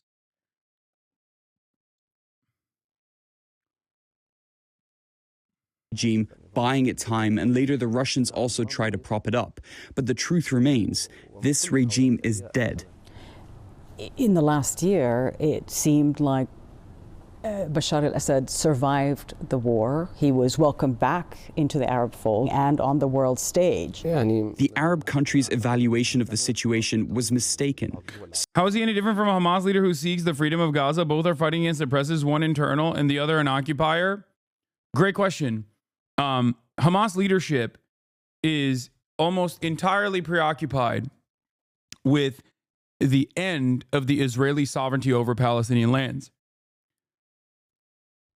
Salafists and Al-Qaeda style, ISIS style groupings in the region actually have expansionist interests beyond simply some kind of liberatory reasons. Hamas in and of itself is also, while its inception is, a Muslim Brotherhood cutout that was originally like an Islamic charity, the current leadership of Hamas is comprised of many different ideological backgrounds. It's not entirely like conservative Muslims. Many of them are, but their ultimate goal is not to institute, like they're not anti-Christian, for example. Like there are Christian Palestinians, they're not anti-Christian. Whereas I would say that these guys, at least in the way that they operated historically, were very much anti anyone that is not that does not abide by their version of Sunni Islam. Does that make sense?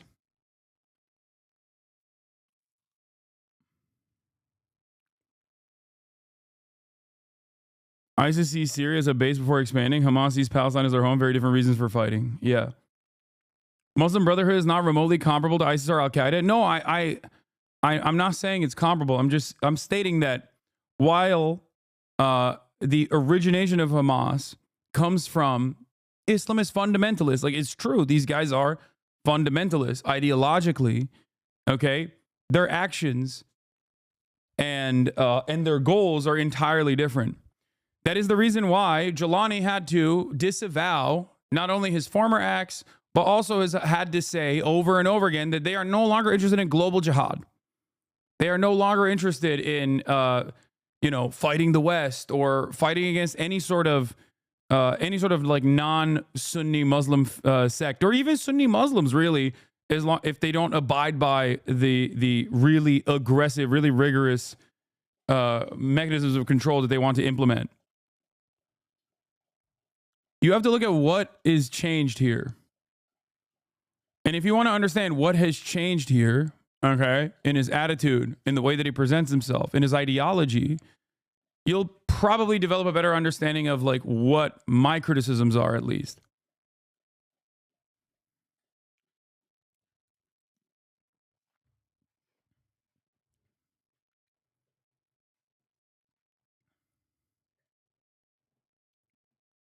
You need to learn about the different varieties of Islamism. It is an extremely diverse set of ideologies. Islam is, don't be like Jackson Hinkle, you fool. What? I use Salafis or ISIS or Al-Qaeda as a catch-all, for the record. Regardless of the different opinions between like Wahhabists and the like. No, he's not wrong. Like what he's trying to say is that there are ideological differences. And I'm still talking to a Western audience and trying to explain this to the best of my ability to a Western audience that does not understand any of these distinctions. And I'm trying to use comparisons that will help people understand.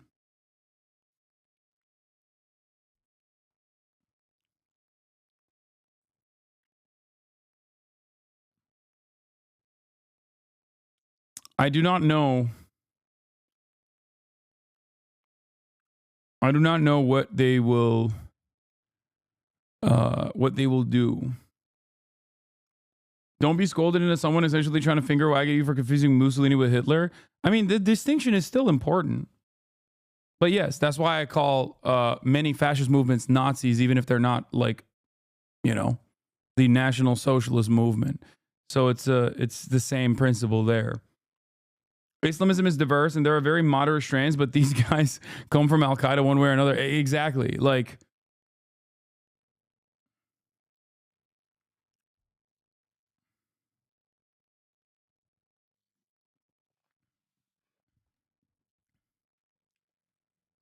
there's infighting there for sure. There were infighting amongst the Mujahideen factions as well in Afghanistan. So there's infighting within ISIS, Al-Qaeda, Al-Nusra, and HTS.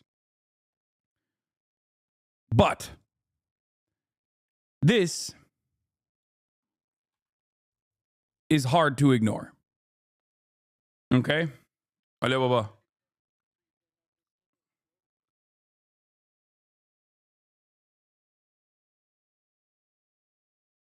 Some Arab countries try to separate the regime from Iran's project.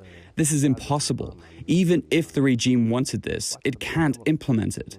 It's a subservient relationship.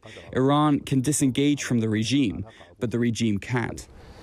To describe the regime as victorious is deeply unjust to the many children, people, women subjected to rape in prisons, displaced individuals scattered across the world, those drowning in the seas, and those living in tents on the borders of other countries.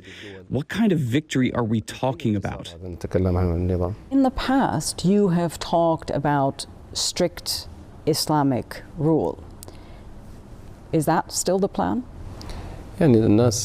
People who fear Islamic governance either have seen incorrect implementations of it or do not understand it properly. We are talking about something that aligns with the traditions and nature of the region. The most important thing is to build institutions. We are not talking about rule by individuals or personal whims. It's about institutional governance. Syria deserves a governing system that is institutional, not one where a single ruler makes arbitrary decisions. Many Syrians are happy and will be happy to see the end of the Assad regime, but they're also... Yeah, he read Why Nations Fail, and you can tell. Okay, he is a firm and committed institutional defender. He has become a liberal institutionalist, yes.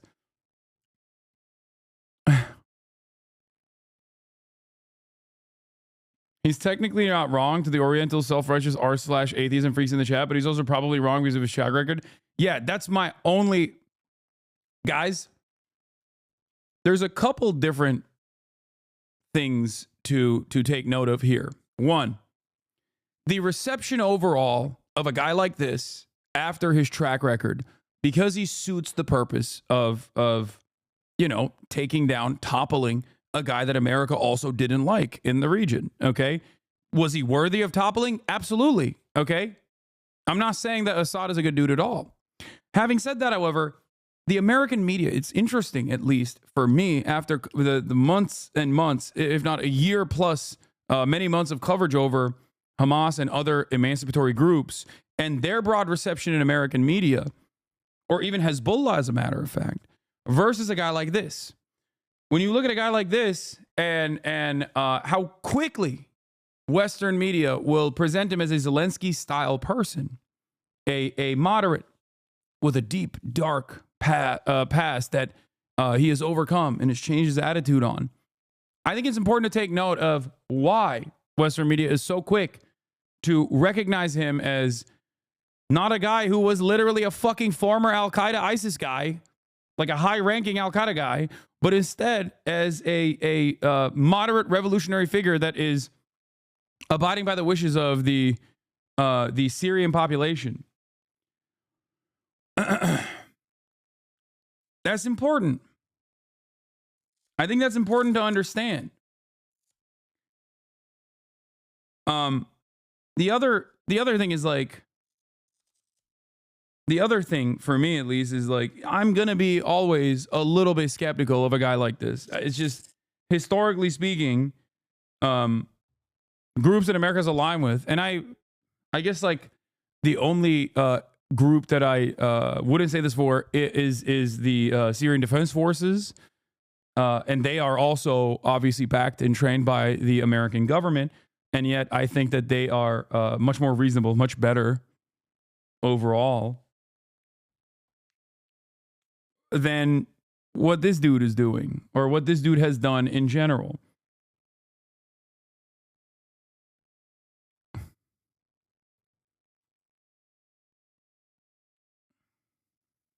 He sounds like a communist. Lamau, Sharia government. Yeah, Sharia governance hasn't been implemented correctly. I like that there was someone said he's the he's not a Sharia Trotskyist. He does not think there should be a permanent global jihad, an international global jihad. He thinks there should be a jihad in one nation only. No war, but no jihad, but class jihad. No more global jihad, just jihad in one nation only.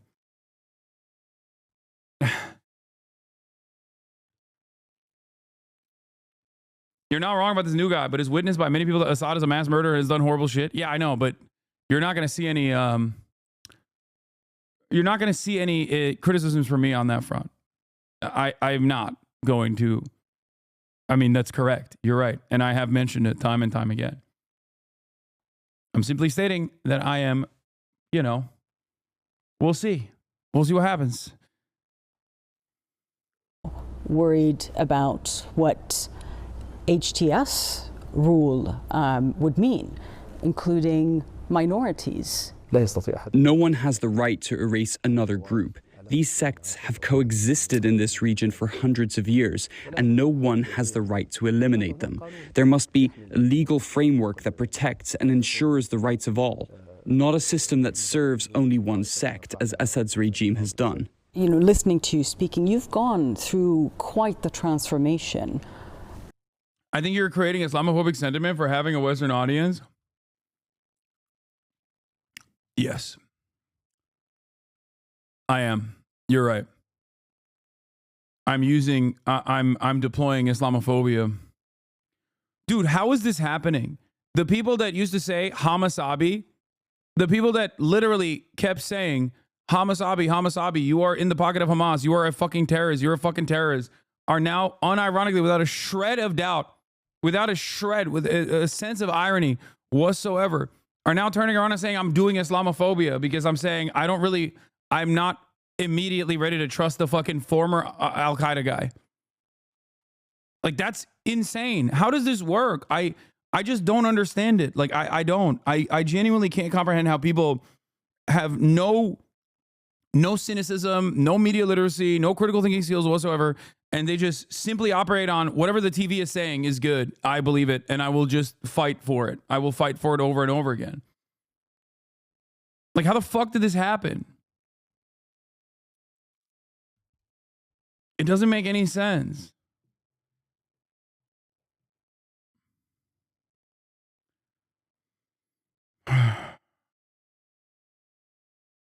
I don't get it. I'm Syrian families still live in there. They have the same takes. I don't think you're wrong. Yeah, I just like it's still like they no longer are going to be harmed by the Assad government. That much is true. That's good. Okay? That's a good thing.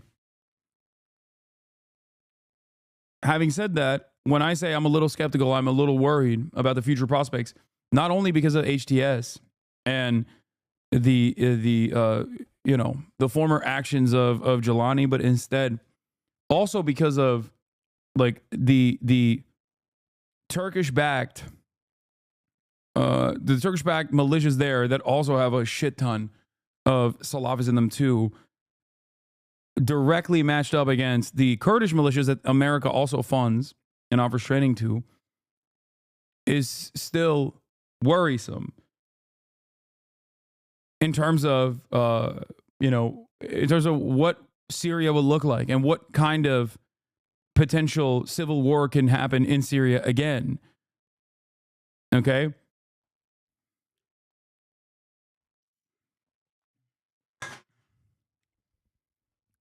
And this is not just my attitude on the matter. This is something that I think a lot of the regional actors are worried about as well. And we haven't even gotten into Israel.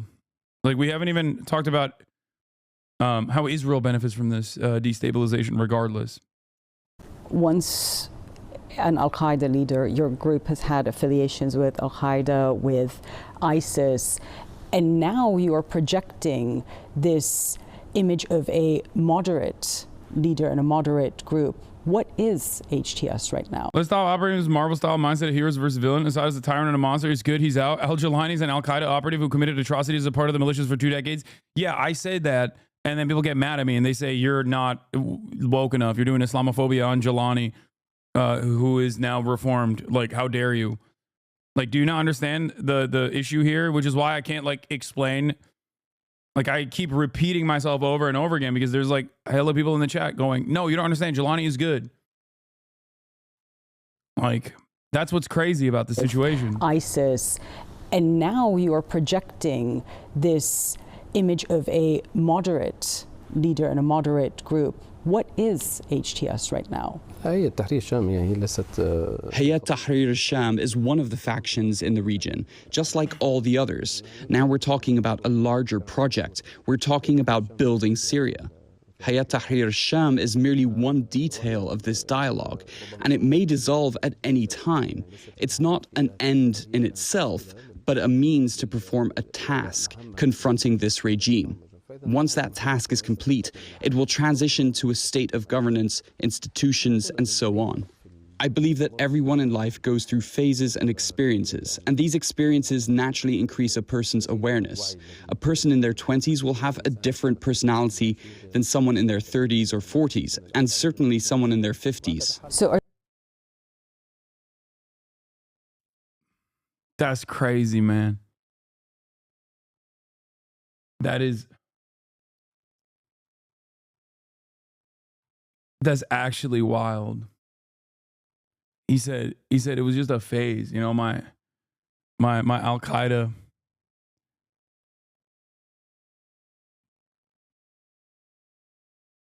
My moment, my Al-Qaeda moment was just a phase.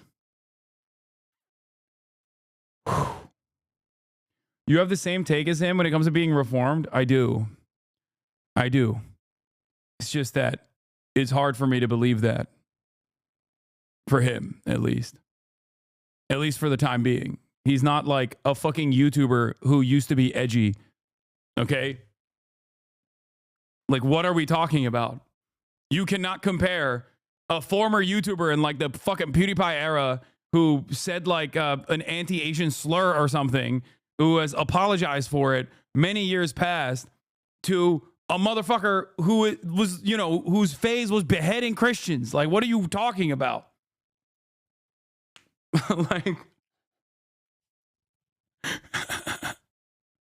the funniest part about this is that, like, there are groups in this region that Americans and Westerners broadly point to as like the most violent forms, and they paint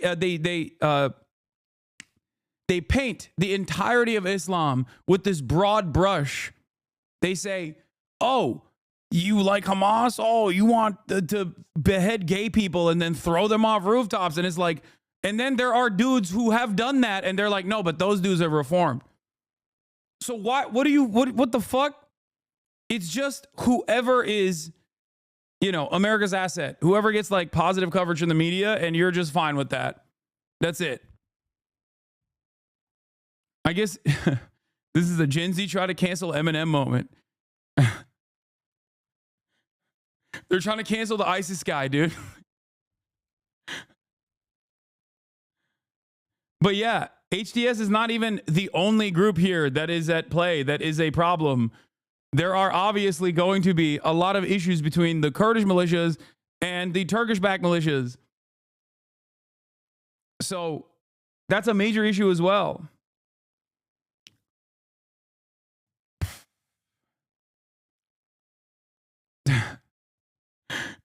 These people used to say I'm a pan-Turanist and also a neo-Ottomanist who wants to restore the Ottoman Caliphate. And when I actually because they haven't paid attention to my criticisms of Turkey's actions in Syria beforehand, okay, specifically against like the Kurdish areas, specifically against the Kurdish territories, they now are unironically taking the pro-Turkey position. If I was a secret Erdogan supporter or a secret neo-Ottomanist, this would be a fantastic opportunity. I'd be like, this is great. Erdogan has shown once again that he is the guy in the region, okay? He is the fucking man in the region after this past week. Straight up. He packed that shit up. He did.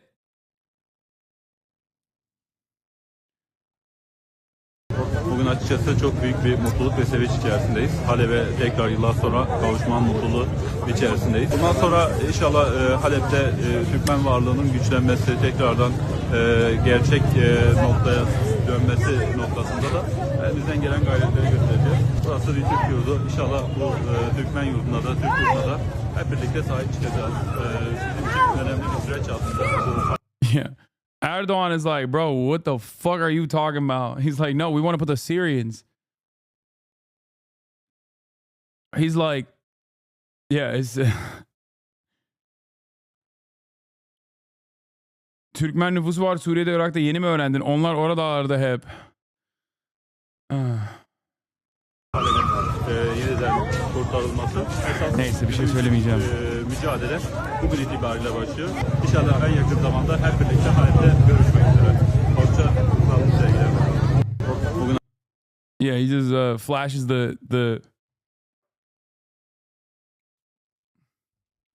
For living in that region under U.S., which is worse than Al-Qaeda, he, of course, might follow unknowingly wrong paths. I don't think ISIS would say that. Now they don't believe any of the bad beliefs they say. I say, let's wait and see. He's done... what? I say, let's wait and see if he even be the one to control Syria. Let's just wish for the Syrian good people and fuck Israel and Assad. Yeah, except, you know, I don't think these are the guys who are saying fuck Israel. That's my point. But, you know.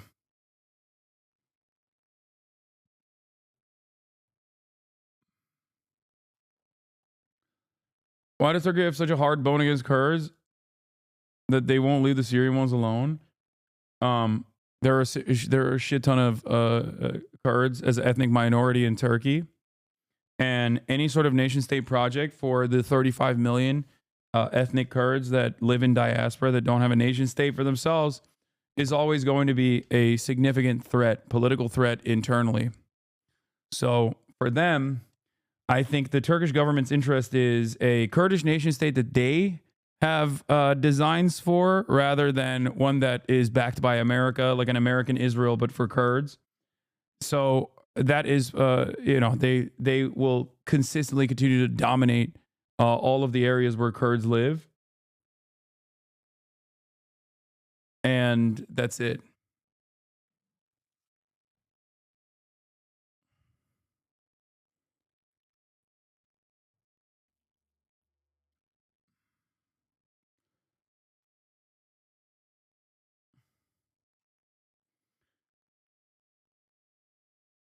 What? ISIS cannot be compared to HTS or any other group in the region. ISIS has no desire to nation build. This is such a funny thing to say because, like, I mean, ISIS tried to do a fucking nationalized healthcare system too. That doesn't change their brutality. You know what I mean?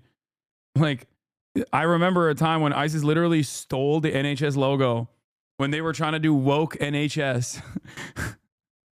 Like, yes, they are a violent, expansionist militia. Incredibly violent.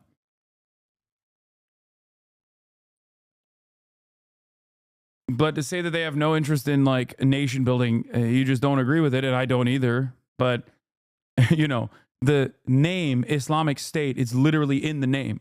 The second S is state.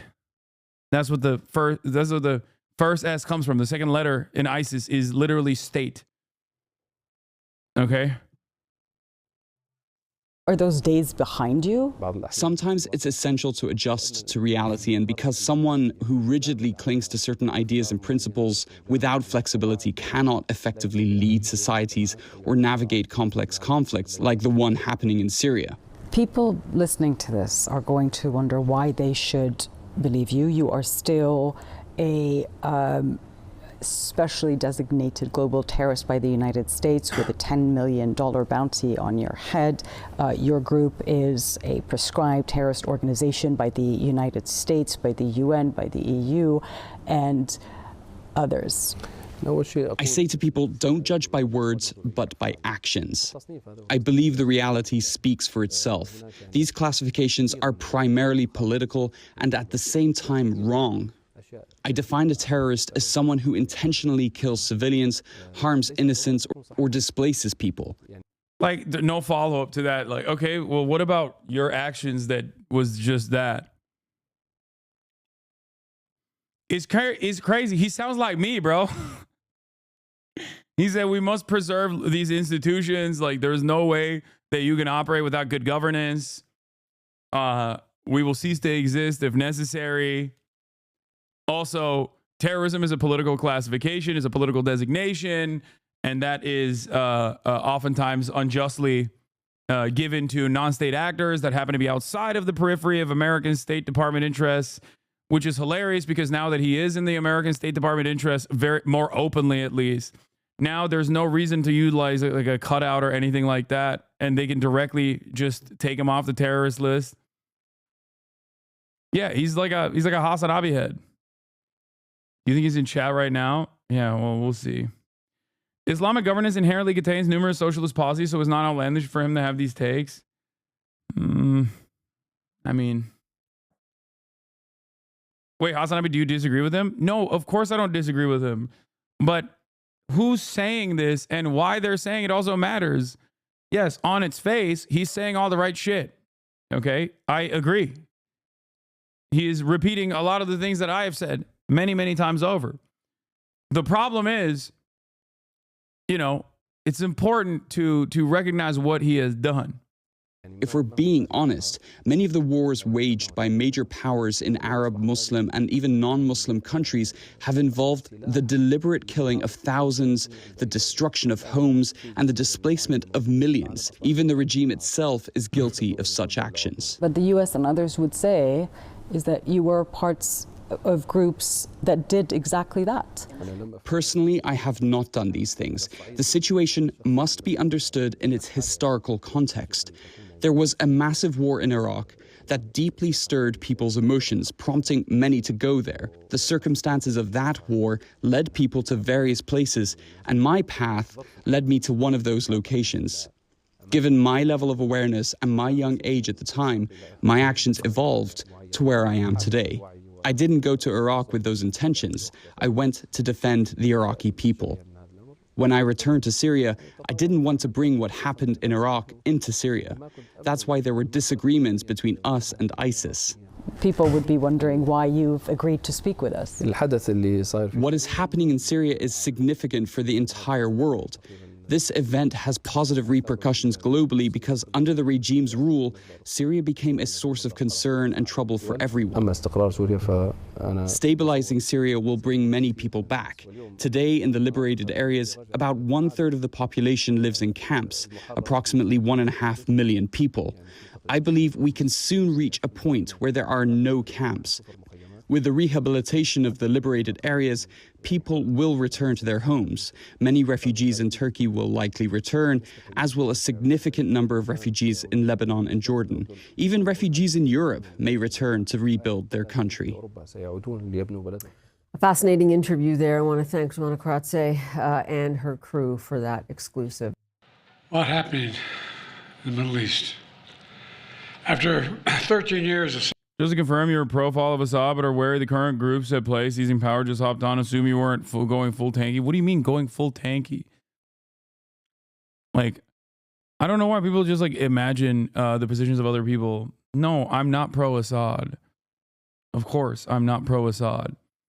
I do recognize that there are obviously going to be a lot of sectarian. There's going to be a lot of sectarian infighting that occurs. Also, I'm very skeptical of the fucking former Al-Qaeda guy. That's it. That's the most like reduced, most condensed take. Chatter wants to clip you? Yeah. Ay, ay, ay.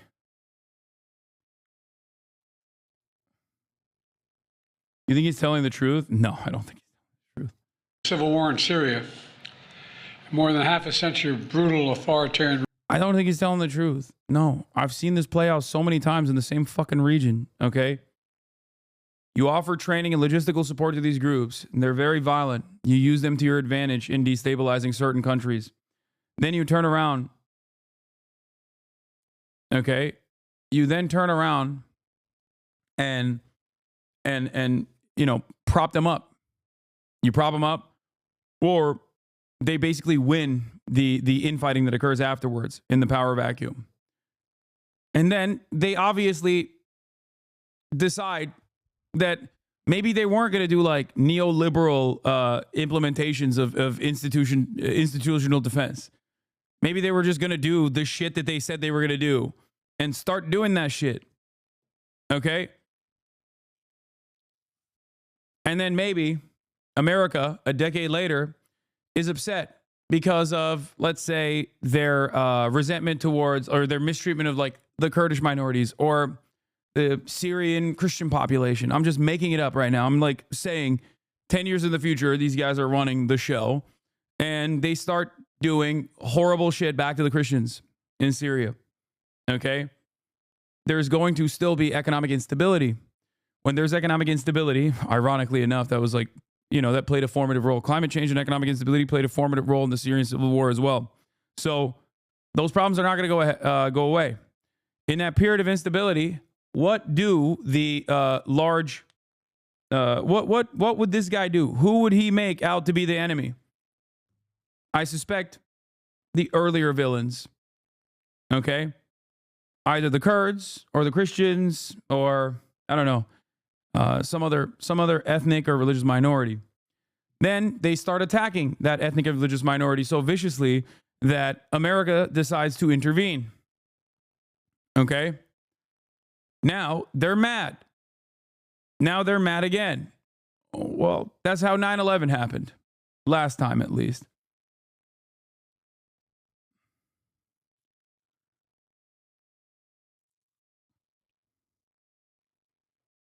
Yeah, Alevites, Alawites.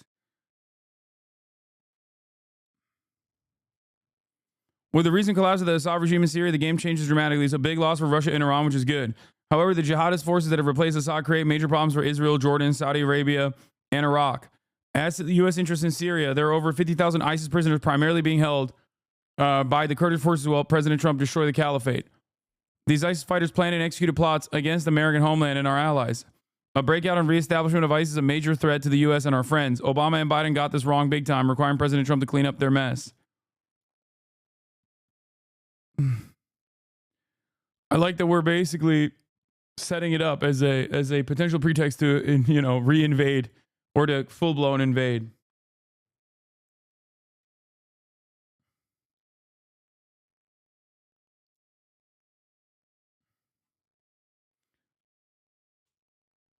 You oversaw the ethnic hate on groups in the region. Muslims and Christians have always coexisted in the region peacefully, especially in Syria. No reason for that to change.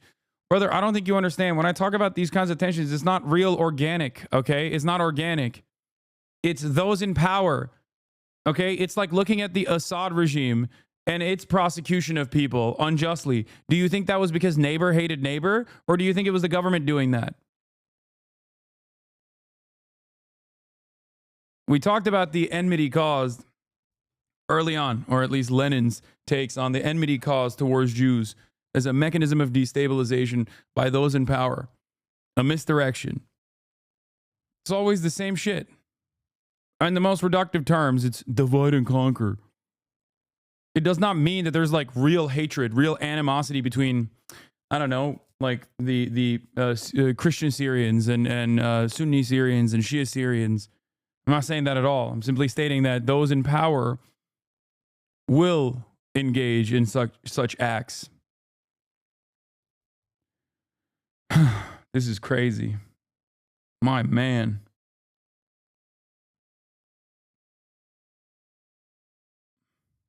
Ruled by Bashar Assad and his father before him. Rebel forces have forced Assad to resign his office and flee the country. We're not sure where he is, but there's word that he's in Moscow. At long last, the Assad regime has fallen. This regime brutalized and tortured and killed literally hundreds of thousands of innocent Syrians. The fall of the regime is a fundamental act of justice It's a moment of historic opportunity for the long-suffering people of Syria to build a better future for their proud country. It's also a moment of risk and uncertainty. As we all turn to the question of what comes next, the United States will work with our partners and the stakeholders in Syria to help them seize an opportunity to manage the risks. You know, for years, the main back. I know this is an ignorant question, but why is the Western media so understanding and willing to platform al-Jilani even though they generally categorize Arabs as less than human, especially Palestinians as the last year? What is an exception for the West? Isn't there some point when the fundamental disagreements of the West and people like al-Jilani trump their common ground? No. No. Islamophobia doesn't factor into this equation. Like, even people who are still Islamophobic will be like, no, these are the good guys, though. This is why I constantly try to explain how consent is manufactured. Okay? These guys provide utility for American interests. And therefore, the American media has much more understanding, okay? They consider their former actions as shortcomings. That they are actually, they're reformed now. No such attitude exists for those who are against America or America's allies. I'll give you one example. Hamas's founding charter had a whole bunch of anti-Semitic nonsense in it. I believe it was in 1988 when they wrote the original charter.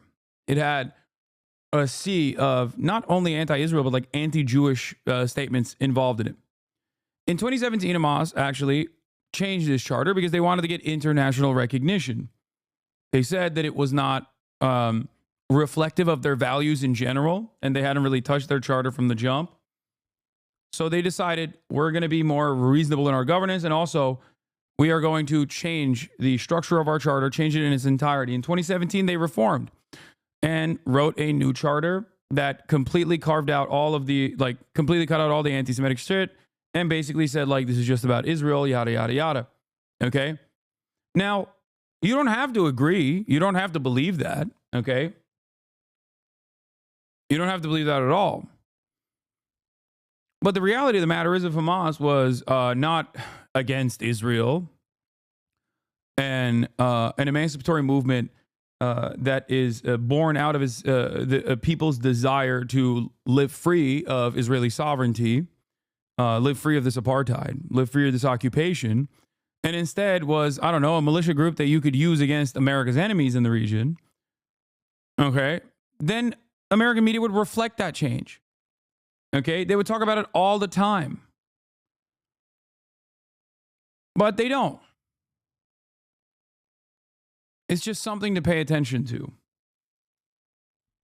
And the very same people that will say, Hamas are barbaric, rapist, monster, terrorists with an antiquated anti-Semitism, and they're operating on the basis of just doing anti-Semitic acts and not necessarily a real emancipatory struggle whatsoever, are the very same people who will turn around and say, no, Golani is actually the GOAT. He's incredible. He's a fantastic fighter. And that, the Assad government was ruthless, which is true. They were brutal. The Assad government was brutal. Okay. And certainly not just to radical Islamist fundamentalists or anything like that. Nobody says that. That's just funny that you said that because someone literally said exactly that. This guy says, Golani is the GOAT. A couple bars later, someone says, nobody says that. So I guess some people are saying that. One must ask the question why some people are saying that. That's because the media offers a permission structure to say that. That's it. He said, unfortunate.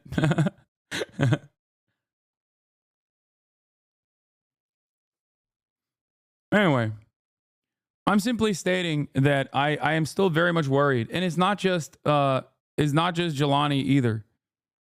My fears are not specifically around Jelani. I think that it's good that many Syrians now feel that they can go back to Syria to be with their families. That's a fucking fantastic thing. That's an incredible thing. It's an incredible moment. It's worthy of celebration. Having said that, however, I don't think the strife is over and the conflict is over. Backers of Assad have been Iran, Hezbollah, and Russia. But over the last week, their support collapsed, all three of them, because all three of them are far weaker today than they were when I took office. And let's remember why. After Hamas attacked Israel on October the 7th, 2023, when much of the world responded with horror, Iran and its proxies chose to launch a multi-front war against Israel. That was a historic mistake on Iran's part. Today, Iran's main territorial proxy, Hezbollah, is also on its back. Only 12 days ago, I spoke from the Rose Garden about the ceasefire deal in Lebanon, a deal that was only possible because Hezbollah has been badly degraded. Meanwhile, Hamas has been badly degraded as well. Iran's own military capabilities have been weakened. Iran tried 2 times to attack Israel, and the United States and build a coalition of countries to directly defend Israel and help defeat those attacks. All this made possible for Iran and Hezbollah to continue to prop up, impossible, I should say, for them to prop up the Assad regime. Additionally, Russia's support for Assad also failed. And that's because Ukraine, backed by our American allies, has put up a wall of resistance against the invading Russian forces, inflicting massive damage on the Russian forces. And that has left Russia unable to protect its main ally in the Middle East. Excuse my cold. The upshot for all this is, for the first time ever, neither Russia, nor Iran, nor Hezbollah could defend this abhorrent regime in Syria. And this is a direct result of the blows that Ukraine, Israel, have delivered upon their own self-defense with unflagging support of the United States. You know, over the past 4 years, my administration pursued a clear and principled policy towards Syria. First, we made clear from the start sanctions on Assad would remain in place unless he engaged seriously in a political process to end the civil war, as outlined by the UN Security Council resolution passed in 2015. But Assad refused, so we carried out a comprehensive sanction program against him and all those responsible for atrocities against the Syrian people. Second, we maintained our military presence in Syria, our counter-ISIS, to counter the support of local partners as well on the ground, their partners, never ceding an inch of territory, taking out leaders of ISIS, ensuring that ISIS can never establish a safe haven there again. Third, we've supported Israel's freedom of action against Iranian networks in Syria. And against I did cover the torture prison earlier today, Assad's torture prison. Please, I beg you, cover this at night freeing of the political prisoners, over 100,000 political prisoners in a nightmare known as a human slaughterhouse. Yeah, I covered it earlier. Against actors aligned with Iran who transported lethal aid to Lebanon. And when necessary, ordered the use of military force against Iranian networks to protect U.S. forces. Our approach has shifted the balance of power in the Middle East. Through this combination of support for our partners, sanctions, diplomacy, and targeted military force when necessary, we now see new opportunities opening up for the people of Syria and for the entire region. Looking ahead, the United States will do the following. First, we'll support Syria's neighbors, including Jordan, Lebanon, Iraq, and Israel, should any threat arise from Syria during this period of transition. I will speak with leaders of the region in the coming days. I had long discussions with all of our people earlier this morning. And I'll send senior... I can't tell if his liver is failing and that's why he's so yellow, if it's the lighting, or he's been getting some tan. But yeah, that's the foreign policy goat right there, chat. You want to know the real foreign policy goat? There it is. liderler arasında zaten 2 kişi kaldık. There are only 2 people left among the leaders in the world. Şu anda bir ben varım. Just me. Bir de Vladimir Putin var. And Vladimir Putin.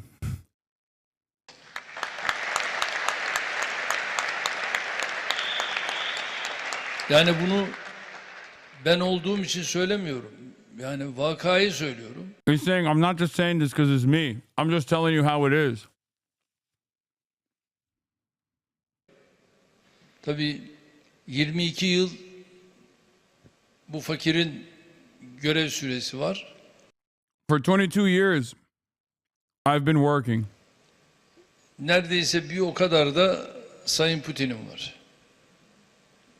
Diğerleri hepsi elimine oldu. Yeah, Putin has also done that. Everyone else has been either eliminated or they've left. Şu anda tabii süreç devam ediyor. Temennimiz odur ki bu münasebetleri bu diyalog içerisinde sürdürmeye devam edelim. Tabii Merkel'in Almanya siyasetinde onulmaz bir yeri vardı. Saying Merkel is irreplaceable in German politics. Mesela fakiri niye çevirmedin? As a fake humble. Değil mi? Kendine fakir demesinin sebebi şey.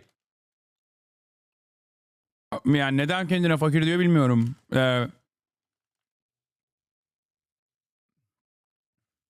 Neresi fakir amına koyayım? O adam fakirse hepiniz ölüyorsunuz yani. Merkel gittikten sonra Almanya'da siyaset bitti. He says after Merkel leaves politics,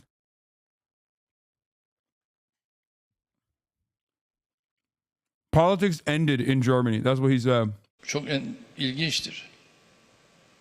Ama ben Almanya'da mesela çok takdir ettiğim, hatta daha ileri gideceğim, sevdiğim bir lider.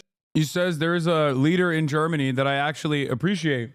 Dare I take it one step further? Love. Schröder'dir. Schroeder. Who I think is, Gerhard Schroeder, who in Germany does not enjoy his high standing in popularity contests, although it was the economic reforms initiated during his reign, from which the Merkel administration has massively benefited later on. So interesting. Schröder'in bize karşı olan saygısı çok. He's saying Schroeder has a lot of respect for us. It's kind of funny because, like, for him, everything revolves around respect for Turkey. Is Turkey at the table? Is Turkey the table?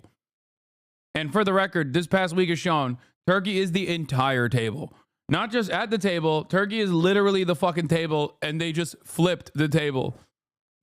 Bizi kıskanıyorlar abi. Yeah. Yes, Turkey does have free healthcare. Turkey has a nationalized healthcare system alongside a private insurance, if you would like, as well. Çok farklıydı ve hakikaten iyi bir liderdi. He's saying Schroeder was different and very good. Münasebetleri çok farklıydı. Ve Ramazan'da mesela benim oturduğum masada Schröder bira filan içmezdi. He's saying during Ramadan, Schroeder used to respect him. Schroeder used to respect him and wouldn't drink beer at the same table that he was sitting at during Ramadan. Again, everything revolves around his own. Everything here, his entire analysis is conducted on the virtue of, do they respect me or not? Böyle saygısı olan bir insandı. Farklı bir insandı. He's a different guy. He had a lot of respect. Bizim mesela Schröder'le şu anda hala. Okay, he's just still glazing Schroeder. I don't really care. The important part about it was when he said, it's just me and Vladimir Putin. We're the only two fucking leaders. No one else. And He also pointed to his longevity. Yesterday, one moderate rebel leader gave a nice speech. Oh, this is gray zone, so I don't know. Aleppo's Al Ravda Mosque, promising that the Harmony residents, even if they're from any other Muslim sect or Christians or Armenians, today they uploaded a new video showing them beating defenseless Kurds. Yeah, I don't know when that video is from. But I do know that they're already fighting. There is already some infighting happening. U.S. forces conducted over 75 precision airstrikes in central Syria, targeting ISIS camps and operatives. CENTCOM vows to prevent ISIS from reconstituting or conducting external operations. Also, Israel has, this is sourced by the New York Times, Israeli ground forces have passed the demilitarized zone and crossed into Syrian territory for the first time since 1973, Israeli officials say, according to the New York Times. Israeli ground forces advanced beyond the demilitarized zone on the Syria-Israel border over the weekend, marking their first overt entry into Syrian territory since the 1973 October War, according to two Israeli officials speaking anonymously to discuss sensitive developments. The Israeli deployment came amid a successful push by rebel groups in Syria to drive President Bashar al-Assad out of power and out of the country, prompting neighboring states to brace for more regional instability created by the southern fall and fight. Now, what I don't understand is Israel has collaborated on that same fucking border with al-Nusra in the past, like directly, something that Loner Box and all those other fucking losers don't know about, which is why they were criticizing me. But they have directly considered when that video was of SNA fighters, not HTS, by the way. Oh, thank you for course correcting Elit News. I feel like a lot of people are getting SNA confused with HTS. SNA is the Syrian National Army that is backed by the Turkish. They're still pretty radical themselves. There's plenty of elements within the SNA that are radical, but they are the ones who fucking hate the Kurdish militias. Now, going back to what I was saying about Israel. What was the border scuffle that they had? Or not scuffle, but like Israel al-Nusra collaboration. Let's see. I mean, this is from Al Monitor, but this was the Israel and Jabhat al-Nusra coordinating on attacks in Syria. Israel has arrested a Syrian Druze man who documented contact between Israel and the al-Nusra front. Israel offered medical help to fighters as well. So why am I mentioning this? Why am I mentioning this? They have also given weapons. IDF chief finally acknowledges that Israel supplied weapons to Syrian rebels. Don't believe any mainstream news you read on the internet? Okay, dog. Hasan is not even Muslim anymore. He needs to revert to Islam. If he didn't grow up in Islam, he wouldn't have this opinion on Syria and Erdogan. America has brainwashed him. Wait, what?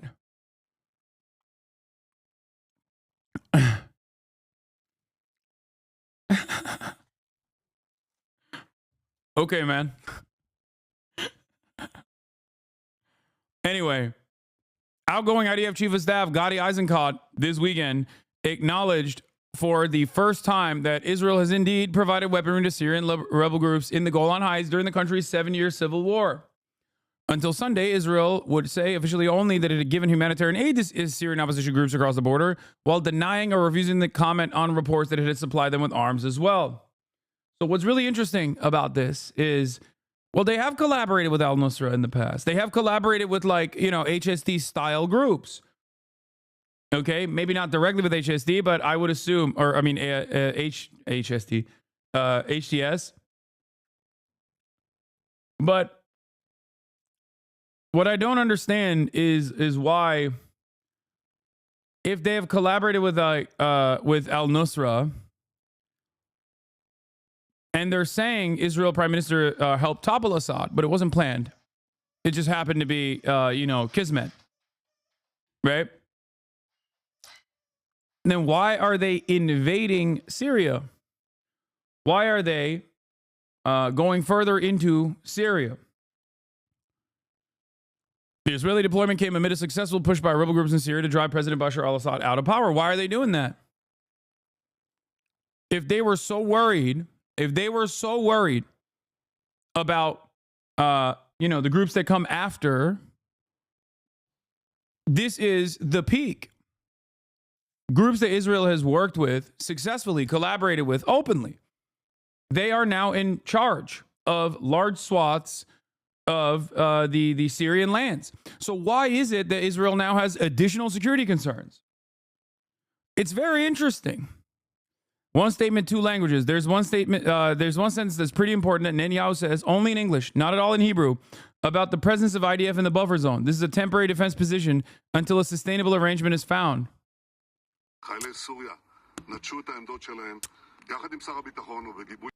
Okay, I can't speak Hebrew, so I don't know. The Syrian army abandoned its positions. We gave the Israeli army the order to take over these positions to ensure that no hostile force embeds itself right next to the border of Israel. This is a temporary defensive position until a suitable arrangement is found. Equally, we send a hand of peace. The Syrian army abandoned. Interesting. Israel, which borders Syria, it has deployed additional forces to the occupied Golan. I just don't personally understand why there would be any additional temporary threats to Israeli sovereignty and security if the guys that they have in the past aligned with are now in control and Assad is gone. I thought Assad was the dangerous threat to Israel's sovereignty and security. And yet, for some reason, Israel's temporary security concerns have once again reared its ugly head. Israel always has temporary security concerns. Israel always has a right to defend itself. This is how Israel basically traffics its own expansionist policies. And that's precisely what's happening here.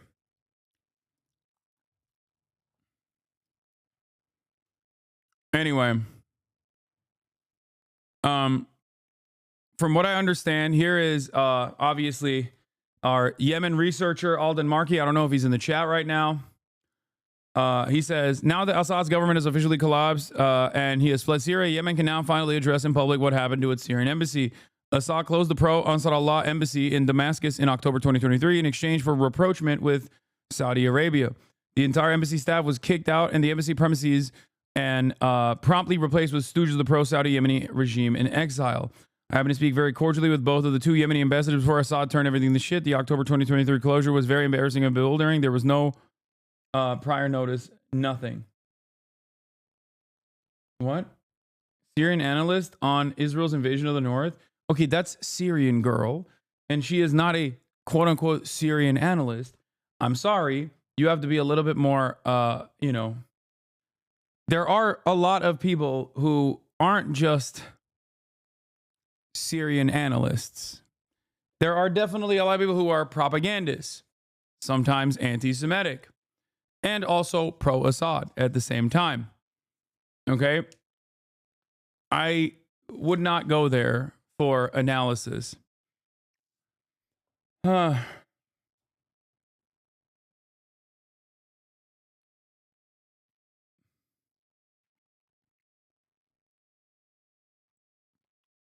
yeah.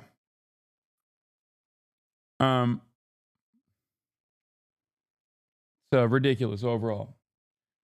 If you care about sources from the Syrian rebels on the ground, let me tell you that their help was a drop in the sea. Your ideas is true that Israel really did want to topple Assad. We would have seen anti-air support and constant PR, but trust me, Israel loves Assad far more than everyone else. So this is also an interesting take as well. And I don't have like a fully fleshed out position on this.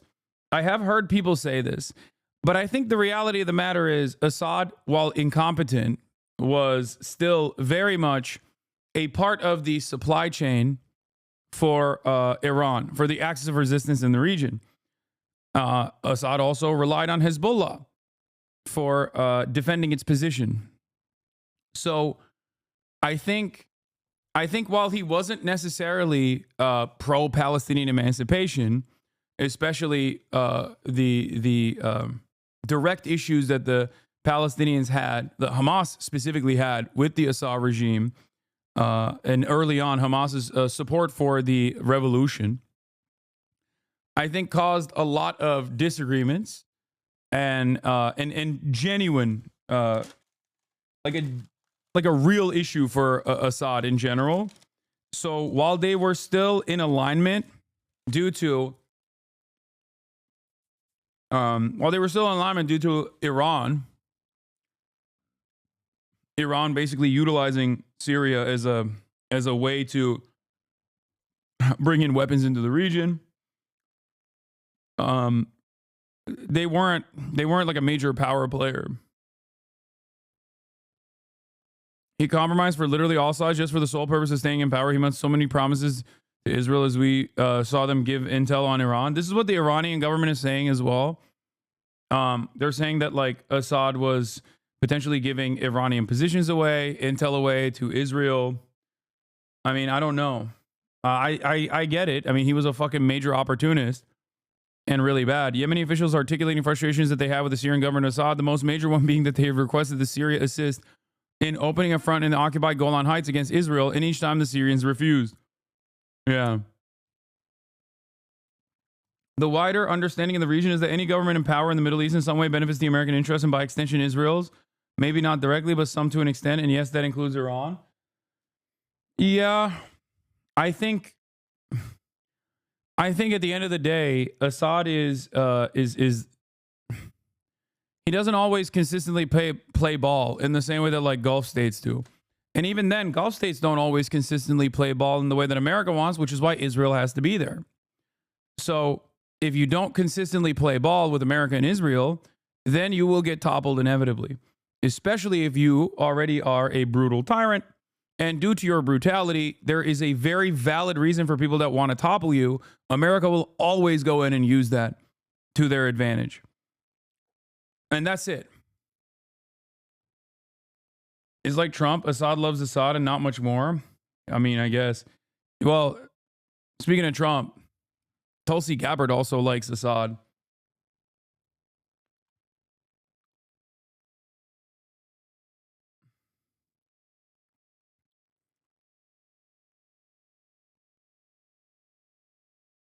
Yeah, I am not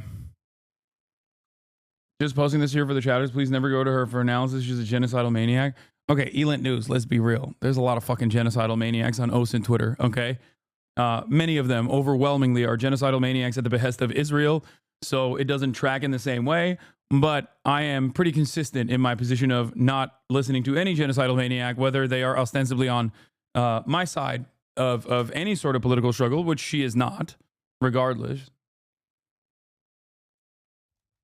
But let's make no mistake, okay? I know what OSINT Twitter looks like. They fucking comprised entirely of genocidal maniacs of different varieties of things, or of different ideological background. Golan Heights area, and during the last year is understood to have carried out several airstrikes on groups which support Hamas and Hezbollah as its wars in Gaza and then Lebanon were underway. The Israeli military is also reported to have struck Syrian military compounds near Damascus early today, including weapons depots. The Israeli Prime Minister Benjamin Netanyahu posted these comments on the fall of the Assad regime in Syria to his social media accounts. This is a historic day for the Middle East. The collapse of the Assad regime, the tyranny in Damascus, offers great opportunity, but also is fraught with significant dangers. This collapse is a direct result of our forceful action against Hezbollah and Iran. I also do hate that he's so happy about this. Like, it does benefit him. Instability in the axis of resistance supply chain, regardless of Assad's like lack of interest in helping Palestinians, instability in the axis of resistance supply chain is good for Israel. So for him, this is fantastic. They've crippled Hezbollah's leadership. They've bombed every fucking Shia village in southern Lebanon. So now the Lebanese economy is already destroyed. And now they have to do a period of reconstruction to make sure that they, to make sure that that people can still survive in that area. And now, the last vector of instability, a massive country in the region that was utilized as a part of the Iranian supply chain, is no longer controlled by a guy who is somewhat unstable from his perspective. Assad's main supporters It set off a chain reaction of all those who want to free themselves from this tyranny and its oppression. But it also means we have to take action against possible threats. One of them is the collapse of the Separation of Forces Agreement from 1974 between Israel and Syria. This agreement held for 50 years. Last night it collapsed. The Syrian army abandoned its positions. We gave the Israeli army the order to take over these positions to ensure that no hostile force embeds itself right next to the border of Israel. This is a temporary defensive position until a suitable arrangement is found. Soon before Erdogan's assault in Syria, Netanyahu literally threatened Assad and his beast, saying he's playing with fire. Yeah, because Erdogan and Benjamin Netanyahu are this, bro. This. They are. Recep Tayyip Erdogan is a servant of Western interests. It does not matter that he plays both sides. It does not matter that he has trade relations with Russia. It doesn't matter that he has trade relations with China. Recep Tayyip Erdogan oversees the second largest military in NATO. Recep Tayyip Erdogan oversees America's nuclear arsenal in the Incirlik base. Anyone that tries to tell you that Recep Tayyip Erdogan and Benjamin Netanyahu are not directly aligned only hear what he has to say in public, and he has all the smoke for Israel in public. He always says, like, fuck you, Israel. You are Netanyahu. He says a number of different things.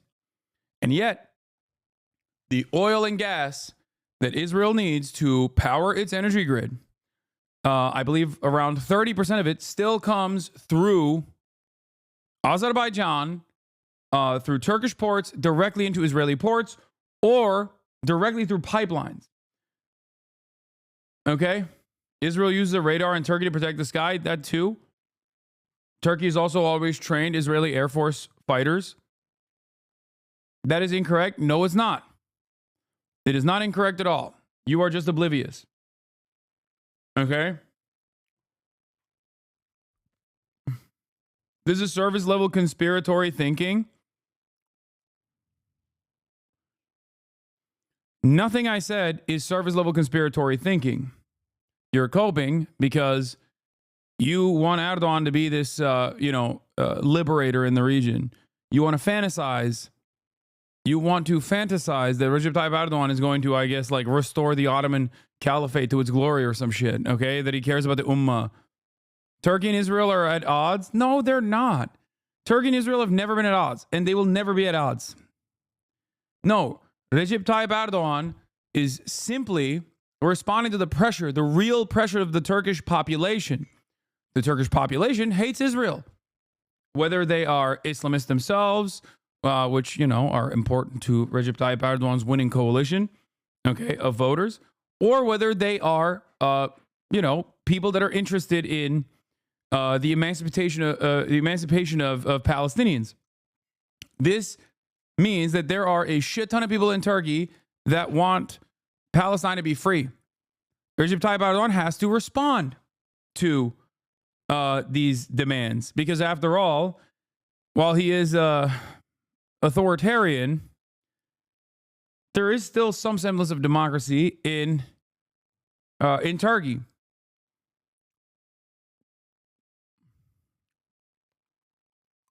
And that's precisely what's happening here. A better statement would be any government is Turkey will always be hand in hand with Israel, even if it wasn't Erdogan. Yes, that is true. No matter what happens, no matter who's in charge, as long as Turkey is a NATO nation, it will always be pro-America. And obviously, America's major interests in the region are to defend Israel unconditionally.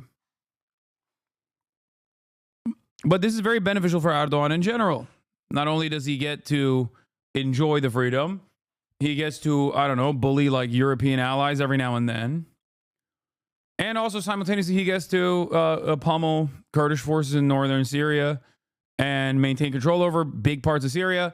And that benefit is now playing itself out in the way that the Assad regime was toppled by Turkish-backed forces. So there it is. Recep Tayyip Erdogan has played both sides, and he has ultimately come out on top. Equally, we send a hand of peace to all those beyond our border in Syria, to the Jews, to the Kurds, to the Christians, and to the Muslims who want to live in peace with Israel. We're going to follow events very carefully. If we can establish neighborly relations and a peaceful relations with the new forces emerging in Syria, that's our desire. But if we do not, we'll do whatever it takes to defend the state of Israel and the border. Well, that was Benjamin Netanyahu. Well, let me go now to Charles Lister, who is in Doha. Sorry, we're going to go to our guest in a moment. First of all, let's hear from John Donaldson, who's got... Charles Lister is the guy that's like moderate jihadis guy. I mean, his analysis on Palestine is really good. But on Syria, he's a little bit, I don't know. He hates Muslims, dude. This motherfucker's Islamophobic as fuck. I hope karma catches up. Yeah, there's no such thing. This analysis of Netanyahu's statement from Jerusalem. Evil always thrives, chatter. There's no karma catching up. It's funny to see cabinet ministers saying this occupied region is a security belt from Syria to the Golan Heights because the whole justification for occupying it, yeah, exactly. The whole justification for occupying and annexing the Golan Heights is that Golan Heights is a security belt for northern Israel. We're doing security belt inception. No, it's the same tactic. It's always the same tactic. You go in, you say we have real security concerns. We have people living there. We have real security concerns. We have to push the boundary. Then you annex that boundary that you pushed. Okay? Then you repopulate that area. You repopulate the area with more settlers. Then now you have security concerns. You have to expand further. Okay? In the words of that other guy who wrote the Times of Israel article before they took it down, Lebensraum. That was literally the fucking argument that the dude was making. Yeah. Amid the chaos, the Israeli Air Force carried out numerous strikes in Syria today, taking out weaponry Israel fears could fall in the hands of hostile forces. According to the reports in Syria, strikes earlier targeted ammunition and weapons depots at the Kalkala Air Base in Suwaida, several sites in the Daraa Governorate, and the Mezeh Air Base in Damascus.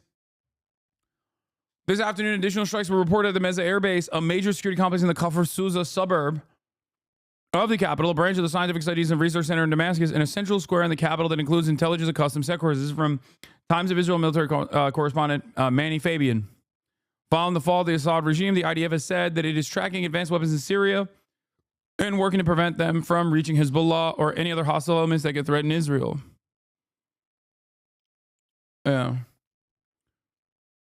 So yes, this is absolutely working in favor of Benjamin Netanyahu.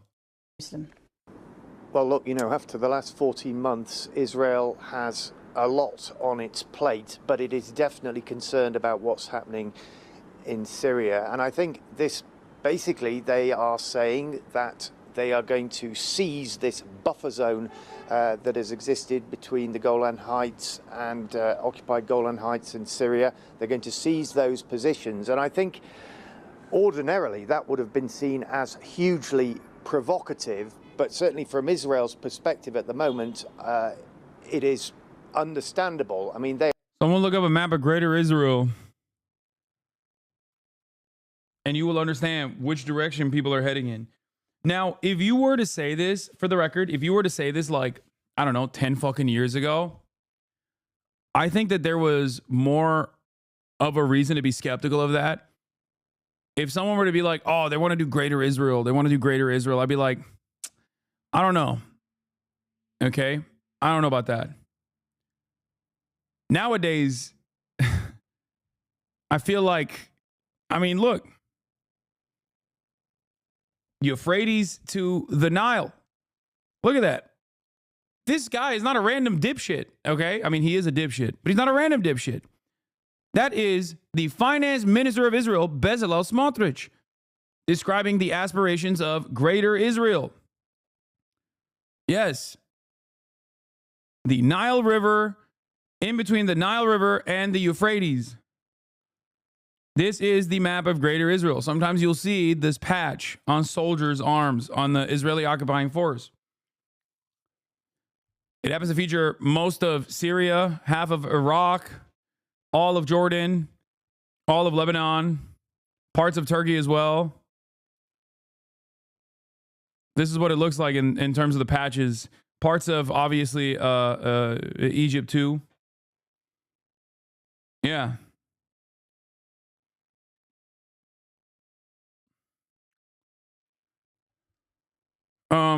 I believe it's also in the Likud charter too. Yeah, also Saudi Arabia to a certain, Saudi Arabia too.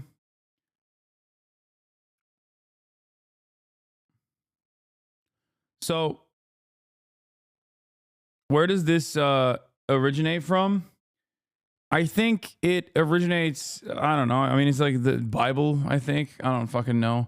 Well, for evangelical Christians, they believe that the greater Israel, like this land between the Euphrates and the Nile River, belongs to only Jews.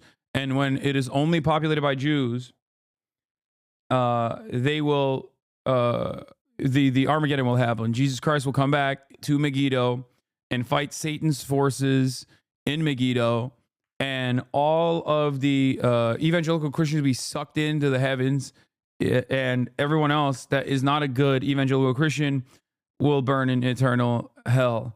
This, of course, includes the Jews that are in between that area, but the trigger event is for them to populate this entire area so that this anime supervillain style fight can happen. Yeah. I think they're mostly focusing on their political capital on northern Gaza as far as settlements go at the moment. Some groups do photo shoots in southern Lebanon and left, but northern Gaza and the Netzarim corridor are where our eyes should aim at right now as far as that goes. Yes.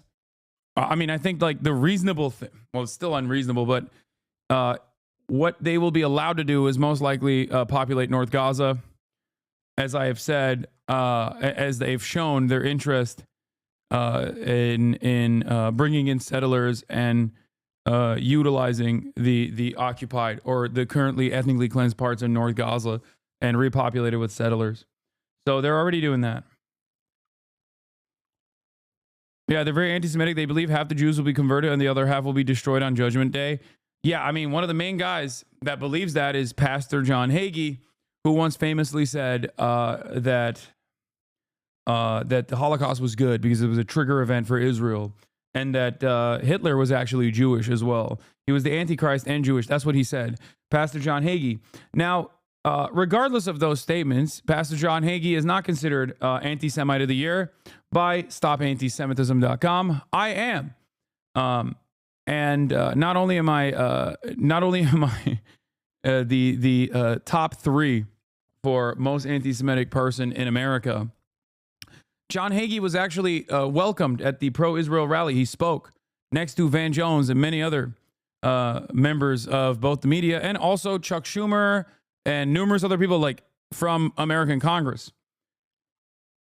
So remember when people are like, remember that when people talk about, like when people cynically talk about anti-Semitism in an effort to deflect away from valid criticisms of Israel. They are very concerned about who these rebels are. They're concerned about... Oh, yeah. Jay-Z is accused of sexually assaulting a 13-year-old in a 2000 incident along Sean Diddy Combs in an amendment lawsuit. We'll take a look at that in a little bit. Chemical weapons falling into the wrong hands, and they don't want the rebels operating right on their border. So, you know... This is bullshit. They didn't have rebels operating right in their border as a concern at all before. They literally welcomed it. Okay, so the notion that they now have an issue with the rebels operating on the border is bullshit. Here is senior editor of 972 magazine, okay, Ben Reif. With Assad gone, Israeli forces are currently seizing the buffer zone between Syria and the Israeli-occupied Golan Heights, which has been in place for half a century. The army has also been instructed to occupy control points, while ministers are calling to occupy Mount Hermon. Saudi media is reporting that the Syrian side of Mount Hermon, Jabal Shaikh, is now under Israeli control. And there it is. They got the flag out and everything.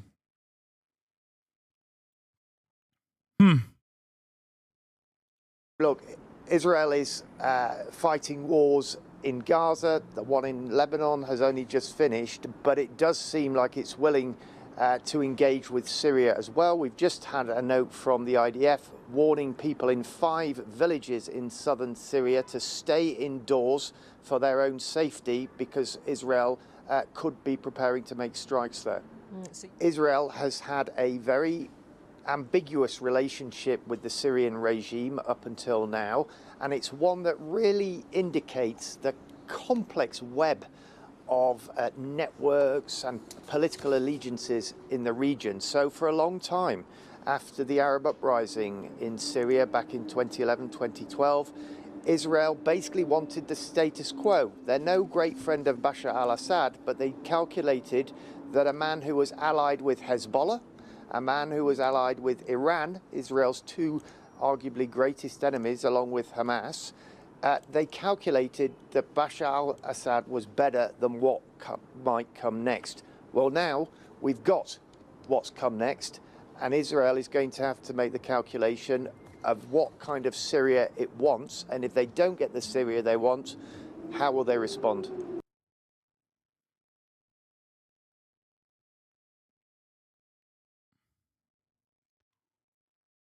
Bombing Damascus, taking a photo with the Israeli flag on Syrian territory is a provocative way to greet the new regime on its first day. I assume the Israeli decision makers have already calculated that they can't have peace with any regime in Syria and are sending a message. I mean, I think they're just flexing. How the fuck does a whole ass country fall in a single week?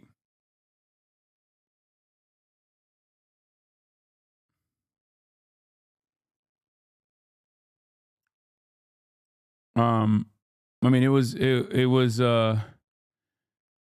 already held together with ticker tape, if that makes sense. It wasn't, you know, there has always been, at least for the past decade, there's been like a very strong, resilient anti-government movement in the country. There's a shit ton of Western efforts, Western involvement that propped up some of these groups and armed them.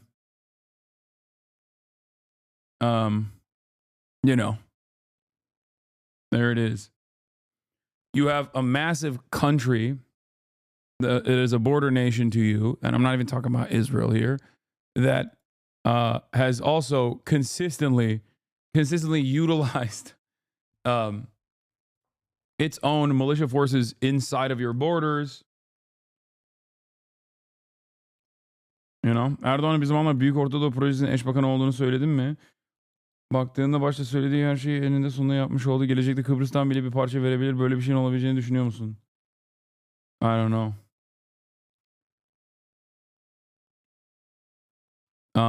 All right. Yeah, we're gonna see what the CNN crew said in Syria after the Assad regime fell. Spoke to us from inside the Syrian capital of Damascus. Here is some of what she told us. It's a little bit eerie, certainly, and there's definitely a sense when you talk to people that they're delighted, but they're cautious, they're concerned. What comes next? Yeah. Why are they cautious and concerned? My American chatters are telling me I should not be cautious nor concerned. It seems like even CNN, Clarissa Ward, is saying that, understandably, the Syrians are cautious and concerned. Be chaos? Will there be lawlessness? Will we see more looting like we saw today? But if you have that other clip pulled up, I just would love our viewers to be able to see the scene at that border crossing as we pass through it. Again, it was already dark, already past curfew, very, very quiet. An HTS militant in Damascus says we will declare an Islamic caliphate and pledge allegiance to the Muslim caliph in order to fight the Jews. Yeah, right, dude. Sure. There's got to be someone who's like pro-Assad that's claiming that. And I don't mean that they're not like anti-Semitic or whatever. I'm sure plenty are. But they will never, I don't think they'll fight Israel at all. You're out of your fucking mind if you think that they're going to fight Israel. Once again, Israel has strategically offered support to al-Nusra in the past. That's just not a real thing. Quiet and just nothing like we've seen it before. The only real evidence we saw, Wolf, of any struggle to finally take Damascus, to finally oust Bashar al-Assad, was a tank in the road below a torn poster of President, or I should say former President Bashar al-Assad. Take a look at that clip if you can. So we're just crossing now into Syria. It's astonishing to see. It's absolutely empty. The border points before, there would have been soldiers, there would have been border guards. Now there is absolutely nobody from the Syrian regime. Just a few friendly people waving us through.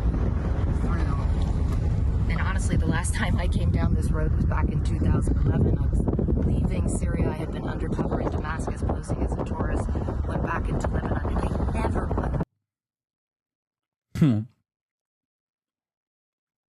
The chief of staff of the Israeli occupation forces, Herzi Halevi, announced that starting Sunday night, the IOF will begin combat operations in Syria. Aldan Markey says Jelani now has a chance to prove the national character of himself and his forces. No. And this would be tremendously beneficial for him. If he wants regional recognition, look at what the Ansar Allah administration got in terms of positive coverage from the entire region because of their blockade on the Red Sea and because of their military campaign against Israel. If there is no easier way. Well, Kai was barking with my dad. There is no easier way to gain immediate legitimacy other than in the region, other than attacking Israel immediately. The reality of the matter is he will not do that. He just will not. There is no way. Even if it would be beneficial for them, it would ultimately be very harmful for them if their interest is to control Syria. America will never allow a hostile entity to control Syria. Aha. Bakıyorum. Yürütür müsün? Peki. Peki ver.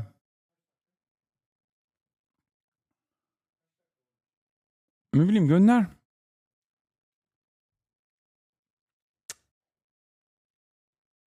Anyway. Imagine this moment would come when we would be driving through this border with no one from the regime to stop us.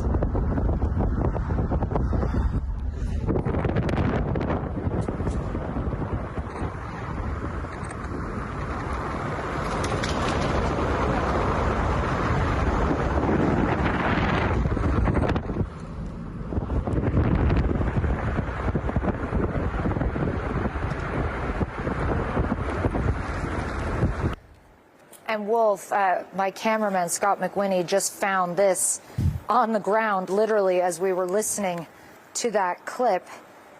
This is the old flag of the Syrian regime, which has 2 green stars. The rebels' flag has... I'm sorry I stopped playing Valorant. Zombie Queen. Said, ew, I'm still following this asshole. No thanks. Down 40K plus viewers. Thank God. I mean, it's pretty good.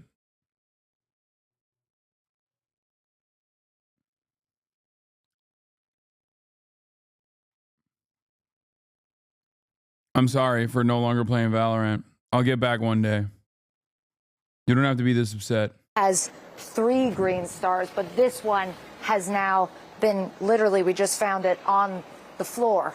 I guess a real moment where you see how much things have changed just in the past 24 hours. In terms of the security situation on the streets, I would just add, we anticipated that we might see quite a lot of checkpoints as we came into the city. We didn't. We did see a group of men. They did not appear to be armed, but they asked us what we were doing, where we were going. And now that we are sort of ensconced in our place where we're staying for the night, we have seen a couple of patrols. I saw 2 men armed, and I went up to them and asked them where they were from. They told me they were from Idlib, which is in the northern part of the country. And we saw a man on the street go up and wanted to pose for a photograph of them, which I think sort of speaks to the moment. There is obviously jubilation, elation, but also this sense of you can't compute. It was so fast, so breathtaking. It's astonishing. And I think people are taking some time to try to process the magnitude. Keep in mind, Wolf, we're talking about 53 years of Assad rule, 53 years of a brutal police state. And I can't tell you how many Syrians have said to me, Wolf, that, you know, we understand that there are concerns about the rebels and the makeup of the rebels and the fact that some of them are Islamists and some of them are even jihadists or have been affiliated with al-Qaeda or prescribed organizations. But let us have this moment. Let us celebrate the fact that this brutal dictator who has ruthlessly killed hundreds of thousands of people, who has gassed children with lethal nerve agents, who has... Syrian rebel commander urges Israel to support uprising, strike Iran-backed forces. In an interview with Tal, a fierce Syrian army officer expresses hope for friendly relations with Jewish state, warns of Iranian militias propping up Assad. They will come for Israel too. Yeah, anyone that thinks that these guys are going to fucking attack Israel, at least in the next 4 to 5 years, are crazy, in my opinion. I think, like, at most, this will be like a 9/11 style situation against America, more likely, and maybe even Israel, perhaps. Right? But I do not foresee this. I do not foresee this becoming a immediate, like, oh, we took control over Syria, and now we're going to use that control to, like, attack Israel.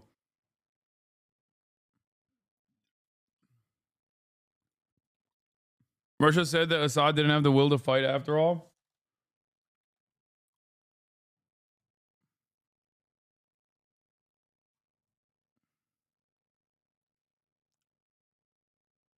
Yeah. All right, let's continue. Locked people in prisons and tortured and beaten them to death, that he is finally gone. And that whatever may come and whatever the anxiety, this is a new chapter for Syria, Wolf. All right, Clarissa Ward now having made her way to Damascus, the Syrian capital. Clarissa, thank you very much. I want to bring in CNN's international diplomatic editor, Nick Robertson, right now. He's done a lot of reporting from Syria and the Middle East over the years. Nick, what do we know, first of all, about this transition of power in Syria right now? Yeah, risk and opportunity is sort of the way that President Biden spoke about it in his speech there. He mentioned being vigilant, and he said that because we've heard, he said, what the rebel leadership who had its roots in al-Qaeda, we've heard what they're saying. It sounds like it's good. They're talking about a non-sectarian society with a new political dispensation. And this is something that President Biden said they need to live up to. We've heard the words, but we need to see more. And what President Biden laid out that he expects is in the future is a Syria that's sovereign and independent, which seems to be a very clear message. Crystal clear. Russia and Iran will no longer have any kind of stake in the future of Syria. So that's part of the political picture going forward. It's made up of the different ethnic groups. It's made up of the different religious groups. It's made up of all the different elements of society inside of Syria. That's President Biden's aspiration. And that's very much what we've been hearing from the rebels. And I've been talking to actually a political grouping way outside of the rebel structure who was central to peace talks back with Assad's regime. And about a decade ago, the United States was playing a role in that. And there was a lot of work laid out back then for what a new government could look like, what a new constitution could look like, who could be involved in it. And this political leader told me that's the direction he believes that the country is headed in again, a period of military security, the military pull back. There's a power-sharing government for a period of time, 6 to 9 months, perhaps, he outlined, and then elections. And this really fits in with what President Biden was saying, that this new Syria will have a new constitution. Some of that's been drafted in the past, and a new government. The plans to get that new government and achieve it have been made there. But President Biden being very clear that ISIS will not be allowed to fill a vacuum. U.S. strikes on ISIS today. The security... No. The other ISIS will not. If you're reformed ISIS, then you're fine. Of U.S. forces vitally important, but also making sure that ISIS doesn't get stronger, and remembering that there are hundreds and thousands of ISIS families and supporters in jails inside of Syria today, in the rebel-held areas in the east, that the United States supports and helps and helps keep them controlled, that will be vital to oversee going forward. And that is going to be of strategic importance to the United States. So that's the path that he's setting out. The rebels are setting out a path of change. No. Haas, would you agree that the smart thing to do is, in fact, not to fight Israel? Do you think the unbelievably broken Syrian people can afford that? I'm curious on your take. Oh my God, dude. Brother, you have not stopped talking about, like, you have not stopped talking about how fucking misunderstood, like, Jelani and his group is. And now you're like, well, you know, it's actually realpolitik. Like, brother, Yemen is the poorest country in the fucking area, okay? Yemen is the poorest country in the region. The Ansarallah administration was literally in the midst of a massive, damaging, deadly civil war backed by UAE cutouts and also the Saudi cutouts that were instituting a blockade using American weapons, killing the entire fucking population. Look at what they did with the limited amount of resources they have. Okay? We are not poor. Stop slandering us as token Yemeni. Dude. You have like one 1957 F-15 in your Air Force. What the fuck are you talking about?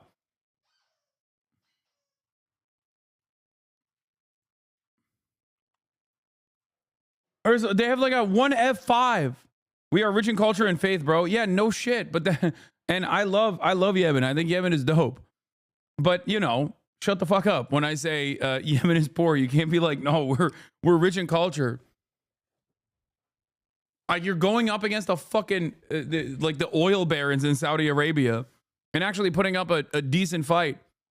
And that is something to be, you know, it's understandably something to flex on you if you want to. But it's like ridiculous to say, no, you don't understand. We're rich.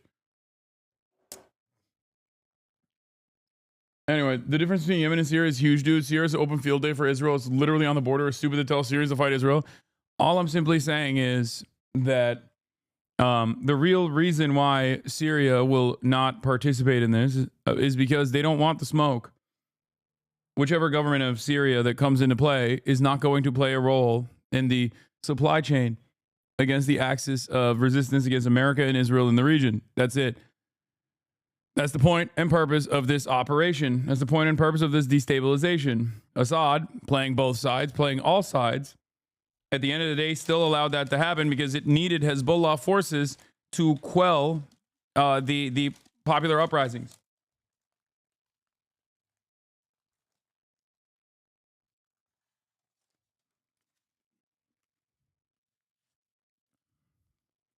No longer brutality, political, religious plurality. Nick, I want you and our viewers to listen to what the rebel leader who led this revolt against Bashar al-Assad's regime said just a short time ago. Listen to this. This victory, my brothers, is a victory for the entire Islamic nation. This new triumph, my brothers, marks a new chapter in the history of the region, a history fraught with dangers. Leaving Syria as a playground for Iranian ambitions, spreading sectarianism, stirring corruption, it became the world's leading source of Captagon. But today, Syria is being purified by the grace of God Almighty and through the efforts of the Arogue Mujahideen. So, Nick, does that speech give us some insight on what could happen next now that these rebel groups are in control? Yes, it does. You would expect, and this is what we've heard here, in any speech, he's essentially going to thank his supporters, which is the Islamist fighters who've been part of this coalition of rebel groups. And that's what he said. This is, you know, and let's not forget the context of where he was. This is in this mosque, the Umayyad Mosque, is in the heart of Damascus. It's an ancient and frankly very beautiful building in old stone, and it is sort of, if you will, the one place you would expect him to go and give a speech for an Islamist leader in the most venerated mosque in Syria. In that context, He speaks to the people who got him to power and got him to Damascus. But he also speaks about no longer for Iran to have an interest. I think that very clearly sort of talks and speaks to the negative interference that he sees Iran has played in Syria, but also to its Shia faith. He's a Sunni. It'll never not be funny to me that the media was so quick to be like, Hamas is ISIS. But then when you have literally ISIS guys, they're like, those guys are no longer ISIS. They're rebels. They're moderate rebels, former jihadi rebels. It's like, it's a super simple mechanism. It's like enemy, bad guy. Friend, good guy. It doesn't matter. There's a difference. But when he speaks about Captagon, that's a message to leaders in the region. Captagon, the drug, has been an absolutely pernicious and deadly impact on the countries in the region, from Jordan to Saudi Arabia. They all want to see an end to that production. It's damaging their societies. The money of it's kept Assad in power. And when he says that, what Giuliani is doing is speaking to the leaders in the region who will help continue to keep him in power. So he's talked to the people that have brought him to a place of power, and he's talking regionally to those who he hopes can help keep him in power, Wolf. And this new group, this group, HTS, not necessarily a new group, but clearly a very powerful group right now, Hayat Tahrir al-Sham, is in charge. They've taken over for Bashar al-Assad's regime. Nick Robertson reporting for us. Thank you very, very much. Breaking news on Syria, and this time related to Israel. And Israeli airstrikes are being reported by Reuters, saying this is a real brave Mujahideen moment. It's crazy. All right. I'm not going to do the Trump thing yet. I'll do bits and pieces of it tomorrow. I'm going to move on to the CEO murder suspect. As you guys know, there's more updates on this issue. This is a story that we've been following closely. First, I'm going to start off by covering what Bill Burr had to say. Hold on. Let's close off all these freaking tabs. Okay. Holy shit, we covered so much. Oh my God, I spent the entire day talking about Syria. All right. Let's see what Bill Burr had to say. About it, that CEO got fucking whacked. Oh my God, dude. You know what's funny? I was sitting there reading an article, guy. They go, "Oh my God, he's such a great guy. He had a wife and kids, and he's such a great guy." And then you find out he and the other guys he's working for are getting sued for $121 million for dumping a stock and not letting the other people know. In the lawsuit, he and multiple other United Health executives are accused of offloading something like 15 million shares of stock. It's like, there's your motive. Nancy Pelosi just made $9 million on some shit. Nancy Pelosi's stock trades saw a 65% return last year. This comes as Congress has stalled talks on banning lawmakers from trading stocks. They're gangsters, dude. Fucking gangsters. And then one of them gets whacked or something, they're like, "Oh my God, he was such a good guy." It's a dirty game, Paul. Healthcare. He's right. As you guys remember, he had that famous take about there's a guy at Nestle that's in charge of privatizing water. He said a lot more aggressive things than I have in the past. All right? That's all I'm going to say.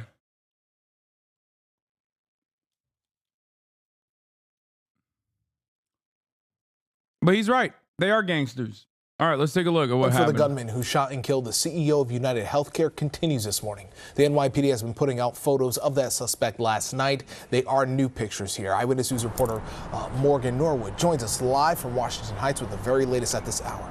Good morning. Hi, Pedro. Yes, police have these new photos of the suspect. They also have what they think is his backpack, a bizarre piece of evidence found inside. I'll get to that part in just a second, but I do want the public to see these photos. It's the suspect in a cab moments after the murder, and authorities believe that he was headed here to this bus terminal here in Washington Heights, where he boarded a bus out of the city. He's wearing what appears to be a different jacket than what we've seen. Bro, this guy has jackets for days, chat.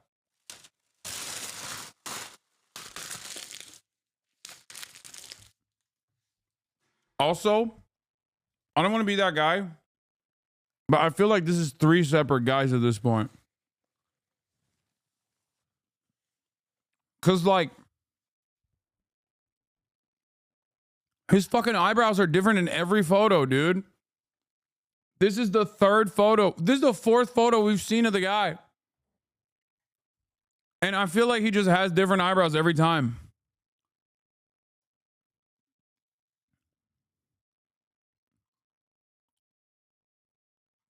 Two jacket bourgeoisie. No, he's got, I think he has like, what, 3 jackets now? 4? I'm saying he packed a lot of fucking jackets. Obviously, he's not constantly going to like Kohl's and like purchasing new jackets every day. This motherfucker came from Georgia, it seems, using a fake ID, a fake New Jersey license, and packed like 8 jackets in the process and changed his eyebrows too. In the other set of photos that police have released over the past few days. These photos, though, released after police found that backpack near Central Park's boat pond during their search for the murder weapon and the bike. Neither of those turned up, but sources say the bag had a Tommy Hilfiger jacket inside, along with Monopoly money. It's now being processed at a forensic lab. I saw someone say this is like finding out about Robin Hood in the 1300s. Like every new update that comes from this guy, I'm like, that's so sick. Now, I don't even know if the Monopoly money is real. Like, I don't know if it's like someone else dropped the bag just as a joke, or if it was the shooter himself who actually planned it like this. But like, why is he so whimsical? Why is the shooter also living a life of you know, mystery and whimsy? Why is he doing these like little bits? It is so hard for me to consistently keep condemning this guy, you know? And as you guys know, I condemn. You know this. I am a condemner. Okay? But this is kind of funny. This is, I don't know what he's doing here. He's just doing Hawkeye shit. Trying to figure out what all of this means, but more importantly, see if there's any DNA that they can pull from there. Meanwhile, NYPD detectives we're learning are in Atlanta. They're chasing down dozens of leads and tips there, and they're focusing in on the bus that the suspect reportedly took from there here to New York, arriving here 10 days before the murder on November 24th. Here's what else authorities had to say. All evidence that's recovered is just showing how we put so much energy and attention to.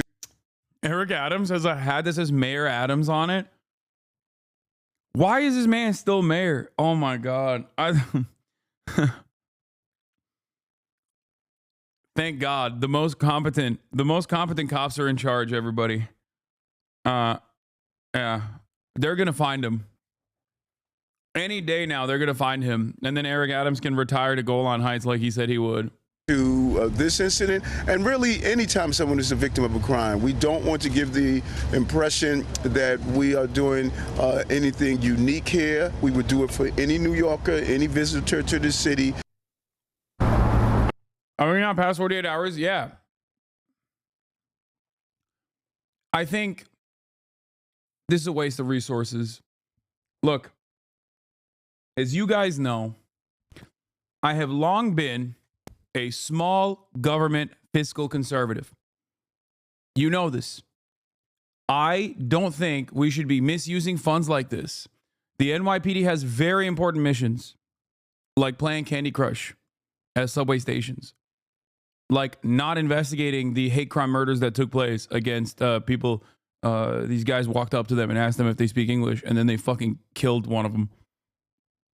Those are important things that the NYPD is tasked with not actually investigating.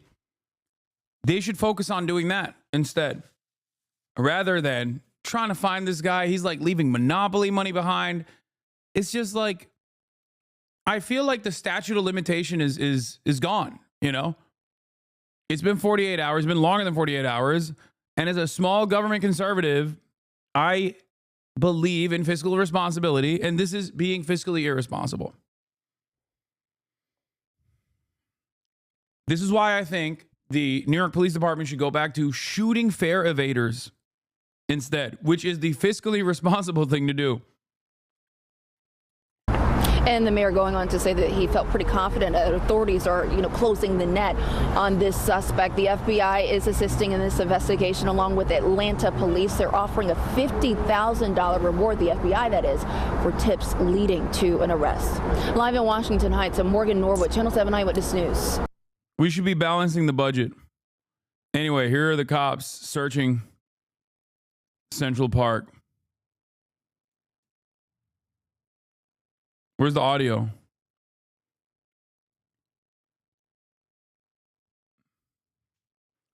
Oh, why is there no audio?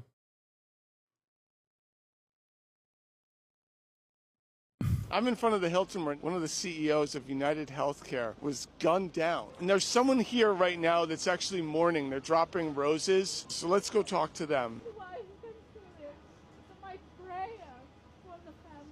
Was this your family member? I work for United Healthcare for 26 years.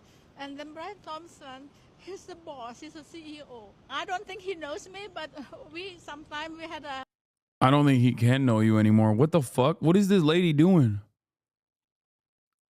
meeting, for the town hall meeting. He's there. What department do you work in at United Healthcare? In Connecticut, provider specialist. What can you say about how corrupt they've been and how much denial of care they've done? I cannot talk about that because I'm just an employee. It's not my part. I have an insurance too, but all my neighbors, they said United Healthcare is the best. I would really hate if people started going after all of the CEOs of the healthcare company. What's next? Going after oil company CEOs? Yeah, don't do that. Don't do that. We can talk. We can speak. You think it's sad? Yeah, I do.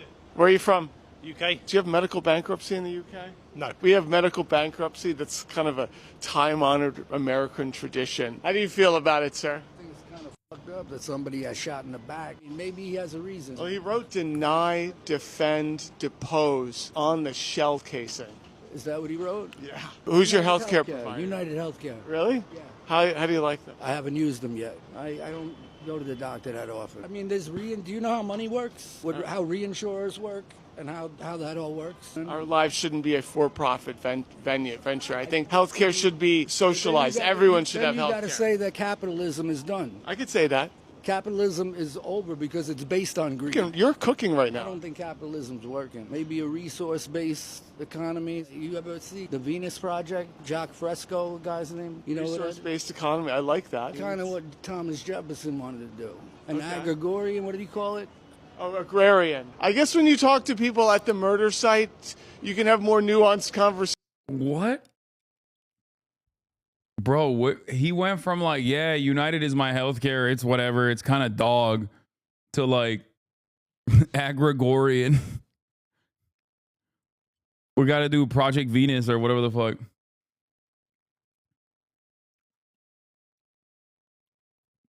It's not what I expected. They were not, I don't know.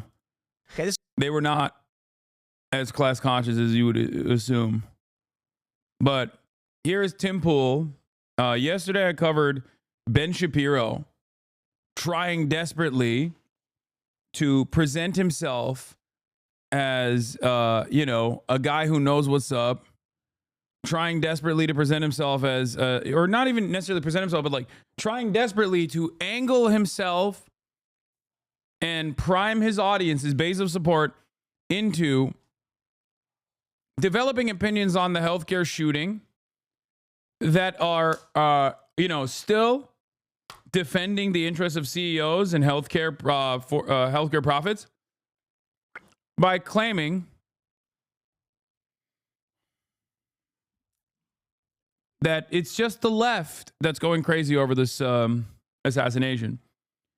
And it turns out it's not just the left that's going crazy over this assassination. This is like a relatively interesting cultural touch point that has spanned across multiple different ideologies, multiple different backgrounds, age groups. seemingly, people of all different ages, are demonstrating bipartisanship in these trying times. These trying times when America is far too divided, it seems like they are very united on this issue. But obviously, this is not great for conservatives who want to still, no matter what you do, not get mad at rich people. You have to get mad at others for marginal, not major differences, like just tiny, minuscule, marginal, immaterial differences. Please, no matter what you do, do not recognize who the real enemies are. Do not recognize that, like, yeah, these guys might not be good guys. My job revolves around making sure you don't understand who the real enemies are. And Tim Pool's doing that as well. Let's take a look. This is from Mediaite. Taylor Lorenz defends her celebration of Brian Thompson's murder, saying it's natural. It's natural if you're a demon. Let me read this. This is Sorry. These people are mind-blowingly evil What and is this? stupid. Former New York Times and Washington Post journalist Taylor Lorenz defended her celebration of the assassination of Brian Thompson. On Wednesday, in the hours immediately following Thompson being shot, Lorenz expressed her dismay with health industry, saying, and people wonder why we want these executives, if you know what I mean. I'm not going to read her full statement. She went on to share celebratory graphics that she said were being spammed in her group chats. It's a picture of a star smiling, and it says CEO. I love when the free speech guys are like, we should find who those group chatters are and kill them. Tim, have you talked with your fans about this today? Yeah, no, it's kind of crazy because, like, Tim will... This story has more coverage than my health insurance. This is the same woman that literally cried on a news interview, people calling her meme words on the internet. A rich elite LARPing is one of the downtrodden. Spare me. Okay, so Tim Pool's audience is still stupid. It seems. Bro, don't replace the culture war with class war by Alice Thompson. Bro, please don't worry about why you pay more in taxes than billionaires. Worry about the war on Christmas and the trans agenda. Please, bro. Stay distracted, bro. It's true. That is exactly what it is. And these guys are tasked with this. This is their job. This is their purpose. This is what they do best. Also, a hit tweet from a moot on Twitter, Tokyo Dilf, with 131,000 likes on this thing. That's what this is. And Ben Shapiro and many others are desperately trying to claw this back. They're desperately trying to recenter your attention away from hating a healthcare CEO or even exhibiting any sort of animosity towards those in positions of power. And their purpose here is to say, don't do that. Please don't do that. Please never do that. It's actually really bad if you do that. Things are really great. Okay? Things are really great. Just hate on the appropriate vectors. Hate on the powerless. Hate on your neighbors. Please. Down, and she's like, that's just what my group chat's sharing. What group chat are you in, dude? Anyway. Unsurprisingly, her joy your over group the chat cannot be extinguishment of Thompson's posting life drew criticism. dangerous memes like After this. providing some examples of others dancing We on will throw Thompson's you in grave jail. while only mentioning one of her many enthusiastic posts, she addressed the backlash, saying, quote, naturally, the mainstream media began pearl clutching it in outrage after I posted a quote tweet about insurance companies no longer paying for certain anesthesia with the phrase, and people wonder why we want these executives, you know. And then she goes on to mention not being alive anymore. Legacy media outlets, including Fox News, pounced and wrote a slew of articles about my calls for violence. Let me be super clear. My post uses a collective we and is saying explaining the public sentiment. It is not me personally saying I want these executives dead. And I'm not going to read her quote. I'm explaining that thousands of Americans, myself included, are fed up with our barbaric healthcare system and the people at the top who rake in millions while inflicting pain, suffering, and the death on millions of innocent people. So basically, she said, oh, I can't believe that. Oh, yeah. The image he's talking about is so funny because it's this.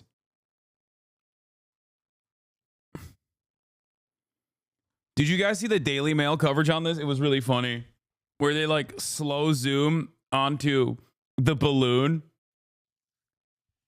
Please tell me you saw that Daily Mail coverage. Someone has that TikTok, right? It lives in my mind. It's so fucking funny with the sad music. Please, we have to show it. You are not ready for the...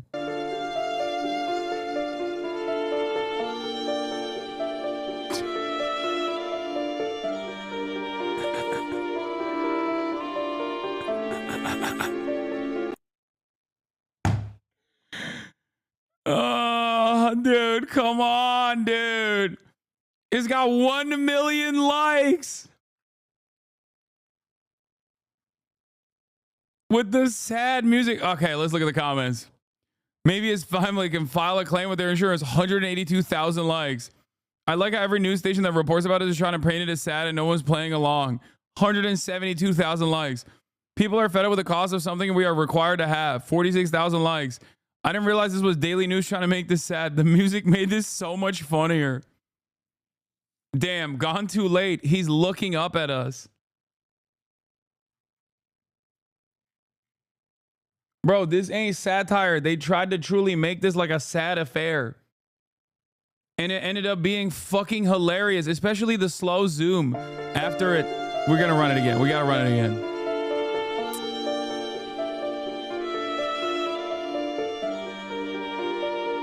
Look at this. Look at the zoom. The pause in the zoom. It's Kino. It's perfect. It's cinema. Oh my Lord, dude.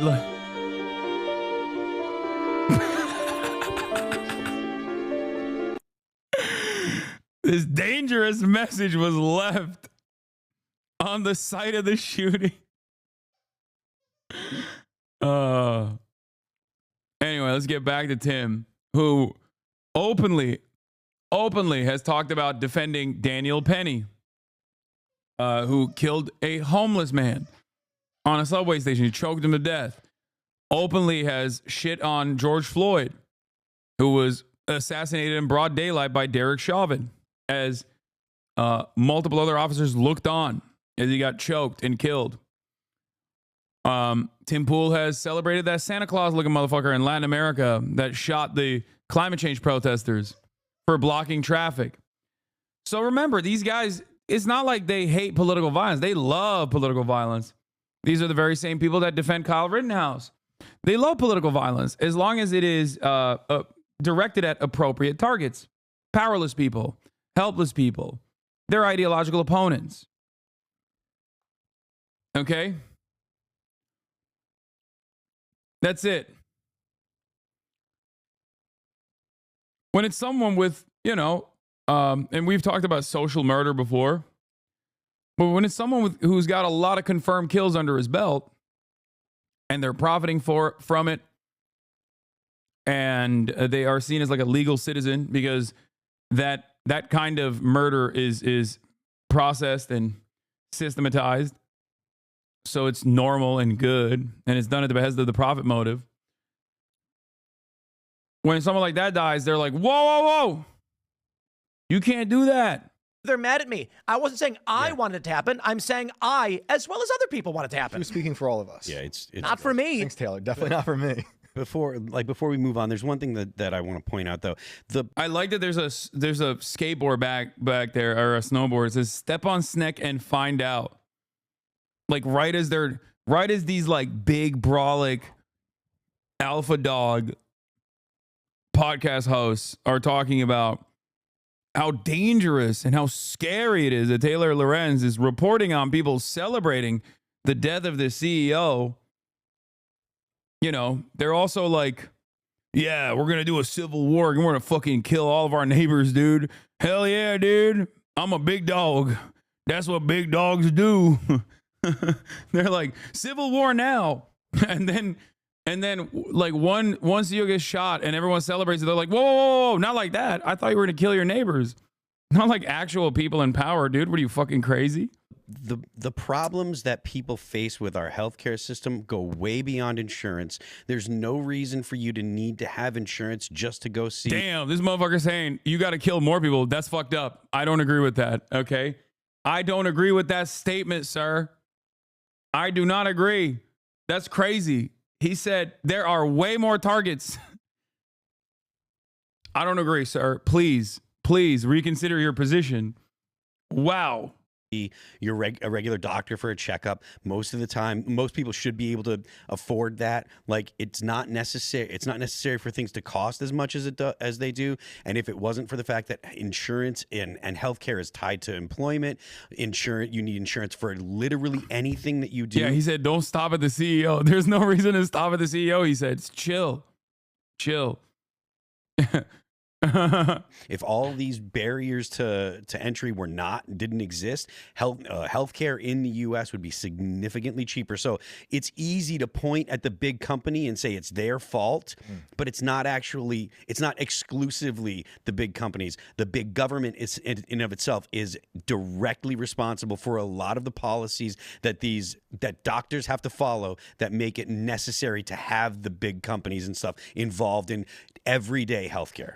One of the problems I take with the far left, it's the big government getting in the way of these health insurance companies, even though the health insurance companies are the ones who are writing the legislation. Yeah, that's what we got to do. More deregulation, actually. If they were truly private, it would be even better. They could have a 7% profit margin. That would be, $40 billion instead of a meager $33 billion. Like United Healthcare brought in $33 billion in pure profit this past year. $33 billion. left is that they implement the government regulations that create the insurance companies' mechanisms. Absolutely. Yeah, no, it's like, you're so right, dude. The left is always saying like, let's do more insurance. It's a famous leftist position. More private insurance, please. The insurance companies, of course, have revolving door lobbyists who want to get jobs in the government and then get jobs at these companies. But they're also leftists. Those are the socialists. Classic case of the socialist lobbyists at big pharma and insurance companies and the socialist CEOs. Except if they were actually socialists, you would be fucking excited at their murder, okay? You would literally be like, oh, this is so sick. Let's kill more socialists, please. So, I don't know what the fuck he's talking about. The angry left saying more government regulations, creating the system that they then complain about and then use to justify death. To that point, back in the 90s, IBM had 0 lobbyists, and they were proud of that. They talked about it all the time. We don't have anyone in D.C. because they did have the opinion that we don't need to go to the government until the government came after them and said, we're going to sue you as a monopoly. Right. And then they're like, wait, so lobbying is bad? So lobbying is bad, and the government forced the IBM's hand to do the bad thing, but somehow IBM is not bad? Also, they don't deserve to be busted as a trust? What the fuck is this guy saying? I don't even believe that the IBM did not have a single lobbyist until the 90s. I don't know what the fuck he's talking about. What is this? What ideological framework are these guys operating on? Just like big government equals socialism? Everything that the neoliberal capitalist Western liberal democracy does is actually at the behest of socialism secretly. Like, well, what are we going to do if we're a successful business? We're just doing business. We make computers. It's not like people don't have the option to go somewhere else, because IBM in the 90s isn't IBM today. Bill Gates was rich, but he wasn't as powerful and rich as he is today. And so they're the only option they have. Bill Gates? Wait, what? What is he talking? We're a successful business. We're just doing business. We make computers. It's not like people don't have the option to go somewhere else, because IBM in the 90s isn't IBM today. Bill Gates was rich, but he wasn't as powerful and rich as he is today. Bill Gates? Does this dumb fuck think? Does this guy? What is going on? He's right. IBM wasn't what it is today. It was the Microsoft of today, but without Apple and Microsoft existing. What?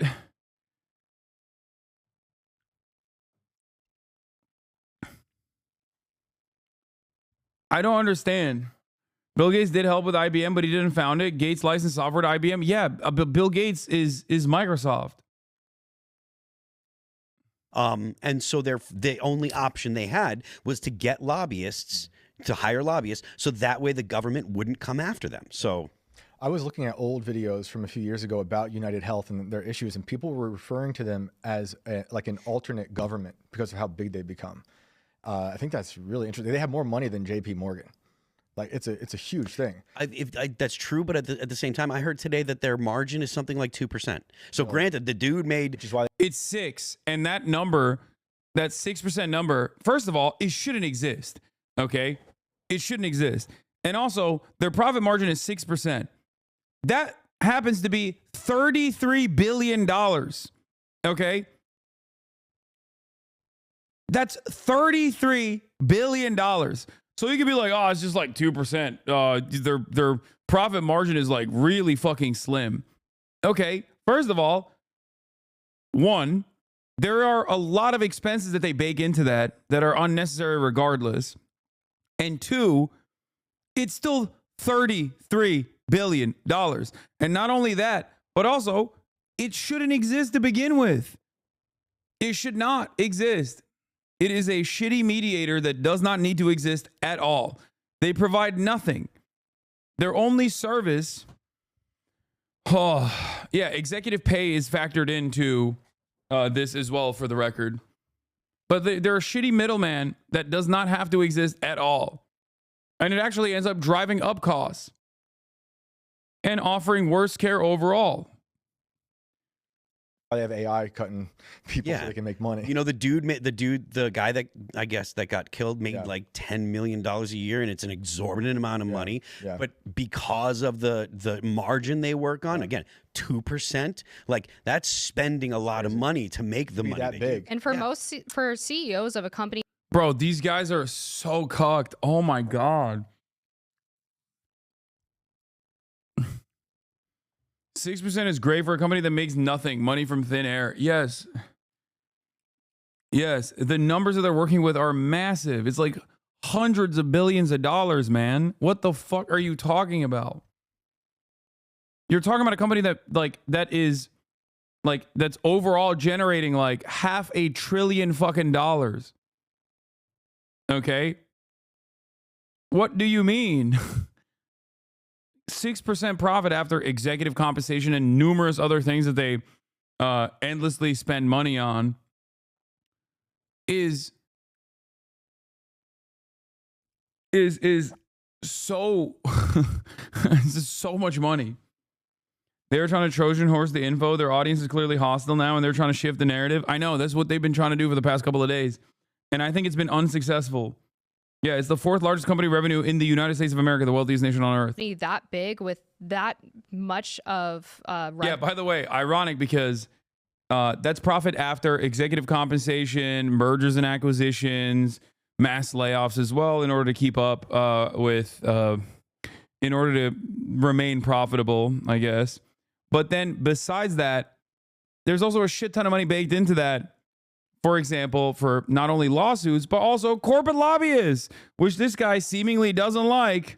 But I guess the government forced their hand to be corporate lobbyists. Stock buybacks, that too. And even then, 6% profit margin. It's crazy. Revenue, that's actually not, $10 million is not that exorbitant, actually. Yeah. I mean, if you compare it to other companies of similar size. I mean, you're never going to tell a leftist that's yeah, okay, dog. $10 million is not exorbitant in comparison to other healthcare CEOs. Yes, because this guy is only one part of the United Healthcare Group. Okay, yes, there are larger players here. But the notion that it's not that much is so crazy, dude. Holy shit. Broke. You're never going to tell them that, and they're going to say, well, they okay, blame yeah, everybody right. else for their problems, Exactly. and this is completely unsurprising. I mean, Taylor Lorenz and her ilk are the same kind of people who basically wish death on people who didn't get vaccinated during COVID, and said that it's their fault that she's getting sick and she has to raw dog the air to this day. Embarrassing. It is embarrassing. You know, and it's funny that she's kind of getting the brunt of this story, but she is one of the most prominent individuals who has directly engaged in what I would call veiled terrorism. Yeah. I say veiled because she didn't literally say. Taylor Lorenz reporting on people's understandable resentment towards healthcare industry practices and also CEOs is veiled terrorism. Tim Pool gets paid by the Russian government to say Ukraine is the greatest enemy on earth. Tim Pool has openly fantasized about killing his political opposition over and over again, and has had people on his own broadcast so aggressively talked about killing political opposition. Tim Pool himself talked famously about killing people for treason.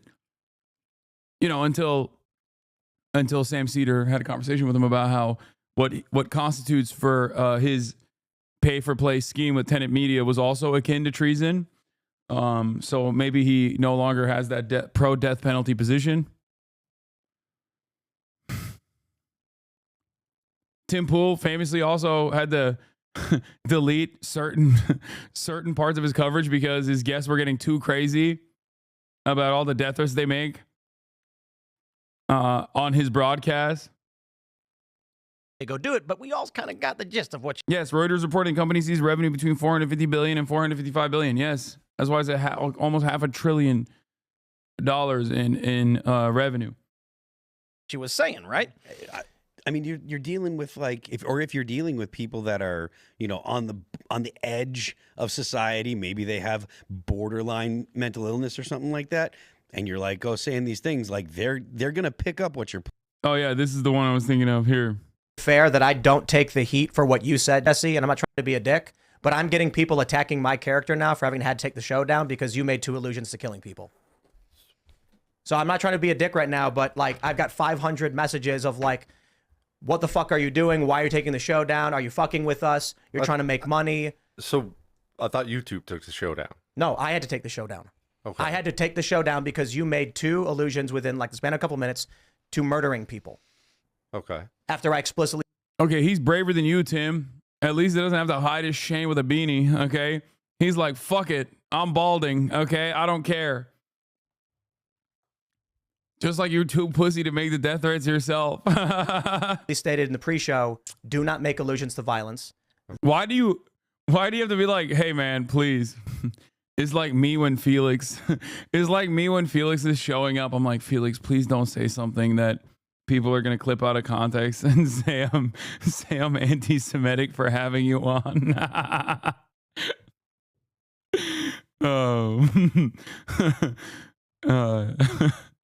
Then went on to explain. I pre-warn him. I'm like, sometimes you get too spicy with your jokes, Felix. Keep having people come here and saying they want people killed or people should kill people or they can be killed or things like that. 18 minutes into the show, you had made 2 allusions to, one was the helicopter thrown over the Pacific Ocean.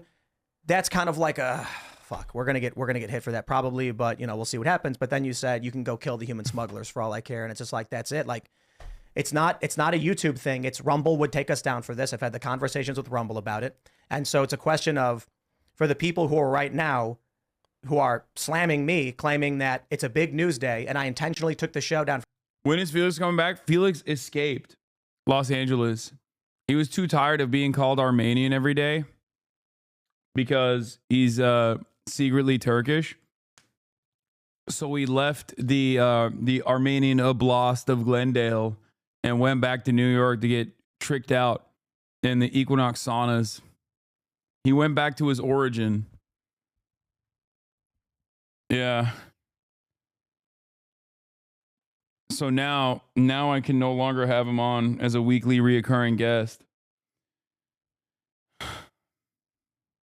I imagine being so fascist that Rumble, the Nazi platform, needs to take you down. Yeah. That's sick. For fake reasons to make money. No matter what platform we're on, that show would be removed and we would face legal liability. And so the question is, can we have a show if we persist? That show would be deleted and that would be the end of it. Okay. So all I can do is say, okay, well, that's it. You know, like I tried. The transition back to living in New York from LA is insane. I think New York has a lot of benefits, especially if you don't mind the cold. Like New York is kind of sick.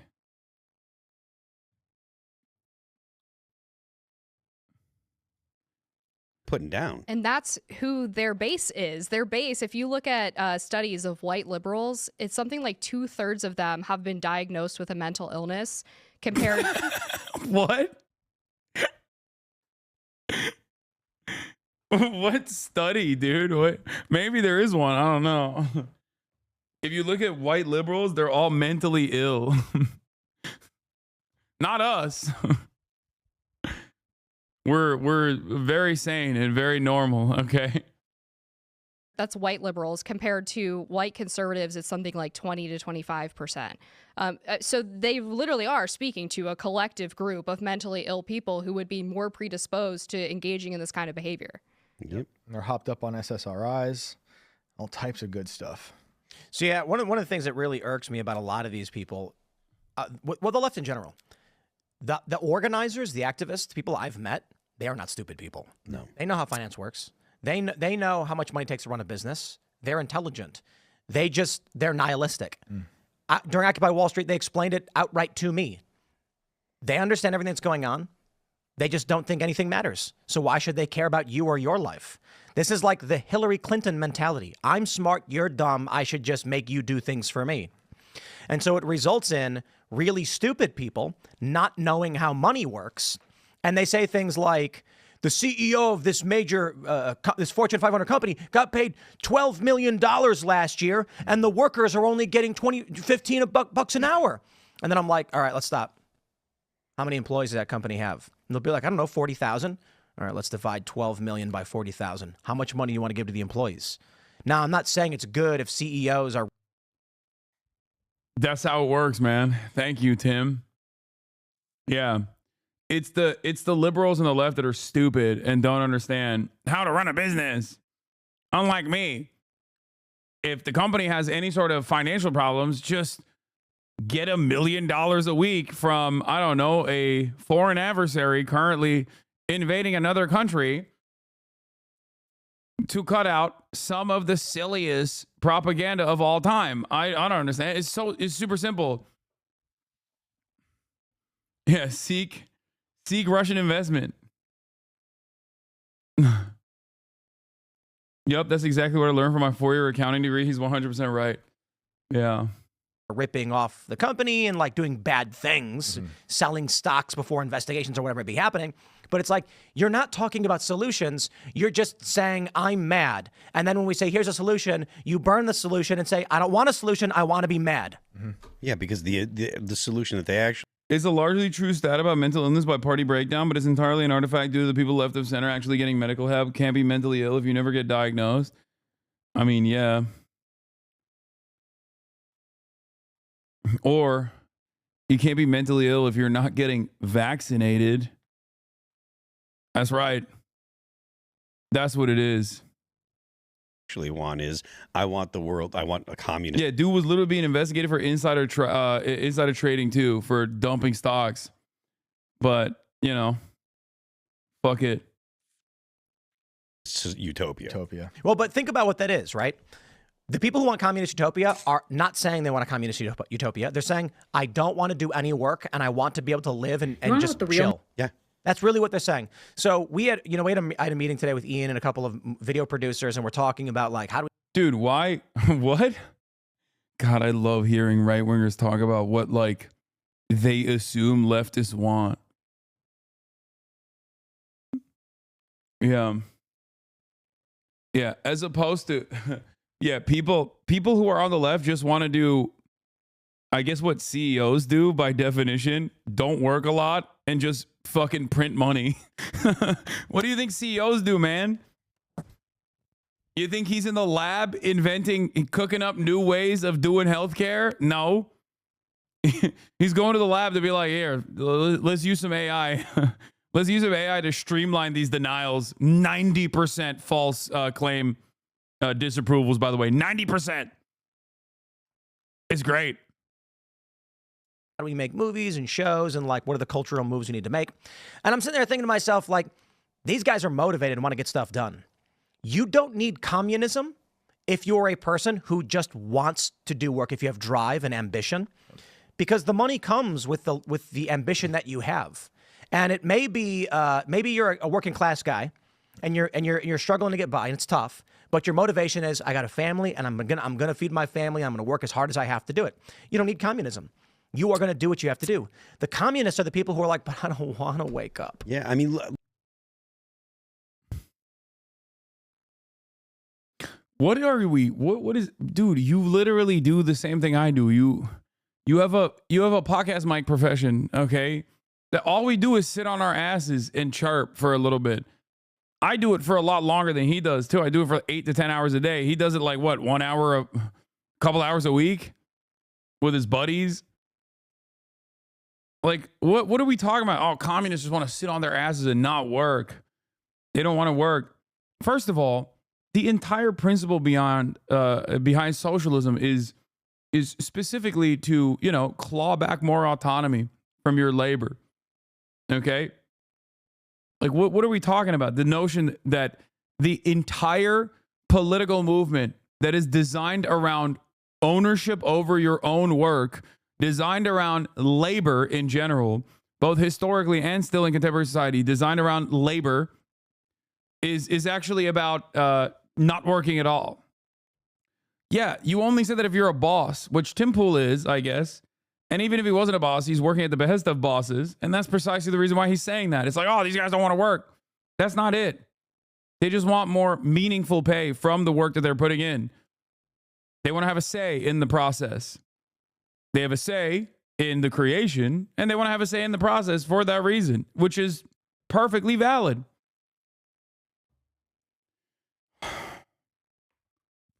Oh my God.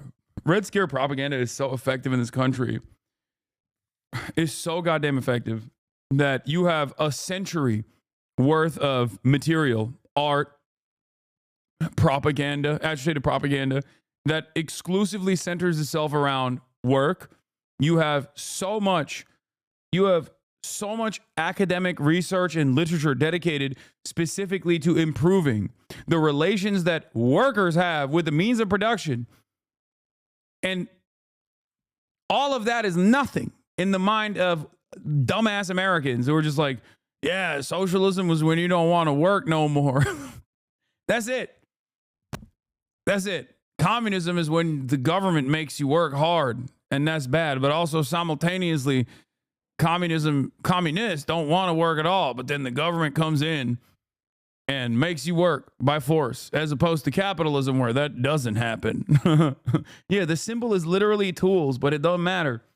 Like, not for nothing, but like I was doing exactly what I do here on Twitter for like 12 years, 13 years before I came and joined. What do you do, my man? What do these, the elevated self-importance of these fucking idiots is also always fascinating to watch. Bro, you don't do shit. I mean, at least I recognize I don't do shit, right? These guys, on the other hand, they literally are just like, this is what I've been doing for 12 years. I've been posting on Twitter for 12 years. It's like, oh, sick, man. Such useful labor. Join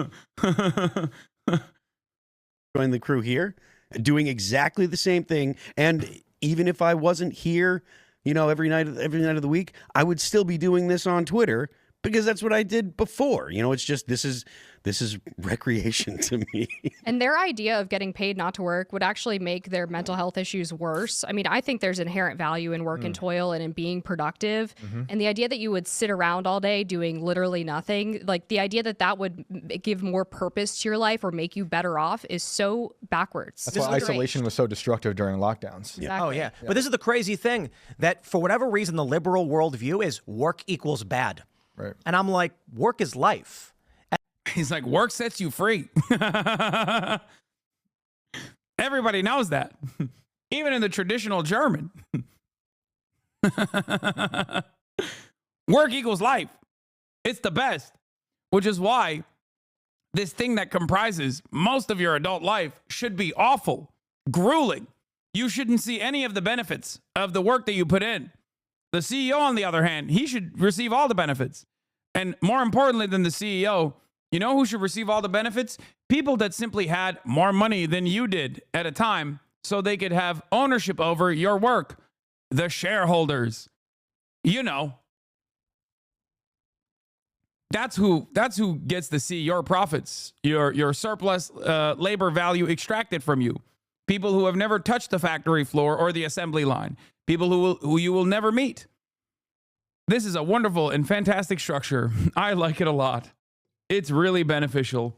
And it's weird that we develop this culture where they're like, whoa, man, your work is your life. What's wrong with you, dude? And I'm like, a guy 300 years ago who grew up with his dad, who was a blacksmith, was not upset that someone came to him and said, I need a new sword. And he was like, I know how to make them.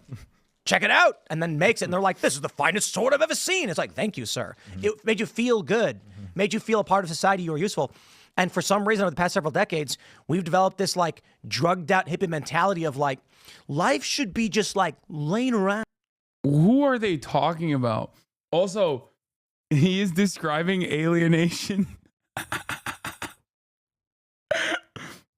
300 years ago, when someone was a tool maker, they directly touched the tool. And the tool maker had ownership over its own tools to make other tools.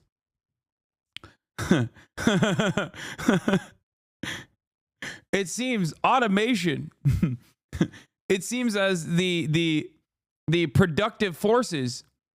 It seems that the productive forces got a little too good. And it made it so that the blacksmith can no longer even own his own tools or even the tools that he makes. Yeah. He's great. He's talking, he's talking alienation. Down and looking at the sky. Yep. And what? Well, they'll be in the fields when they get their utopia of communism. Oh, they don't get it. Yeah. 3-body problem. Have you guys seen it? Mm-mm. It went viral a while ago because it's a Netflix show and it opened with the Cultural Revolution in China. Bro, that shit sucked. The only part of it, the only part that was cool was the Cultural Revolution stuff.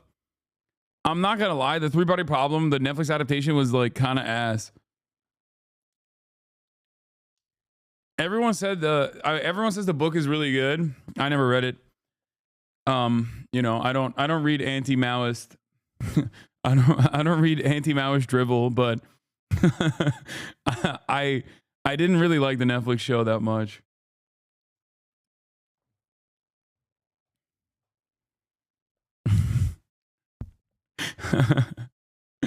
The book is ass too. Okay, well, unsubbing the show is great. First of all, breadsticks. You're not even subscribed. Okay. Broke boy. Secondly, I just didn't like it. I don't know. I thought that it was.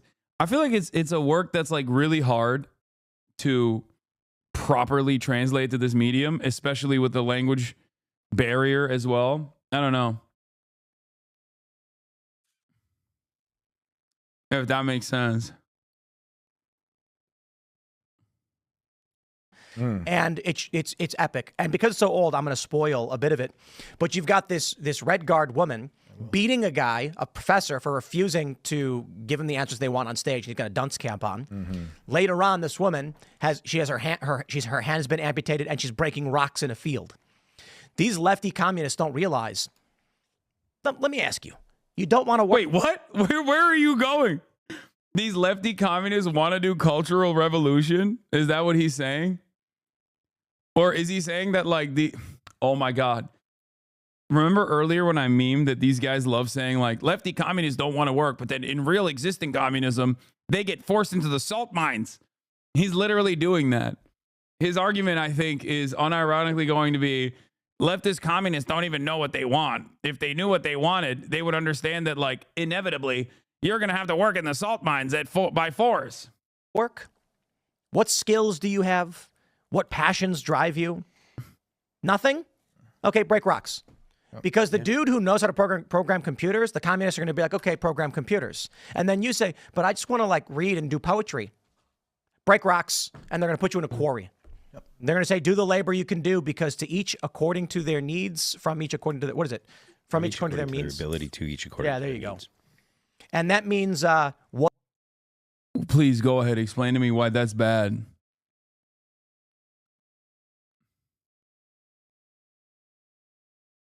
Was like, I want to know what he means. What are you why good this at? is And a what bad can you thing.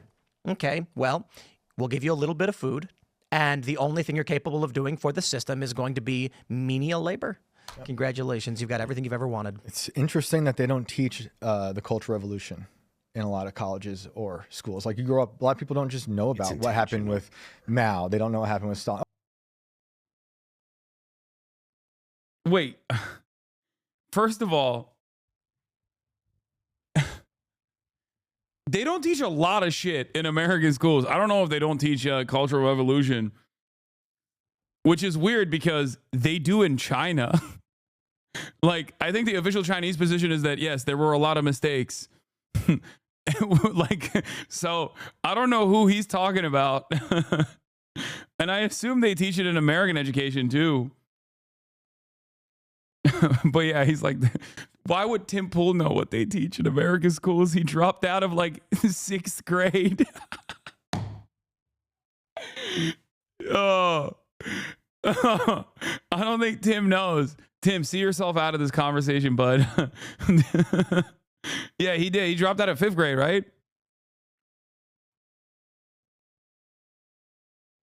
Oh, for sure it's intentional because they want to implement it. And if you know the consequences, you might be afraid to go down that utopian route, you know? Yeah. Thanks for checking out this clip. Nice, man. Thank you. That was sick. So there's a Johnny Harris video that I want to watch. Oh, fuck. There's so much. There's so much good shit. There's a Johnny Harris video that I want to watch that he deleted. Apparently, in the video, he talks about why people say NATO is the reason why Russia invaded Ukraine. But because people were really pissed at him, he was forced to delete the video. Okay? So we found the video, and I kind of want to watch it. And I don't know why he like shame deleted it, because the last time he shame deleted a video, last time Johnny Harris shame deleted a video, it wasn't even a video at all. It was actually correct. It was like a correct take about, it was a correct take about how he posted about how like settlers are anticipating or trying to go, like Israeli settlers are trying to go into southern Lebanon. And he was like, this is, you know, this is really fucked up. This is not allowed. And everyone was like, that's really messed up. You shouldn't say that. And he apologized for it. But let's see what this one was. It's the 1990s. The two great empires have been facing off for 5 decades. But after years of propaganda, walls, tanks, coups, and fear, and spies, and nuclear tests, and a lot of close calls, this Cold War finally started to thaw, and quickly. Here's President Ronald Reagan walking out of a building in Iceland with the leader of the Soviet Union. They're talking about peace. We have an agreement, sir! Will you meet again? And they did meet again. Look, here's Ronald Reagan in Moscow, the enemy's capital. After Reagan, George Bush Sr. kept up the momentum towards peace. People were ecstatic. I will always say this, but I think America eliminating its like enemy in USSR actually caused it to not have any sort of counterbalance on the planet that would rein it in some meaningful ways. And that's why it marked the beginning of the end. The neoliberal era in the post-90s quite literally is the reason why America is on a downtrend. Walls came down, armies stepped aside, world f***ing peace seemed achievable for the first time in human history. And they called it the end of history, the triumph of liberal democracy, spreading throughout the... I mean, even he recognizes... Old Francis was like, I was wrong about that. The triumph of liberal democracy, spreading throughout the globe, that would surely lead to the end of conflict and of empires, prosperity and peace above power and war. Pretty inspirational stuff, right? Yeah, well, it didn't happen like that, unfortunately. What we thought was going to happen didn't happen. Today, countries are once again preparing for war. They're cutting ties with each other, and the world is looking a lot more like those. Why did you just randomly start revealing your power level? What are you talking about? What power level? Like, there's nothing. None of my positions are a secret. I'm very annoying and very stubborn. in everything that I advocate for. Old Cold War days. So what happened? Could we have avoided this? And whose fault, if anyone's, was all of this? Here in the political West, Go outside, we mostly chatter. blame Russia and China for greedily trying to disrupt the US-led rules-based order that has brought the world so much peace. They are the bad guys. But what if that's wrong? Half of the people watching this video just opened up a new tab and typed, Johnny Harris funded by Russian government, ? But seriously, this Didn't he delete this video for misinformation? Why not watch it when he re-releases it? I wanted to watch the video first and then watch his apology later and see what he said was misinformation. This video is going to be controversial because I'm going to... Chatter talking about how you don't talk about Marxism in a CNN interview or something, which is the normal thing to do. I know. It's called being a normal human being. Like, that's not me hiding my power level. Like, I don't think there's no issue with like tackling these problems in an academic setting. It's just there's a time and place for it. And I don't think when I'm asked a question about like, I don't know, the Democratic Party's failures in the election cycle, that I have to start talking about seizing the means of production. You know what I mean? It's just, what do I always tell you? Read the room, be normal. Talk about a narrative that we don't talk about much in the West, but I feel like is vital for us to understand and to explore. Today, I'm intentionally going to take off my normal lens of my biases and my versions of history that I'm exposed to most, and intentionally put on a different lens, seeing a version of history where the West isn't necessarily the good guy in recent decades. I'm doing this because I think this kind of thinking is exactly how we better understand each other. Oh my God, I agree with him. What the fuck? Did this man read like a Mersheimer book or something? What's happening? This is... How we can better understand how we got ourselves into another Cold War. And I think from this narrative, though I don't agree with every aspect of it, I think there are lessons we can learn. Lessons that hopefully can help us avoid another catastrophic global conflict. As always, the sources for every assertion in this video are in a document that is linked in the description. And with that, let me show you how the West created the new Cold War.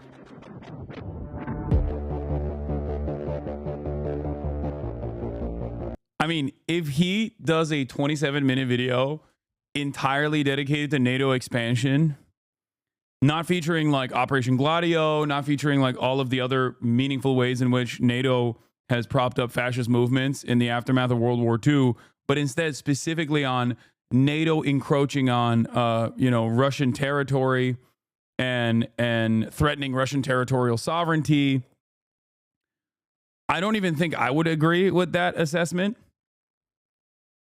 Like, I don't think I would agree with the assessment that like it is entirely because of NATO that it's entirely because of NATO that Vladimir Putin said Ukraine is actually just means the border and it's a part of Russia historically, and we must go back to 1,000 years of history when it was firmly in the bosom of Russian Empire. So we'll see. Okay, so the year is 1991.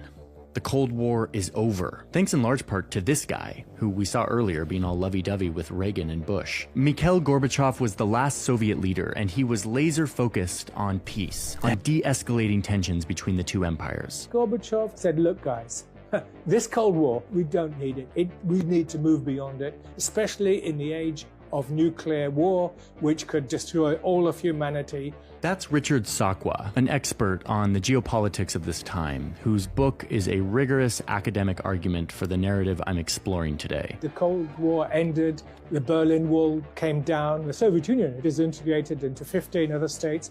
The biggest of those countries was Russia, which was the continuation of the Soviet Union's government. The answer was clear for most people. The United States and its allies were the victors in this war. Capitalism and democracy had prevailed, while communism and autocracy had collapsed into itself. But wait a minute, that's not how Russia saw it. Russia is not a defeated power. It never. Moscow refused to say that it was something like Germany or Japan in 1945. It wanted to be a co-creator of a post-Cold War order. Russia wanted to proactively join the West, but not as a subordinate, not as a loser, but rather as a partner to rebuild an international system of cooperation based on, quote, the goals and principles in the UN Charter on equitable and partnership relations among states. In other words, they wanted to help build a system that was based off of international laws, where our differences are worked out through institutions instead of the old way, where the most powerful empires would build big military alliances and set the rules for everyone. It was always a sense of we escape this Cold War together. There are no winners in a Cold War, only losers, but there are only winners in ending a Cold War. Yeah, I don't have an issue with this statement so far. I mean, remember when Vladimir Putin had a conversation with Tucker Carlson, as Tucker Carlson glazed him when he went on that, definitely not an agent, by the way, when he went on that trip to Russia? And aside from talking about how historically Ukraine is Russia and a number of different like idiotic things that Vladimir Putin stated, there was one part that I thought was really interesting and very revealing, which is when he openly was like, why can't we be your Israel? Like, we are not, he literally was like, we're not socialists, which they're not, is true. He's like, come on, we're a kleptocracy. You guys are an oligarchy. Why can't we get along? I promise we'll do Israel shit with you. Like, look at the way we put down the Chechen uprisings. Like, please. And I think that there is a little bit of honesty there, that especially considering that Vladimir Putin himself is the hand-selected asset and the successor that was in line with American interests at the time. It makes sense that they would want to join the West. Okay, so we're in the 1990s. Bill Clinton just came into the White House, defeating George H.W. Bush, and Washington, D.C. is descending into this debate on how they're going to treat Russia. Are they the losers of the Cold War who should be punished, or should we embrace them as partners to build a new world order together? This is a One resurfaced camp video of American thinkers argued that Russia had clearly lost the war. They don't deserve a full seat at the table, and in fact, should be treated with skepticism. The U.S. military must keep a big presence in Europe and even expand its influence, because Russia might become aggressive again. And if we do this, says this camp, it'll also have the effect of spreading democracy, which means more peace and stability. Right from the beginning, Russia was treated very differently from Poland and other countries. Why on earth should we support Russia, our old enemy? But then there was another side who had a different view, and they were made up of a lot of experts and diplomats, people who really understood the Soviet Union. They said that framing this in terms of winners and losers is maybe rational, but it's dangerous. That's what empires have always done when they come out on top, but it always breeds more war. Most recently, when the winners of World War I punished Germany by making them pay everyone back for the damage they caused, limiting their economy and military, making them sign a treaty admitting that it was all their fault. All of this leading to economic despair and national humiliation. This isn't going to last. If you're going to impose this sort of thing, make Germany an outcast, then you're going to have just building up resentment. We end up with the Second World War and Adolf Hitler. Let's not do that, said this camp. Instead, let's take advantage of this momentum towards peace, this appetite that Russia has to actually work together, and invite them in to be co-creators of a new global order, one that they influence and participate in. They warned that if we just expand our military alliance that was meant to oppose the former Soviet Union, all we're going to be doing is punishing Russia, isolating them, forcing them to become our enemy again. Let's not do that again, says this camp. That was the crucial element, the plan to enlarge a military alliance system, which had been designed against the Soviet Union, now effectively against Russia. You're going to make it an enemy. Enlarging NATO will erase the artificial line in Europe. Why are you saying this video deserves to be deleted? By Stalin at the end of World War II.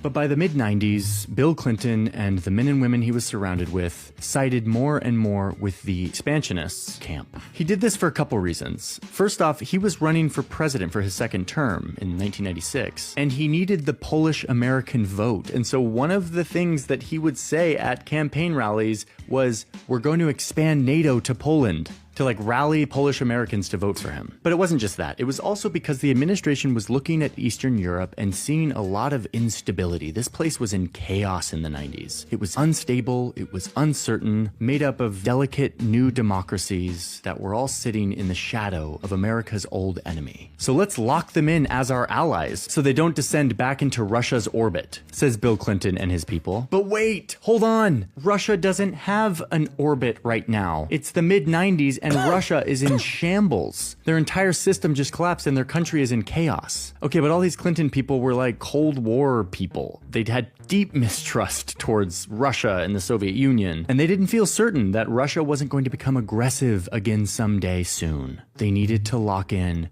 the countries of Eastern Europe to their military alliance, just in case. And this is when people on the other side of the debate really start to sound the alarm bells. So many wise US leaders all said this was a mistake of historic proportions. And they were very worried. Chief among them, this guy, George Kennan. Who is he and why is he a valid opinion? He deleted his video because the narrative is straight up Russian propaganda. America didn't expand NATO. Eastern Europe begged or strong-armed to join to protect themselves from Russian imperialism and avoid getting genocided like the Circassians. And all these narratives remove the perspective of Eastern Europeans who were the main architects of NATO expansion and not the United States. Okay. While I believe certainly that Eastern European nations wanted to join NATO, you also still have to understand that it is America that gets to have a say. And I don't even agree with him when he says America was doing this for simple election because they wanted to fucking win elections. And that's why they expanded NATO into Poland.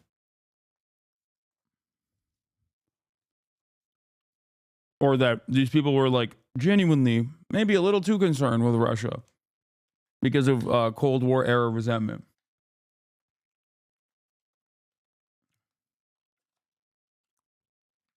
Okay.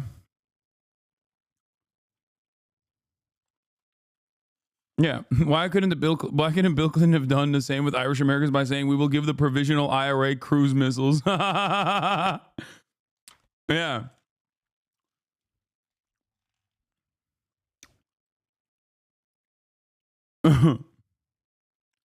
There's a non-zero chance Johnny will DMCA clip channels reactions to this on YouTube. Yeah, don't clip this, chatters who operate fan channels. I just wanted to see this.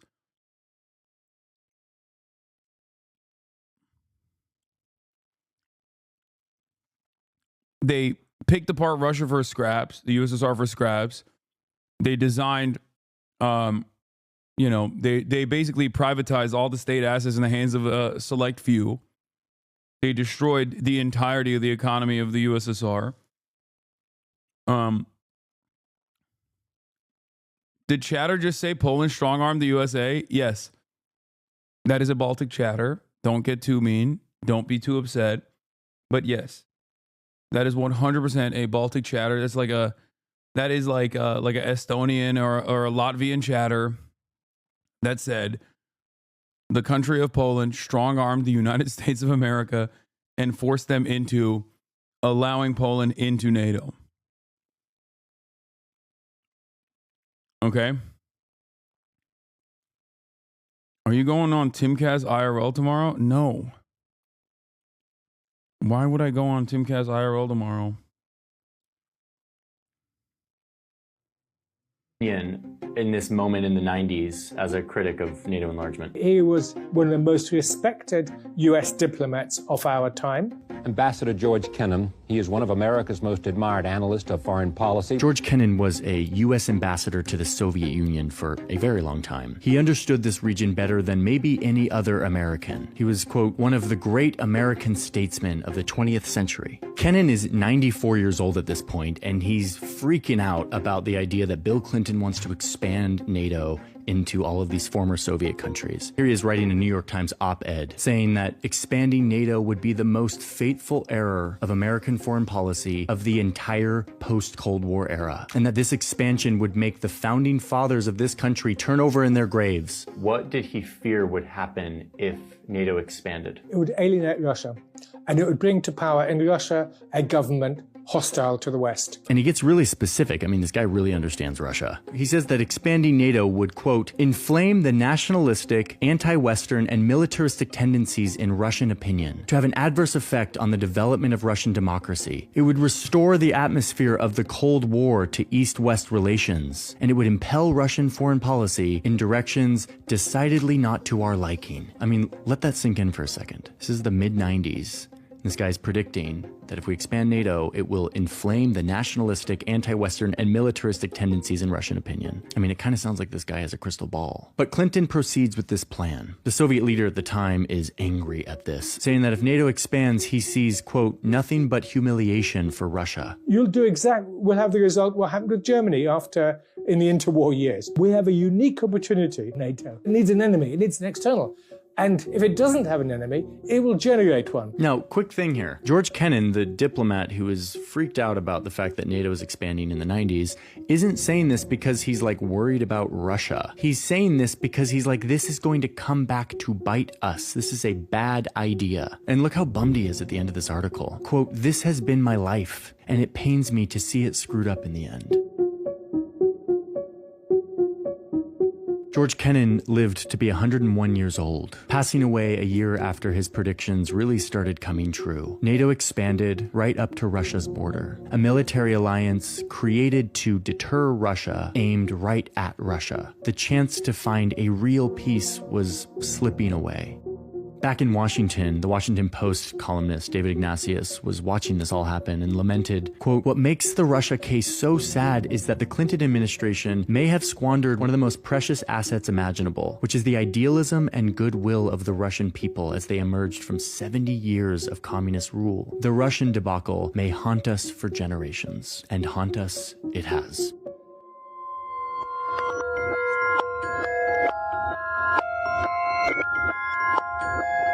Okay, but hold on. Let's just check in really quick, because I know some of you were like, whoa, what is this guy saying? Let me make a few points very clear. The US deciding to shape the decisions in post-Cold War Europe so that NATO would expand was the rational thing to do. Any rational big country looking out for its self-interest would probably do the same. This is how powerful countries are expected.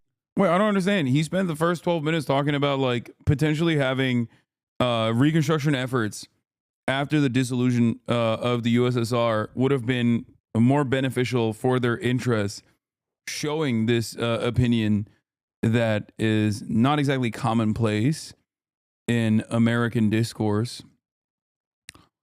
only to turn around and be like, no, but it was in our self-interest. It was in our best interest. I mean, there's two ways of going about it. And yes, increased militancy and a protection racket in the form of NATO that offers steady defense contractors a job over and over again, and having like a united enemy is one way to go about it. But I happen to believe that that is the reason why that's the reason why we exist under American military Keynesianism, and that that is the remaining industry that we have in this country. Talking about realism now, you were right. He's literally read a Mearsheimer book. I don't think so. I think he read the book that he's talking about. Skeptical of their former enemy who they just fought the last 50 years of tense proxy war with. They had a right to do this, and the countries who joined NATO had a right to do it too, and they joined for their own desires, their own free will. No one forced them. What I'm trying to say here is that while they did make a rational strategic decision, what they could have done in this really opportune window of potential peace is make the perhaps less rational self-serving decision to say, you know what, Russia, old enemy of ours, we don't really trust you, but we see that you are earnest in trying to build a positive peace in Europe and around the world. We see that you have national pride and that you're not going to be subservient to the United States in building that peace. And so come to the table and let's work on this together. Let's roll up our sleeves and do whatever it takes to make sure that we don't end up in another global conflict, because those are really bad. American leaders could have done this in the 90s. And in fact, we already kind of had a great blueprint on where to start. If we had had this charter a few years ago, and above all, the will to use it, millions now dead would be alive. After the world almost completely ripped itself apart in the Second World War, we all came together and built a new world order that would ensure that this wouldn't happen again. Peace, the world decided, would only be achieved if we embraced our former enemies and then created a set of laws and agreements, treaties and charters that would set up some common rules for everyone. Governments could run their countries as they... I feel like this also still loops back around to American imperialism, where it's like, we could have Marshall planned the former USSR nation states, including Russia, and then that way we could have used them better against like other enemies down the line, like China, which is the Vivek Ramaswamy take. Just, you know, a couple decades too late. Like, it's literally like, why don't we bring Russia into NATO as well? Marshall plan them. Instead of shock therapy, Marshall plan them. And then now they're an ally. Now they're an asset. And then now we even more powerful force. Permanent American dominance. Pleased, but when doing stuff on the international stage, they had to obey the rules. The most powerful countries would get some special leadership privileges, but even they had to still obey the rules, which was a big change from the old days, where big powerful empires set the rules in their region and no one could tell them otherwise. And guess what? In the aftermath of World War II, we kind of did it. We set up this system and we all agreed to it. This system started with the United Nations, but soon grew into something much bigger, much more powerful. The United Nations is just a centerpiece of a larger international system. And on its basis, we have the UN Charter in 1948, the Universal Declaration of Human Rights. The United States, being the most powerful country, took a natural leadership role in this system, ensuring that countries would abide by the new rules. The United States, I respect its leadership as the most powerful state after the Second World War. It's most appropriate that it should take a lead in all sorts of international affairs. However, it should do that within the framework of this sovereign internationalism. Okay, but this system kind of struggled to fully get off the ground because almost immediately the United States and Soviet Union became locked in this power struggle that is the Cold War. Yeah, one can almost make the assertion that, yeah, they had their eyes on the prize, and very quickly after World War II, they were like, well, the real enemy is right there. I think it's time to rebuild Europe in our own vision, and, you know, take out some of these pesky USSR sympathizers from leadership positions, even though they were quite literally the only popular forces, for understandable reasons, after World War II, considering that they were the anti-Nazi forces in the country. And lo and behold, who is the best anti-communist force in the country? Oh, that's right. The fucking Nazis and fascist sympathizers that weren't killed or imprisoned. And maybe that was the vision. Sides broke a lot of the international rules in the name of trying to one-up each other. But that's why this moment in the 90s is so vital. It was such a precious moment because the Cold War was over. The world had a blueprint for a real rules-based global system based on charters and treaties and rules and laws. And it looked like we no longer would need big military alliances like NATO and the Warsaw Pact. But, and this is perhaps the most important point of this video, in order for the US to actually usher in this era of peace based on laws and rules, it's kind of crazy that they got mad at him for this video exclusively because he talks about this from the perspective of like what he perceives as the USSR opinion or what he perceives as the Russia opinion, because there's still a shit ton in here, like attributing NATO expansion to simply Bill Clinton wanting to win the Polish vote, or people just having like a lot of fear, Cold War era resentments in Clinton's administration. And then even in this circumstance where he's talking about, like, you know, the rule-based international order, which is, in my opinion, designed not to create like a sense of law and order and create, you know, global prosperity, global trade, partnerships, in order to eventually have all security cooperation perish because there's no need for it. No, it was a way for America to become the hegemonic power. And we see that right now in the same week or month that Johnny Harris wrote this video and published it better than ever. Look at Israel. Look at America.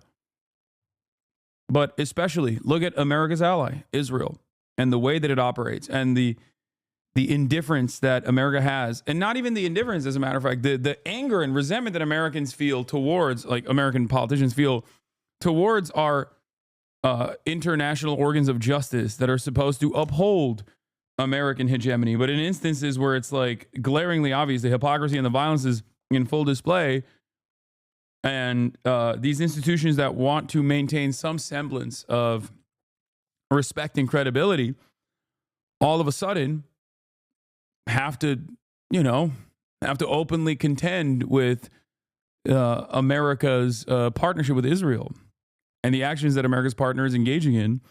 And America very openly is like, no, you don't do that.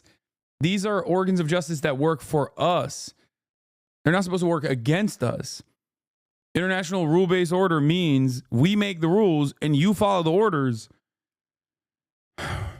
So it's interesting.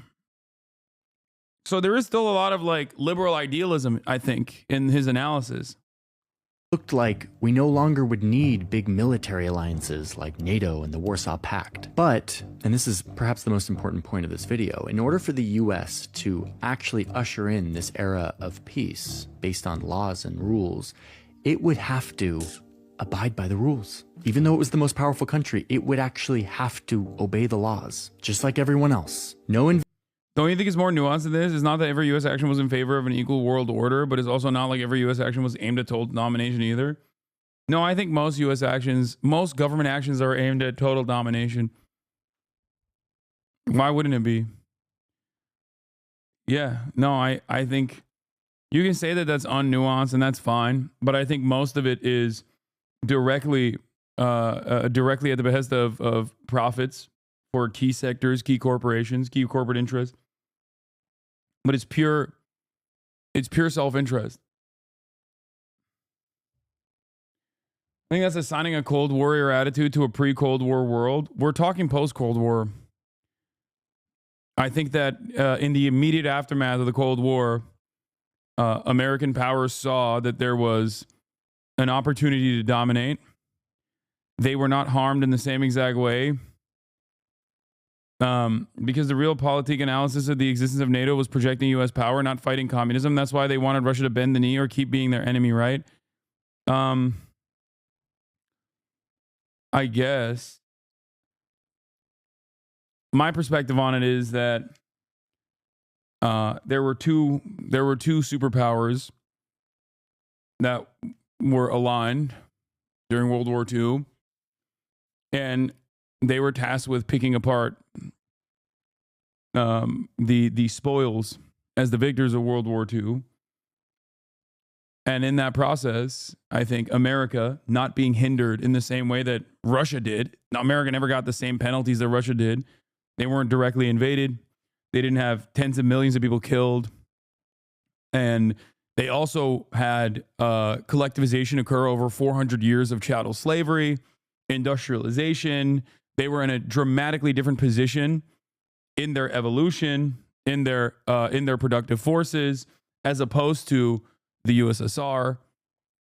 So all of that created a fantastic opportunity for America to dominate the other party during World War II that was ideologically directly opposed to America, who even in the FDR era was at most moving towards social democracy, but never fully subscribing to any sort of serious anti-capitalist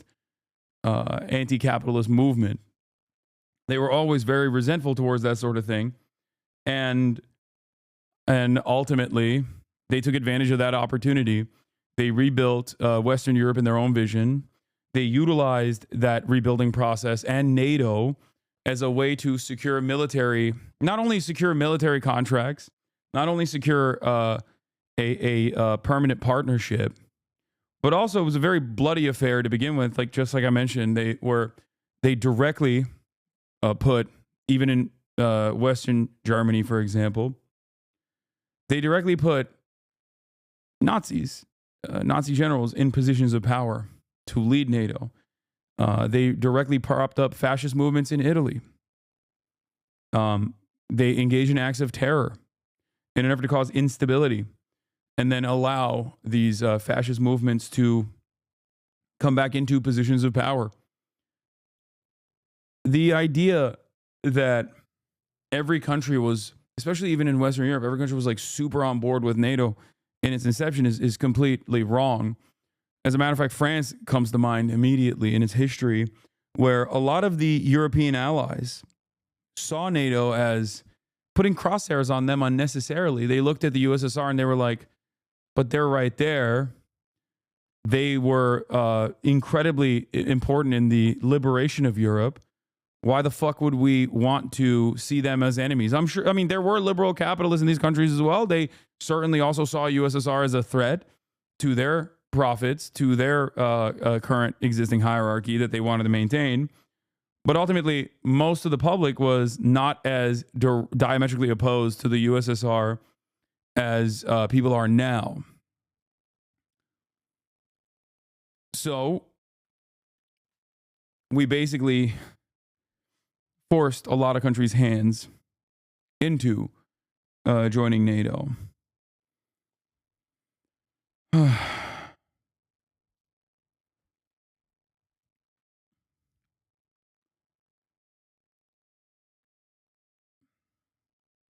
Invading countries without the permission of the group, no giving special privileges to countries you like, no intervening in other countries' affairs to make them look more like you. Like any other legal system, no one could be above the law or it undermines the legitimacy for everyone. After the end of the Cold War, we needed to establish a pan-continental European system. This should definitely not have been anti-American, but it should have been post-American. America then could go on to focus on its own development, its own infrastructure, its own people. But when you're the global superpower, unambiguously more powerful than every other country, it's really hard to give up a portion of that power to play by the rules like everybody else. So, as we've seen, the US didn't surrender to this new system. They didn't let Russia co-design it with them. Instead, they kept a lot of their troops on the European continent and around the world. And Polish guy here, gotta say, nobody forced to join NATO. I'm not talking about Eastern Europe. I'm talking about Western Europe. Expanded their military alliance. And it's not like the US just gave up on an international rules. We're talking about during the Cold War. The inception of NATO, the origins of NATO, and why it originally existed. Based order. They continued to promote an international system, but instead of a true rules-based other country, it's really hard to give up a portion of that power to play by the rules like everybody else. So, as we've seen, the US didn't surrender to this new system. They didn't let Russia co-design it with them. Instead, they kept a lot of their troops on the European continent and around the world and expanded their military alliance. And it's not like the US just gave up. Not to be weird, but the system that's being proposed sounds like it would further entrench capital just with less overt violence. Yes. No, absolutely.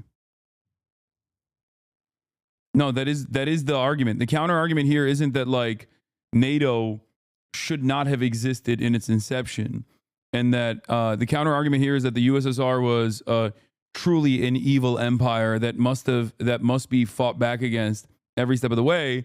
But having said that, once the USSR was destroyed, they should have brought Russia into the sphere of American influence by doing a similar by doing a similar like Marshall Plan.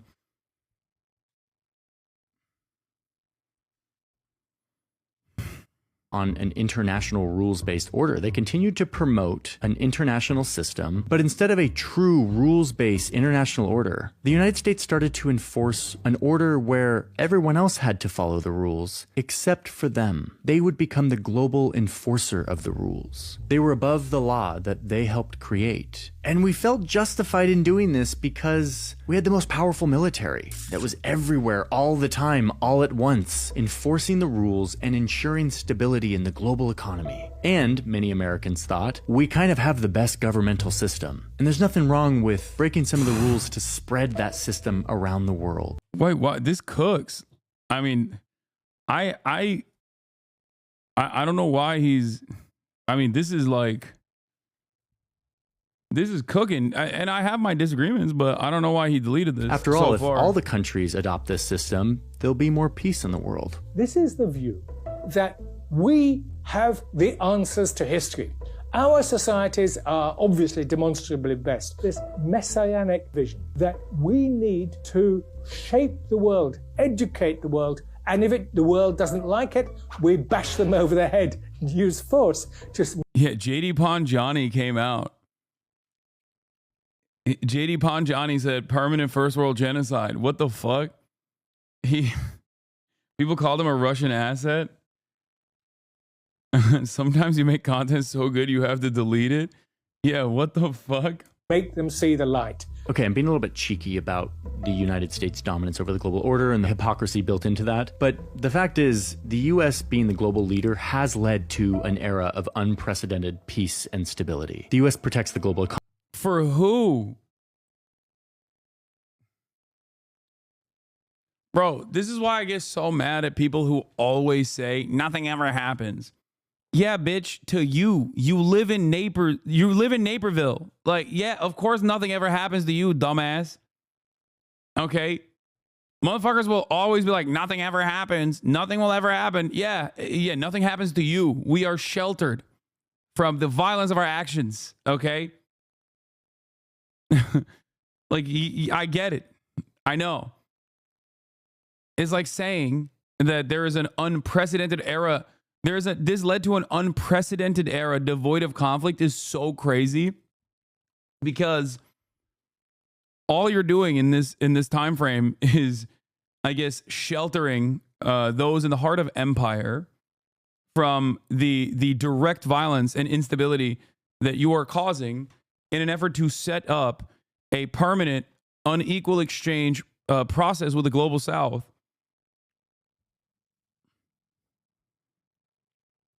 There's always things happening. There's always things happening. Things never cease to happen. Okay? Things are always happening. It's just not happening to you. That's what that means. Economy, it ensures our financial system, it mediates peace deals and diplomacy, it responds to natural disasters, it sends peacekeeping forces, and does indeed enforce many of the rules of our global system. But my point here is that in doing so, it has also imbued itself with a status of being above those rules, able to break the rules. Yeah, even Fukuyama was like, things are happening, my bad. Like, he literally wrote an article being like, my life's work was wrong. Things are happening at an alarming rate all the time. Okay? I was wrong as fuck. Rules when it sees fit. This has led to double standards, and it's led to states like Russia, China, Brazil, Mexico, Indonesia, the list is quite long, who say no. We don't want this. I mean, you know this feeling, right? It's like when the cop or the rich guy breaks the rules and they think they're above the law. It's the most infuriating thing. It violates our most basic sense of justice. And that's kind of what's happened around the world. I'm the last to be an anti-American, but I am anti-American when it becomes this aggressive, irresponsible, lawless statement. Real peace only comes when there is a system that everyone abides by. And if you don't do that, you end up with a system that produces a couple countries that are above the law and then a bunch of other countries that are angry because they see this as unfair. And they start to work to undermine the entire system, to change it, which is exactly what happens next. So, Oh my as predicted, NATO expands. And as predicted, Russia feels punished, isolated, and left out. Which, as predicted back in the 90s, this humiliation and isolation gives rise to politicians who rise to power by criticizing the West and promising to restore Russia's greatness in light of the great humiliation from the West. Vladimir Putin came to power right after NATO started to enlarge. And at the beginning, he said he wanted to join NATO.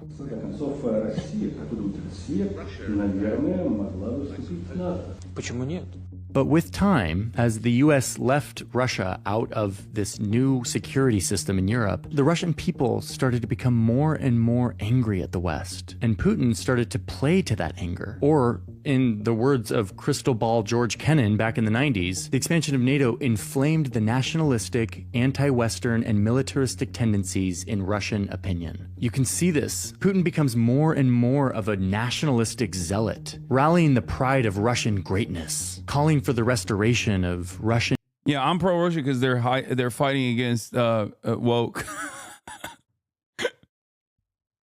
That's why. This is when will he start talking about how Russia is fighting against the woke?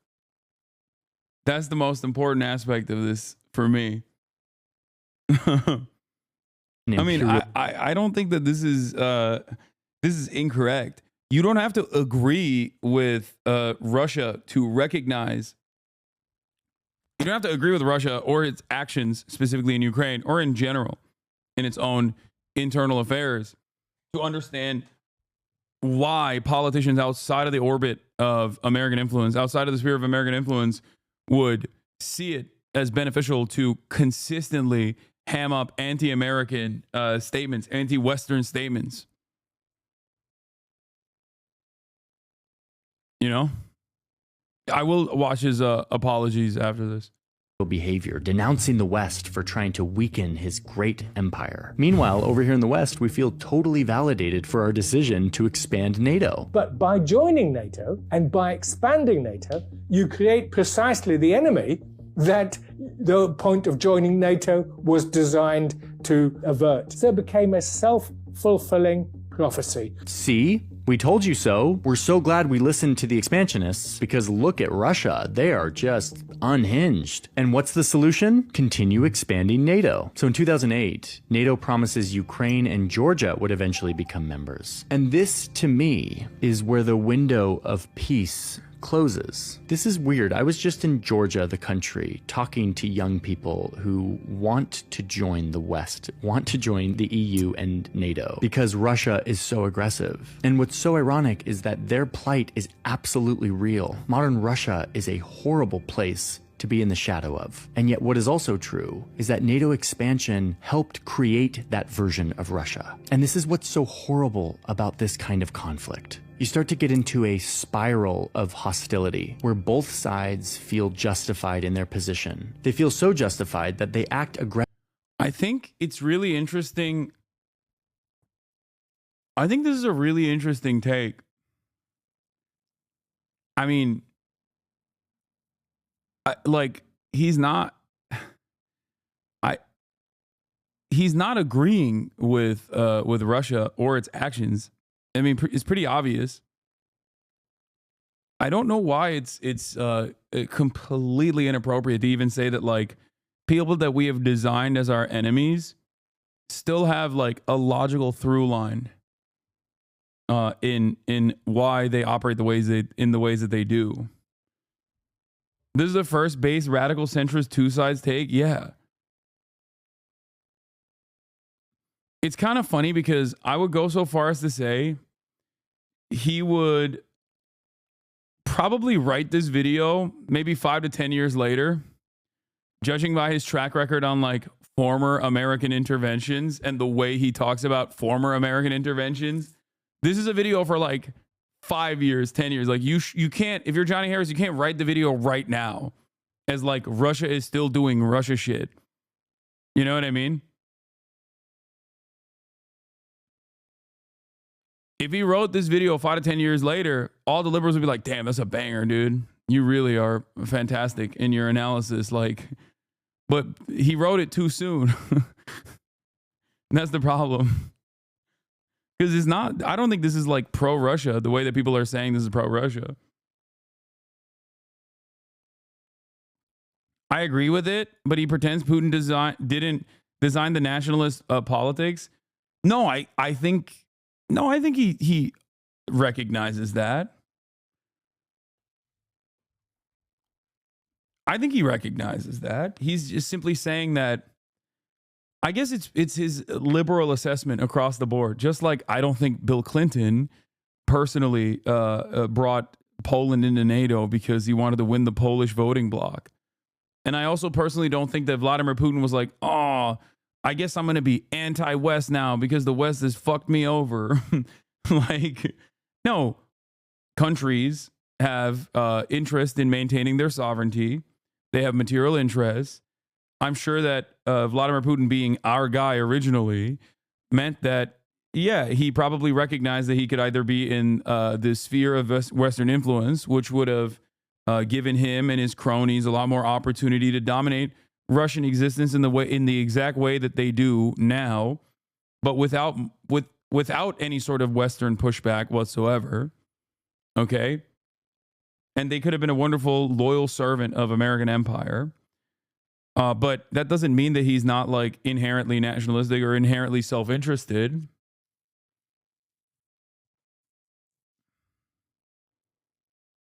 Reading the comments, it was really telling because a lot of the comments were just how Russia is inherently aggressive and that's the nature of the nation, just a total lack of real analysis and no analysis is allowed, so they get mad at anything that sounds like justification. Yeah, but that is common with our analysis on any sort of American enemy. Any country or non-state actor that is created as a villain in American society in an effort to justify American military action creates that exact same resentment towards those who go, wait a minute, I want to see like a different perspective here. Like, why is Russia behaving this way? That's it. I mean, think about it. Think about how much people fucking go crazy over my analysis. Not even justification, but my analysis over how like these non-state actors that are consistently resisting against American imperialism, both throughout history and certainly currently against Israel, like how they are viewed and how people view my commentary on the matter. The reason why they view it as like the reason why they view what I do to be inherently hostile is because like they don't want to hear it. They don't want to hear that these people have like their own personal autonomy. It's much better if you consider them to be ontologically evil and you can do anything and everything you want to destroy them because you must destroy them because they threaten American hegemony. Aggressively towards the other side. And those actions then communicate to the other side that they are justified in their hostile feelings and they're justified in acting aggressive towards you. And back and forth, both sides continue down the spiral towards greater and greater conflict until people eventually start to die. Russia overnight launched its long-anticipated attack on Ukraine. NATO is set to put a force. Like, this still doesn't take agency away from Russia. I think I have a very similar perspective to this as well. Russia has its own industry, its own defense manufacturing. Russia has its own energy interests. Russia has its own interest in land grabs. It can be multifaceted. It can be pushing back against NATO incursion that threatens its border and its territorial sovereignty, but it also simultaneously isn't bad to just steal some fucking land. You know what I mean? Steal some nice Ukrainian land in the process. And no matter how violent you are in the process, it's still justifiable in the eyes of the Russians. It's not, though. It's still an unjustifiable act, but it's important to understand why. It's still important to understand why they think it's justifiable, because they're not operating on like comic book villain principles. They're not like, yes, I would like to be violent and bad for the pure purpose of being violent and bad. Of 300,000 on high alert. The U.S. and its G7 allies are moving forward with a fifth. Russia was an evil imperialist nation longer than the U.S. ever existed before it became one too. Yeah, I mean, it was an empire. So they've had a lot longer. They've had a lot longer process in maintaining forcible control over these lands. So, you know, Russian people are evil though. Anti-LGBT wife beaters. Okay, come on, dude. The wives that are being beaten are still Russian in that situation. The LGBT people that are being brutalized are still Russian in that equation. This is something that people don't understand, where it's like, we just think of them like as an evil monolith. It's the same principle behind like, oh, well, Hamas is throwing gay people off roofs. First of all, they're not doing that. That's ISIS. But secondly, even if they were doing that, who the fuck do you think they're throwing off the roofs? They're gay Palestinians. Like, it's not a monolith. $50 billion loan package to help Ukraine fight Russia. The point of NATO today is to deal with the outcome of its own existence. So, is Vladimir Putin's invasion of Ukraine justified? No, absolutely not. As I was reporting and writing on this, I was thinking of the people in Ukraine. I talk to some of them every once in a while. And if I were one of them, I would feel angry and sensitive to any version of this kind of thinking, anything that would give a shred of justification for the horrific war that Vladimir Putin has decided to enact to rip this country apart. So let me be crystal clear. Vladimir Putin started a war of choice and sold it to his people through lies and grand delusion. I mean, we do that too, by the way. I mean, that's why I always used to say, like, I criticize Putin for doing America shit. And whenever I used to bring this up, people get so mad at me because there's still this like underlying America kind of good attitude that a lot of people have. When I compare what Vladimir Putin was doing to America, I was saying it's the most evil thing you can do, which is so funny when people just like literally thought I was justifying their actions. It's like, no, I don't justify America's actions either. That's it. Lying and being like, oh yeah, we're denazifying Ukraine. Okay, dude, sure. Like claiming that there is an ancient claim to the lands that you are overtaking in Ukraine. It's like, you know, it's America shit. Rhetoric and has gone on to bomb civilians and rip apart a country that was pursuing its own right within its region. It is a travesty and a moral failing, and it should be condemned. And yet that full-throated condemnation should not make us blind to the backstory that explains how we got here. There's a difference between explaining a war and justifying it. What I'm doing is explaining the position and trying to get as much accuracy in the technical detail. Just a note on the psychology of all of this. I find myself in this situation a lot. I explore borders and the history of borders a lot in my work, especially when I go to the actual place where a line on a map causes tension and conflict. I always feel a sense of two kinds of blame. The first kind is the easy one. It's who's to immediately blame for the conflict at the time. It's usually some leader who decided to invade, some regime that has decided to occupy. And yet when you look into it, there's always a deeper blame to be levied. In most of the places I go, that blame is historical. It's to be applied to the great powers that drew those lines in the first place, that created those identities that are now fighting each other. In the case of a lot of borders I go to, it's the British. And it's become this kind of meme in the... Okay, to be fair, it's almost always... What's the age-old saying? It's like, if you want to blame a country, if you want to blame one country for everything, you can blame England first, like the British first, and then America second. Fuck it, you could blame America on the English too. It's always the British. Comments whenever I go to a former British colony that this conflict looks like a civil war between two groups, but really it's the British that's to blame, even if the blame today is easier to be put on some greedy warlord. That's a weird thing to parse through, but I get that same feeling in this case. This history doesn't justify Putin's invasion, but it does force us to ponder how we could have taken another path, a path that would have prevented us. Most common holiday in the world is Independence Day from the British. Oh my God, that's true. From ending up in this outcome. And to me, what this story clearly tells us is that in the future, when we're thinking about peace, we have to remember that peace will never come unless the big, powerful country puts down its sword and agrees to play by the rules that everyone else has to play by. No system of order and rule. Yeah, I mean, listen, after my Oxford and Cambridge Union speech, I know why they did it, okay? You can't stay on that fucking island, dude. Sun setting at 3 p.m., rainy all the goddamn time. I get it. I fucking get it, dude. I understand the epigenetic need for the British to leave that godforsaken island and go to a tropical destination where they got spices and shit for at least a little bit. Okay, for at least a little bit of a period of time. Rules and laws can work unless everyone is subject to those laws. And if we're going to eradicate the curse of war, which is so natural to humans, it's only going to be by something totally strange and irrational, like the most powerful country deciding to give up some of its power and commit to a system of enlightened conflict through war. But that's great. So, I mean, it's very Libby, but like ultimately the counter to this is no, if America does that, then the power vacuum that is created will allow the big, bad, scary USSR to dominate the world. And that will be far too terrifying because those guys are, they're scary. And that was the justification during the Cold War. And now the current justification in the, second Cold War is if America is no longer the global hegemonic power, it will be China. And we don't know what those guys are up to. I don't understand their language, okay? They're always up to some tricks. That's the attitude that people have.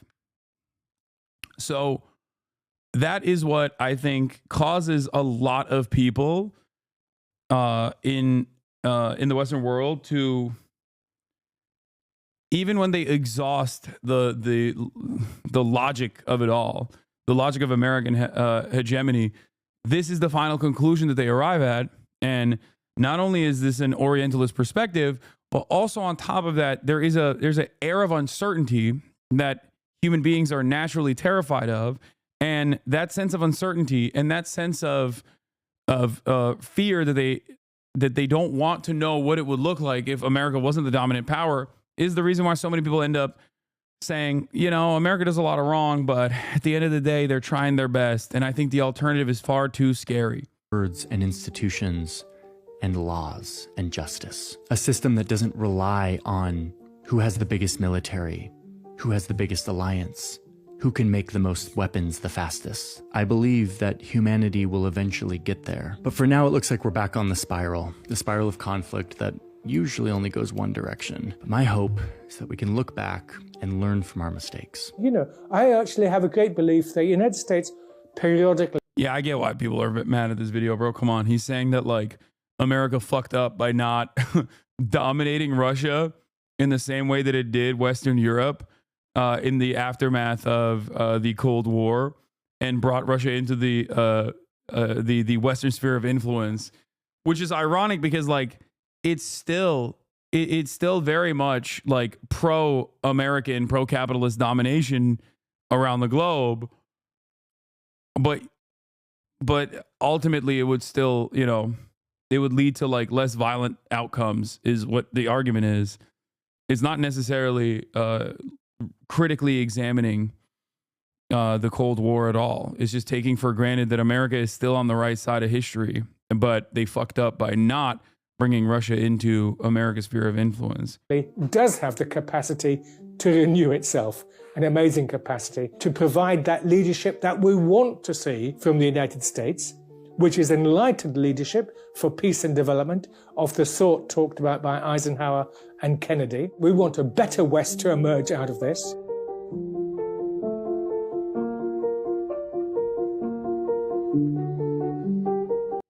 Okay, so here's his apology. Hey everyone, I am taking down the video that I published earlier this week on NATO and Russia. I want to redo it. I got some things wrong and I want to do it right.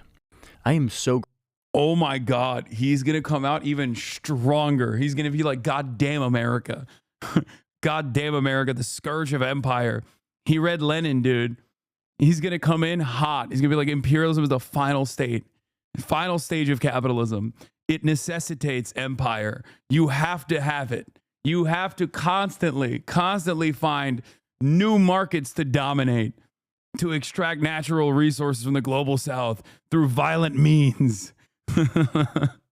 That's why he's like, I took down the video because God damn it, I'm a Marxist Leninist. Grateful for the wave of feedback that I got from this. The comment section can be a brutal place sometimes, and this was hard for me at first. but ultimately I love this. This is just like when he said that comparing Lebanon to the West Bank was out of pocket. Yeah, I know. That was so funny because he literally made the right comparison. And everyone in his comment section was like, what are you talking about? Of course, comparing like settlers and their desires in settling in southern Lebanon is identical to the West Bank. And they're not like some random extremists. They are random extremists at the end of the day. But how do you think the West Bank was expanded into? How do you think the West Bank was settled in? It's always random settlers that just kind of dip their toes in the water and then get state protection. That's how it works. So he made the correct take on that. And then he had to delete it and apologize for it. And I think this is like not even an aggressive stance at all. I don't even disagree with this video. It's kind of shocking that I guess the only part of it, I'm thinking like what people could be mad at. And I guess it's the Eastern Europeans being like, no, we wanted to be a part of NATO, which is sure valid. Okay. I guess that's the only thing. It's like, oh, you're taking our, you're taking our autonomy out of the equation. I assume that's probably it, right? But this is not about Eastern European countries. This is more so about Russia's own attitude. Estonia's rating his comment section. Yeah, that's what happens when you have a country that has fucking broadband and better ISPs overall, 55% women. Okay, it's a paradise, and they fucking vote by internet. That's what happens. They got too much time online. I love that I can put something out there and that I can hear from you, a group of people who come back with good faith debunks, critiques, and feedback for me to make me better at what I do, to wake me up to blind spots I might have in my perspective. I deeply appreciate it. It's kind of crazy because that's the first time he actually critically examined a blind spot, in my opinion, where he didn't like... He approached the subject matter from the perspective of the enemies. Like literally, that's one of the first instances where I've seen Johnny Harris do that. And I think it's a healthy practice, even if you don't agree with him. I don't fucking agree with Russia's actions in Ukraine, but I think it's still important to understand where they are coming from. Okay? Straight up. That. And like the other side of it, like, I don't agree with Israel at all, but I still understand. And there's an endless amount of pro-Israeli opinions that you can encounter even if you don't want to on a regular basis, especially in mainstream institutions and in legacy publishers. But it's still important to understand where the fuck they're coming from. You know what I mean? I think it's a very important aspect of conflict resolution is understanding the motivations rather than just casting aside everyone as like ontologically evil and worthy of death and destruction. So, I don't know. I spend a great deal of time trying to understand America's interests as well. Like where they're coming from. Living in the United States of America, it's a lot easier. Yeah, just remember the last time he deleted a video when he said Gaza was not a genocide because it would diminish the term? That was another video. You're right. That's another video that he deleted. And I believe that is the core of good journalism, being earnest about... Isn't the Russian motive for invasion the false pretense that there's a genocide against Russia by Ukraine? No, that's one of the many different motives. And it's denazification, it's NATO incursion. Those are some of the reasons. But I think the reality is it's none of those reasons, okay? Those are simply justifications that a state applies in the same way that America was like, we have to go and invade Iraq because they did 9/11. They didn't do 9/11. We're just fucking lying, okay? It's just pretext. You need pretext. You can't just be like, we're going to invade this country. You have to lie to your population and tell them exactly why. You have to get them geared up. You have to get them ready to go, okay? That's it. Seeking truth and knowing when you need to shift your perspective. So in this video, I'm just going to quickly get you up to speed on what I've learned, what I think I got wrong here, and also try to explain the intent behind publishing this video in the first place, because I kind of want your help on how to think about how to do a format like this. So First, what I got wrong here. It was clear to me. Except there are actual Nazis in Ukraine. Brother, we live in the United States of America, okay? Do you know what the Atomwaffen is? We got hella Nazis in our fucking military too. And so does the Russian military. That is a saying that like a country has Nazis in their ranks and then using that as a justification to invade them is so stupid. Yeah, it was a fantastic move by Vladimir Putin. Really, really excellent job. What did he do in the process? What did he do in the process? Hundreds of thousands of people are casualties, okay, either permanently wounded or fucking dead on both sides, destroyed everything, destroyed basically everything up to the entirety of Eastern Ukraine, mined it into oblivion, okay? And in order to make this incursion, he lost a shit ton of support, global destabilization. Overall, NATO is stronger than ever before, okay? It was a gift wrap. It was basically a gift basket, a fruit basket to every NATO general. Look at fucking Syria. Like, and on top of that, at the end of the day, now that Ukraine is picked apart for scraps by Western capitalists, like, the next guy is not going to be Zelensky. The next guy that comes into power is going to be one of the Nazis, okay? Because when you invade a country, you literally make the most right-wing, the most reactionary, the most violent forces the heroes. You make them emancipatory heroes, okay? Every country that has been invaded has inevitably become more nationalist as a consequence of that. And it's understandable that they feel that way. Of course.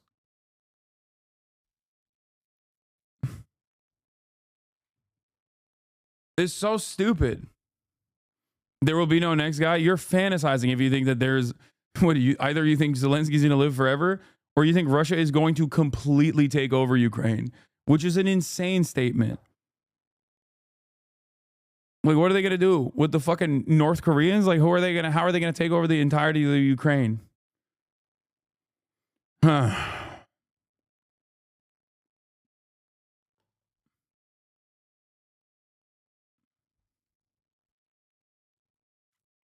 Anyway, from a lot of these comments, mostly from Eastern Europeans, that I omitted the valuable perspective from these Eastern European countries that were a huge part of this story. This piece should have more thoroughly included those perspectives. I focused a lot on the geopolitics of the United States and Russia in the 90s when NATO was expanding. And in doing so, I think I left out a very valuable perspective. I see that very clearly now. I also didn't show a sensitivity to what it means to live next to modern Russia, an expansionist, hostile state that is currently fighting a war of choice with its neighbor. Not to mention the generational trauma that comes with the decades of atrocities under Soviet rule. I have no good excuse for leaving this stuff out other than a simple lack of sensitivity and understanding around those specific topics.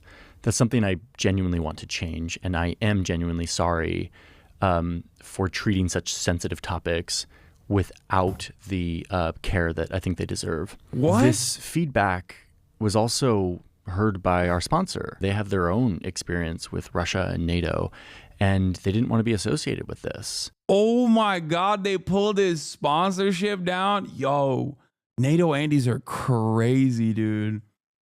They fucking rang up the manager. They made a boss call. Unless he means the CIA. That's crazy. Now, I should be clear. Sponsors have no editorial influence on what we cover or how we cover it.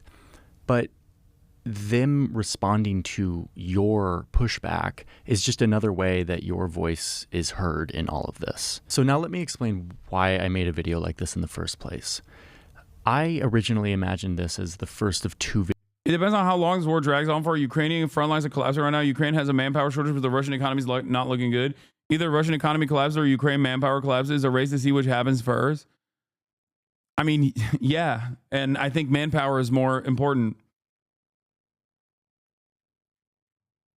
That's it. Videos in a debate series where I take one piece of history and I treat it through two totally different perspectives.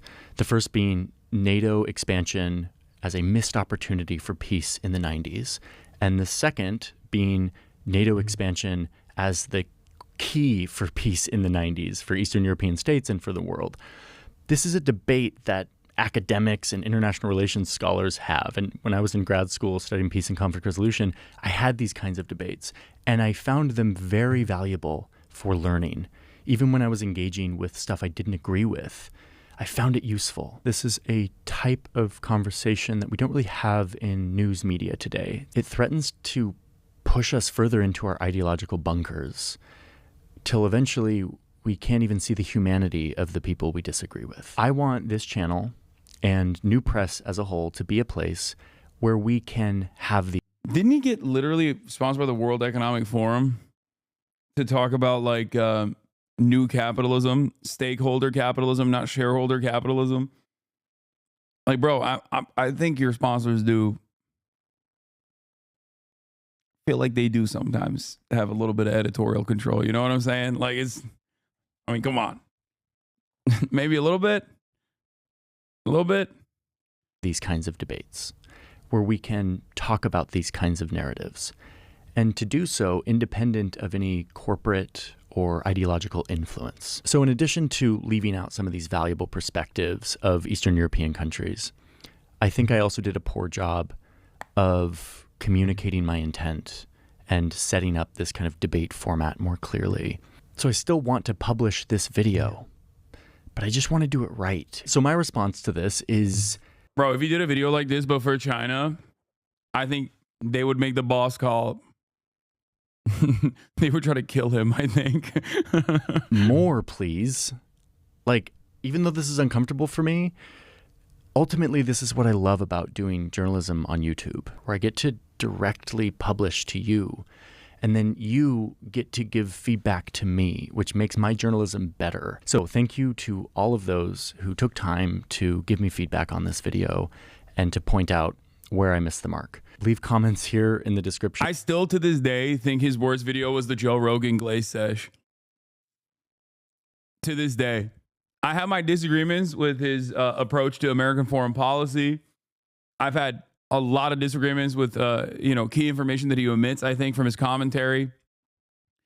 And there is not a worse video than his Joe Rogan Glaze video. Like, that was the worst one.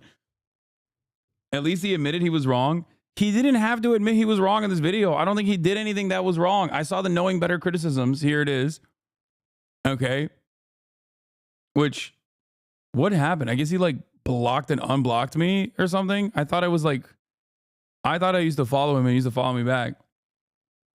Wow, finally getting around to the Johnny Harris video. This is straight up propaganda. NATO didn't invade these countries or force them to join. They practically begged to join, Baltic states especially.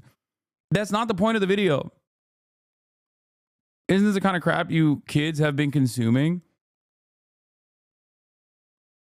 No, he might have blocked and unblocked, so I don't follow him anymore and he doesn't follow me. This is what Johnny Harris thinks those Baltic states should have done. They should have made the perhaps less self-serving decision and just sing kumbaya to their historically aggressive former enemy. What an insane take. Yeah.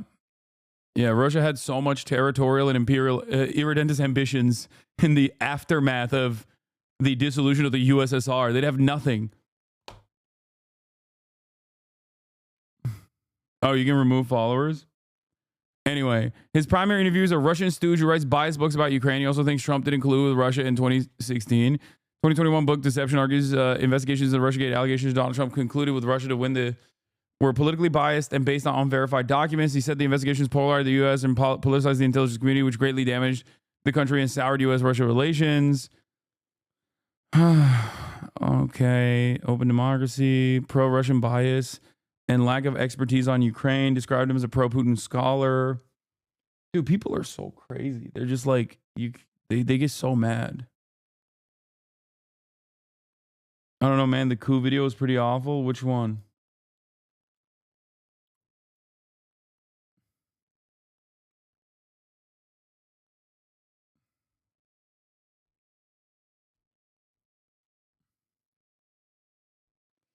Seeing Russian propaganda aimed towards American women has me feeling like we're screwed.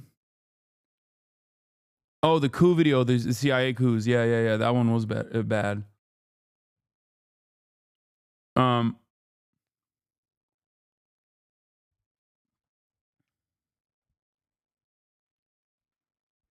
Harris keeps doing the exact same thing Tim Pool does. Scream the crazy part, whisper the sane part. First of all, Tim Pool does not ever whisper the sane part. That's insane. The U.S. dominated and never followed global rules, which has led to unprecedented peace and stability. Guess which one people will remember at the end of the video? What are you meaning? What are you saying? Why did you fucking rip this format of the actual... What? He didn't yell one part and then say the other part quietly. He just said it with the same... What? At this point, it's not even a criticism. You're just like writing one in all caps and then the other with no caps. Again, what an absolutely insane take. They wanted to join Russia because NATO because Russia is aggressive, but Russia is aggressive because they want to join NATO. Honestly, sounds like Georgia should join NATO. And this is the line that everyone is pointing to that says to saying he's being fair. He condemns Putin's invasion of Ukraine. After 20 minutes of justifying why Putin invaded Ukraine, though he prefers to call it explaining, I think Johnny Harris is not pro-Russia invading Ukraine. Brave take. Okay? I know. I think it's wild. I think people should be more... I think people should be more embarrassed to have such anti-intellectual ways of thinking, especially YouTube commentators who value their critical thinking skills and hail it as like one of their biggest their biggest strong suits. Like, it's just crazy. It's so weird.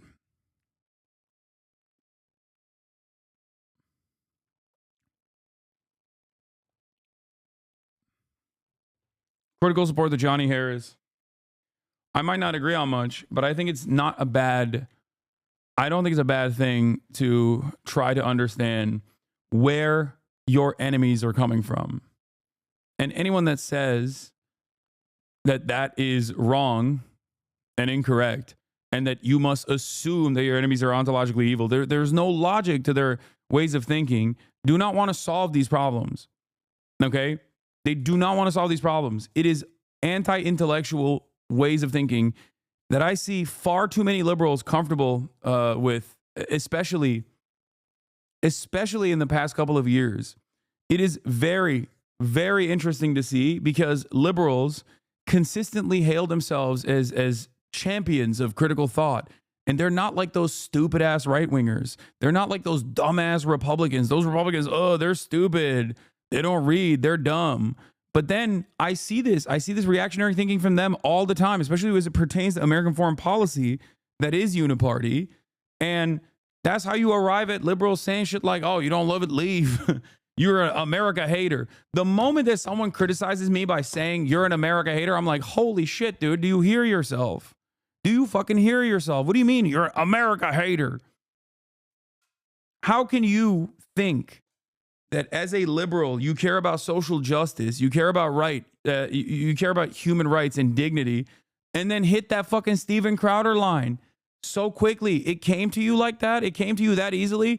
Oh, you must hate America. If you don't like it, leave. Jesus Christ. It's very frustrating to see those who are supposed to be the first line of defense against growing fascism in this country and globally, seeing that first line of defense basically turn into reactionary weirdos. It's crazy. It's sad. It's a scary state of affairs. But anyway, on that note, I got a lot of stuff lined up for this week, chat. And I got to end the broadcast here. We did 8 hours. Okay. It was a fantastic day where we covered so much. As you guys know, Erdogan is on top. He is the table. And yeah, I'll see you tomorrow. Stavi Baby's here, so I'm going to try to do a collab with him. I'm trying to set up that Ta-Nehisi Coates interview as well. I don't know when the Oxford video will come out. Hopefully soon. but we'll figure it out. Love you all. Peace. To the topic just begun. There he is again, Assad is streaming, Hassan is streaming. There he is again, Assad is streaming. Hasan is streaming, reviewing the P.O. box, Uncle Uger's face. Sudden Discord agitprop, great names take embrace. Tiny Bernie Sanders, LGBTQ Air Force. The whole left at your fingertips, Ane at your door. The H3 crowded debate, the Young Turks online show. 3 full fucking years of this, plenty more to go. 90-day fiance talks of champagne bourgeoisie. A Trump rally live reaction, a mass riot at DC. There he is again, Hassan is streaming, Hassan is streaming.